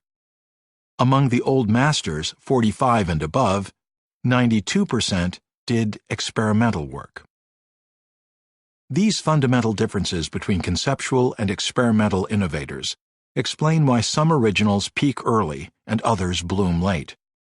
Conceptual innovation can be done quickly because it doesn't require years of methodical investigation. When Watson and Crick discovered the double helix structure of DNA, they didn't need to wait for data to amass. They had built a three-dimensional theoretical model and examined X-ray images provided by Rosalind Franklin. In addition, conceptual breakthroughs tend to occur early because it is easiest to come up with a strikingly original insight when we approach a problem with a fresh perspective. Conceptual innovators normally make their most important contributions to a discipline not long after their first exposure to it, Galenson finds. For this reason, conceptual innovators become less original once they're entrenched in conventional ways of approaching problems. As Galenson explains, the inability of aging conceptual innovators to match the brilliant achievements of their youth is not a product of their depletion of a stock of some magical elixir of artistry. Instead, it is caused by the impact of accumulating experience. The real enemies of conceptual innovators are the establishment of fixed habits of thought. Conceptual innovators may become the captives of an important early achievement. As a conceptual innovator, this was Einstein's problem. When he developed his theory of special relativity, he wasn't conducting scientific studies, but thought experiments. He was imagining himself chasing a beam of light. His major contributions to science were ideas and theories that explained the results of other people's experiments. Once Einstein had internalized his principles of relativity, he struggled to accommodate the departures from those principles that quantum physics demanded. In poetry, Galenson points out that E. E. Cummings faced a similar hurdle. After imagining his own rules of language, grammar, and punctuation in his early 20s, by age 50, as one critic remarked, Cummings is still the experimentalist of one experiment. The fascinating thing about Cummings is that he is always talking about growth and always remains the same. Later, when Cummings was 65, another reviewer commented that Cummings is a daringly original poet, but his books are all exactly alike. As psychologist Abraham Maslow noted, when you have a hammer, everything looks like a nail. Conversely, while experimental innovation can require years or decades to accumulate the requisite knowledge and skill, it becomes a more sustainable source of originality. It took Roger Sperry years to conduct experiments with split-brain cats and human patients to determine how the brain hemispheres worked. Robert Frost wrote none of his most reproduced poems in his 20s and just 8% in his 30s, finally blossoming in his 40s and again in his 60s. Step by step, poet Robert Lowell observed, Frost tested his observation of places and people until his best poems had the richness of great novels. Like an explorer, Frost gathered material by venturing out into the world, listening carefully to real conversations.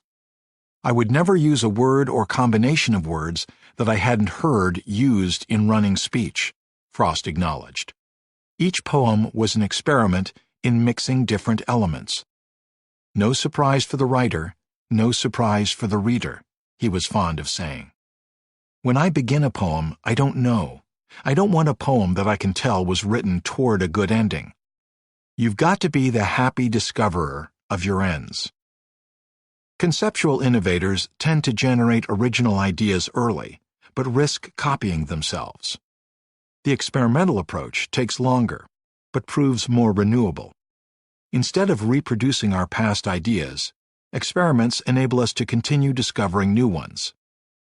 Mark Twain published Adventures of Huckleberry Finn at age 49 using a trial and error method, scholars note, and discovered his pliable plot as he went along, writing without a definite resolution or plan in mind. Twain himself commented, "As the short tale grows into the long tale, the original intention or motif is apt to get abolished and find itself superseded by a quite different one." To sustain our originality as we age and accumulate expertise, our best bet is to adopt an experimental approach. We can make fewer plans in advance for what we want to create, and start testing out different kinds of tentative ideas and solutions. Eventually, if we're patient enough, we may stumble onto something that's novel and useful. The experimental approach served Leonardo da Vinci well. He was 46 when he finished painting The Last Supper, and in his early 50s when he started working on the Mona Lisa. Only by drawing did he truly come to understand, was his vision clarified, one scholar wrote. Another observed that Leonardo works like a sculptor modeling in clay who never accepts any form as final, but goes on creating, even at the risk of obscuring his original intentions.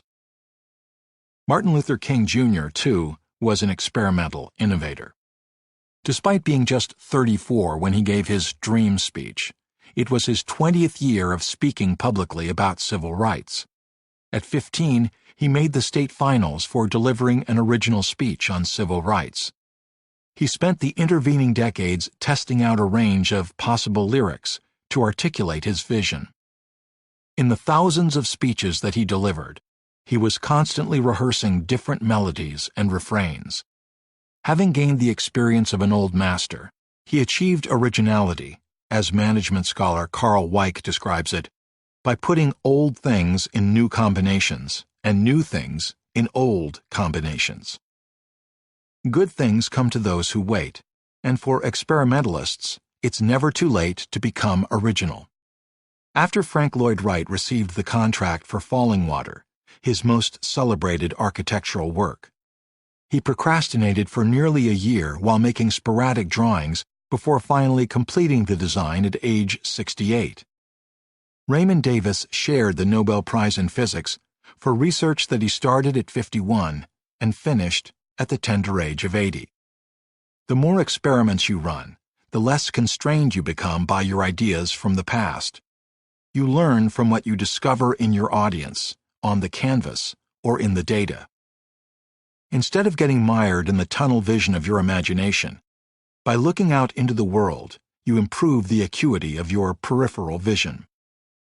Sprinting is a fine strategy for a young genius, but becoming an old master requires the patience of experimentation to run a marathon. Both are paths to creativity.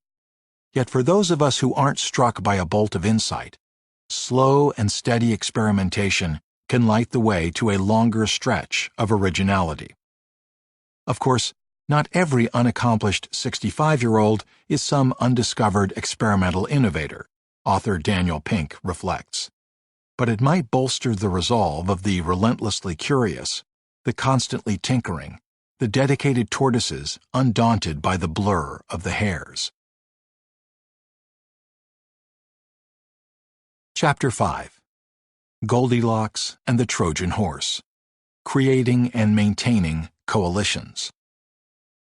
Now, the star-belly sneetches had bellies with stars. The plain-belly sneetches had none upon theirs. Those stars weren't so big. They were really so small you might think such a thing wouldn't matter at all. But because they had stars, all the star-belly sneetches would brag, "We're the best kind of sneetch on the beaches." With their snoots in the air they would sniff and they'd snort, "We'll have nothing to do with the plain-belly sort." Dr. Seuss. Memories of her greatness have faded, but no one did more for women's suffrage in America than Lucy Stone. In 1855, she took a stand for women's rights that moved thousands to follow in her footsteps, calling themselves Lucy Stoners in homage. Over the next century, the Lucy Stone League included aviator Amelia Earhart, poet Edna St. Vincent Millay, and artist Georgia O'Keeffe. Among today's women who qualify as Lucy Stoners are Beyoncé, Sheryl Sandberg, Sarah Jessica Parker, and Spanx founder Sarah Blakely. Lucy Stone was the first woman in America to keep her own name after getting married. It was one of her many firsts. She was the first woman from Massachusetts to earn a bachelor's degree. She was the first American to become a full-time lecturer for women's rights, mobilizing countless supporters and converting numerous adversaries to join the movement. She became one of only a handful of women who spoke in public at all, let alone on women's rights. She led national conventions, and she launched the country's foremost women's newspaper, the Woman's Journal, which ran for half a century. In the words of Carrie Chapman Catt, the suffragist who campaigned successfully for the 19th Amendment, which gave women the right to vote, "The suffrage success of today is not conceivable without the Woman's Journal's part in it." In 1851, Stone organized a women's rights convention, but didn't take the podium until she was coaxed into speaking on the last day. "We want to be something more than the appendages of society," Stone pronounced, calling for women to petition state legislatures for the rights to vote and hold property. Her remarks became known as the speech that set the women's rights movement on fire. Her words made their way across the Atlantic Ocean, where they inspired British philosophers John Stuart Mill and Harriet Taylor Mill to publish a famous essay on the enfranchisement of women, which helped to mobilize women's suffrage activists in England. In America, perhaps the most significant effect was on a Rochester teacher named Susan B. Anthony. Stone's speech inspired her to join the suffrage movement. 2 years later, the other great suffragist of the era, Elizabeth Cady Stanton, wrote a glowing note to Anthony about Stone. "We have no woman who compares with her." For the next decade and a half, Stone, Anthony, and Stanton collaborated as the renowned leaders of the women's suffrage crusade. But long before they could realize their shared goal of equal voting rights for women, their coalition crumbled. In 1869, Anthony and Stanton severed their collaboration with Stone, splitting off to form their own women's suffrage organization.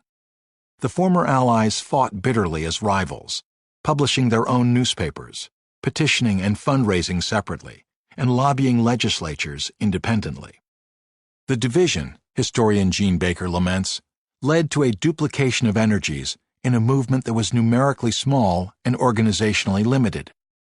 It also reinforced stereotypes that women were unfit for political life, encouraging newspapers to focus on the hens at war story rather than on that of the great cause itself. Anthony masterminded a plot to poach leaders from Stone's organization, and the animosity that Anthony and Stanton harbored toward Stone was so intense that they wrote her organization out of their history of the suffrage movement.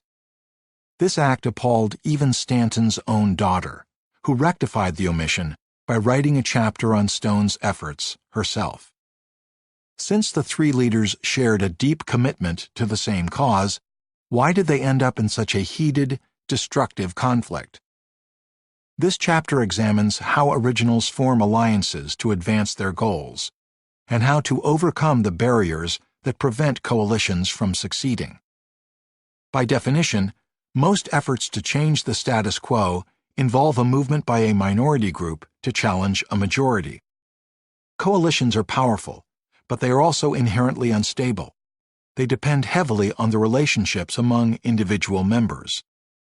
Lucy Stone's conflict with Susan B. Anthony and Elizabeth Cady Stanton shattered the most important alliance in the suffrage movement, nearly causing its demise.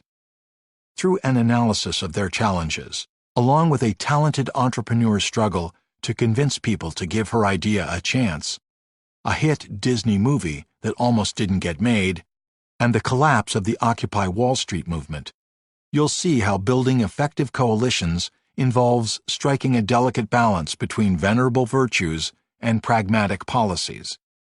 In doing so, you'll find out why singing "O Canada" can help us form alliances, why common tactics can be more influential than common values, why Western states won suffrage sooner than states in the East and the South, and why it's often wiser to partner with enemies than frenemies. The key insight is a Goldilocks theory of coalition formation. The originals who start a movement will often be its most radical members, whose ideas and ideals will prove too hot for those who follow their lead. To form alliances with opposing groups, it's best to temper the cause, cooling it as much as possible. Yet to draw allies into joining the cause itself, what's needed is a moderately tempered message that is neither too hot nor too cold, but just right. The narcissism of small differences. We assume that common goals bind groups together, but the reality is that they often drive groups apart. According to Dartmouth psychologist Judith White, a lens for understanding these fractures is the concept of horizontal hostility. Even though they share a fundamental objective, radical groups often disparage more mainstream groups as imposters and sellouts. As Sigmund Freud wrote a century ago, it is precisely the minor differences in people who are otherwise alike that form the basis of feelings of strangeness and hostility between them. White noticed horizontal hostility everywhere. When a deaf woman won the Miss America crown, instead of cheering her on as a trailblazer, deaf activists protested. Since she spoke orally rather than using sign language, she wasn't deaf enough. When a light-skinned black woman was appointed as a law professor at one university, its Black Students Association objected on the grounds that she wasn't black enough. A radical environmental activist dismissed the more mainstream Greenpeace as a mindless monster motivated by eco-buck profits and a dynamic threat to the integrity of the green movement. To explain why this kind of animosity happened, White led fascinating research on horizontal hostility in different movements and minority groups. In one study, vegans and vegetarians evaluated members of their own groups and one another's groups relative to members of the general public. Vegans showed nearly 3 times as much prejudice toward vegetarians as vegetarians did toward vegans. In the eyes of the more extreme vegans, the mainstream vegetarians were wannabes. If they really cared about the cause, they wouldn't eat animal products like eggs. In another study in Greece, members of the most conservative party judged the most similar party more unfavorably than they did a progressive party, and members of the most liberal party were much harsher toward the progressive party than towards even the most conservative party. Orthodox Jews evaluated conservative Jewish women more negatively than Jewish women who didn't practice or observe religious holidays at all. The message was clear. If you were a true believer, you'd be all in. The more strongly you identify with an extreme group, the harder you seek to differentiate yourself from more moderate groups that threaten your values. It was this kind of horizontal hostility that caused Susan B. Anthony and Elizabeth Cady Stanton to split off from Lucy Stone. Anthony and Stanton were relatively radical. Stone was more mainstream.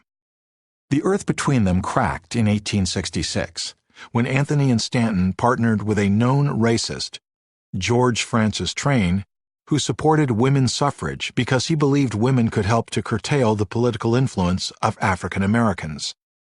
Stone was outraged to see them campaigning with Train and allowing him to bankroll their efforts.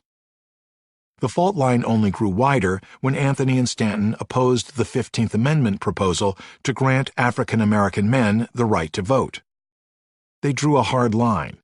If women weren't given the right to vote, other minority groups shouldn't be allowed it either. Their position was radical not only because it was inflexible, but also because they were trying to reach liberal constituents who favored the amendment.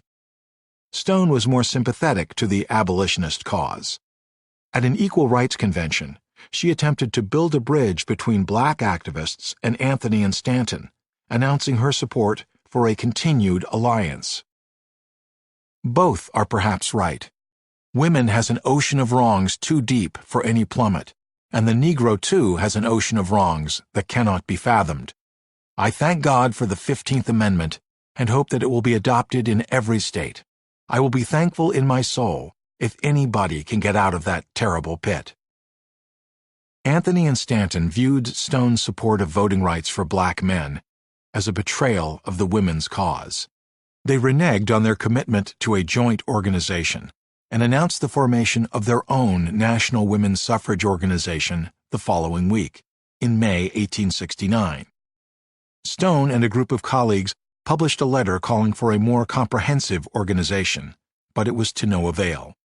By the fall, they had little choice but to form their own group.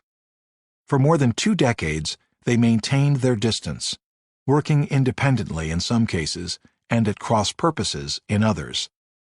With the women's suffrage movement splintered, Lucy Stone needed new allies, as did Anthony and Stanton. They all found support in an unexpected place, the Women's Christian Temperance Union, WCTU, which had been formed to fight alcohol abuse, as drunken men often abused their wives and left their families in poverty. In contrast to the suffrage groups, the WCTU was heavily conservative. Its members tended to be middle and upper-class women with strong religious beliefs and traditional values.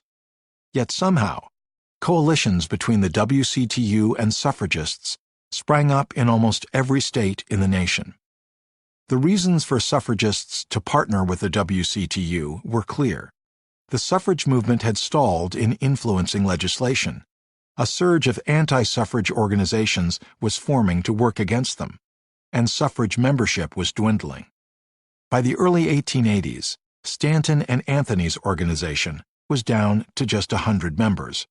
The WCTU, meanwhile, was experiencing a membership explosion, growing from a few thousand in 1874 to 13,000 in 1876 and well over 100,000 by 1890. With the support of the country's largest women's organization, suffragists could make meaningful progress. The puzzle is why the WCTU agreed to partner with suffragists. In a clever experiment, Stanford researchers Scott Wiltermuth and Chip Heath randomly assigned people in groups of 3 to listen to the national anthem O Canada under different conditions of synchrony. In the control condition, participants read the words silently while the song played. In the synchronous condition, they sang the song out loud together. In the asynchronous condition, they all sang, but not in unison. Each person heard the song at a different tempo. The participants thought they were being tested on their singing, but there was a twist.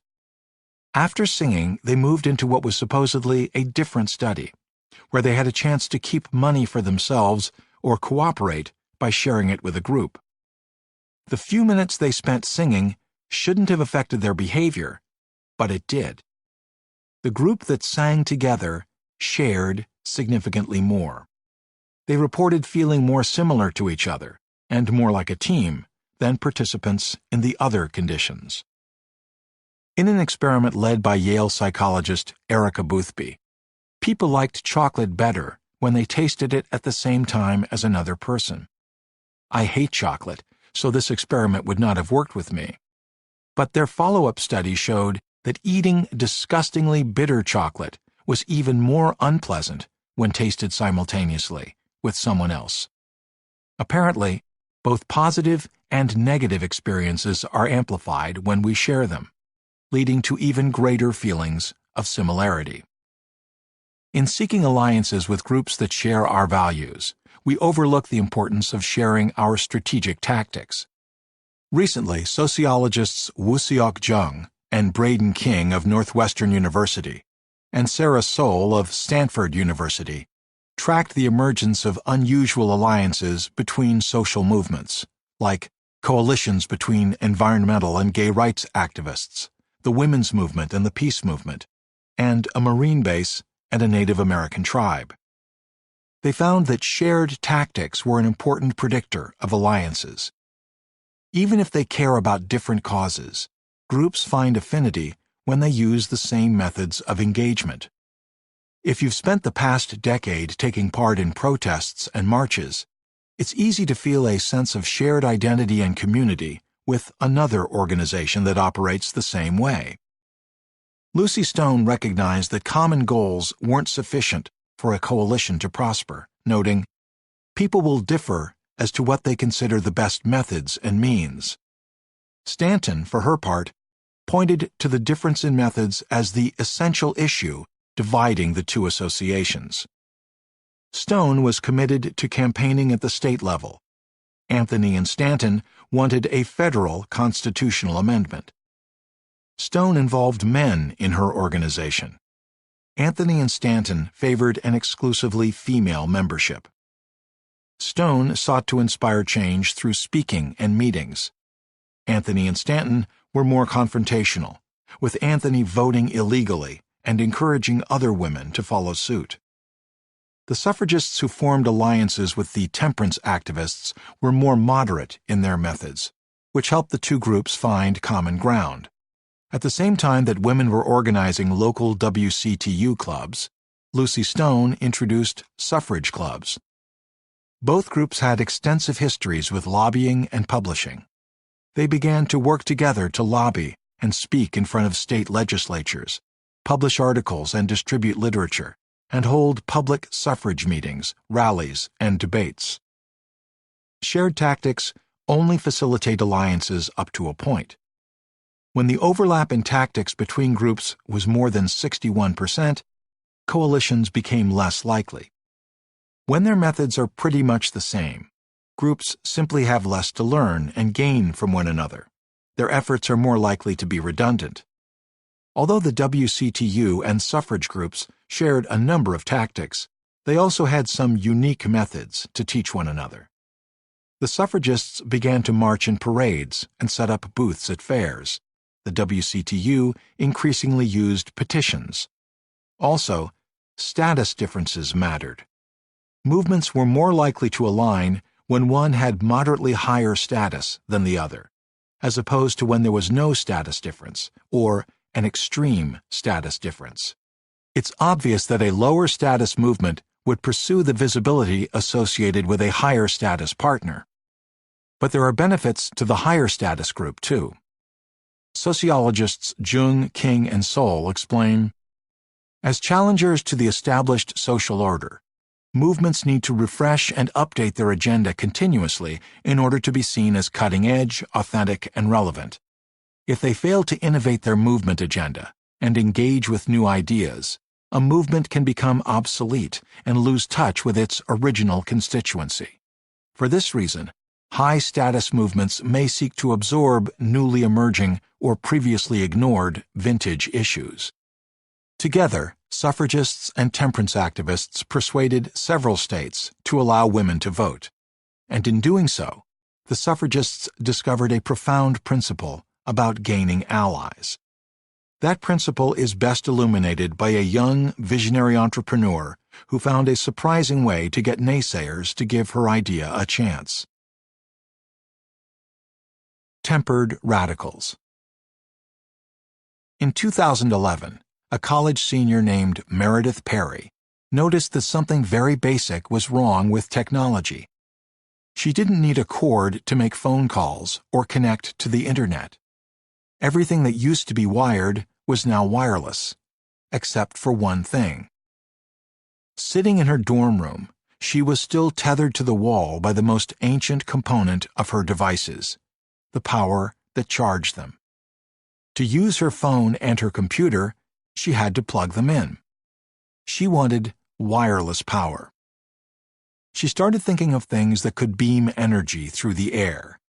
A signal in a TV remote was too weak. Radio waves were too inefficient, and X-rays were too dangerous. Then she came across a device that could convert physical vibration into energy. If you put it under a train, for example, you could collect the energy the train generated. Although it wasn't practical to have people gathering near trains to capture their energy, she realized that sound travels through the air by vibration.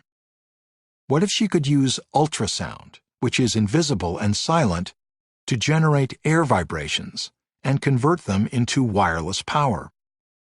Her physics professors said it was impossible. Ultrasonic engineers agreed it couldn't be done.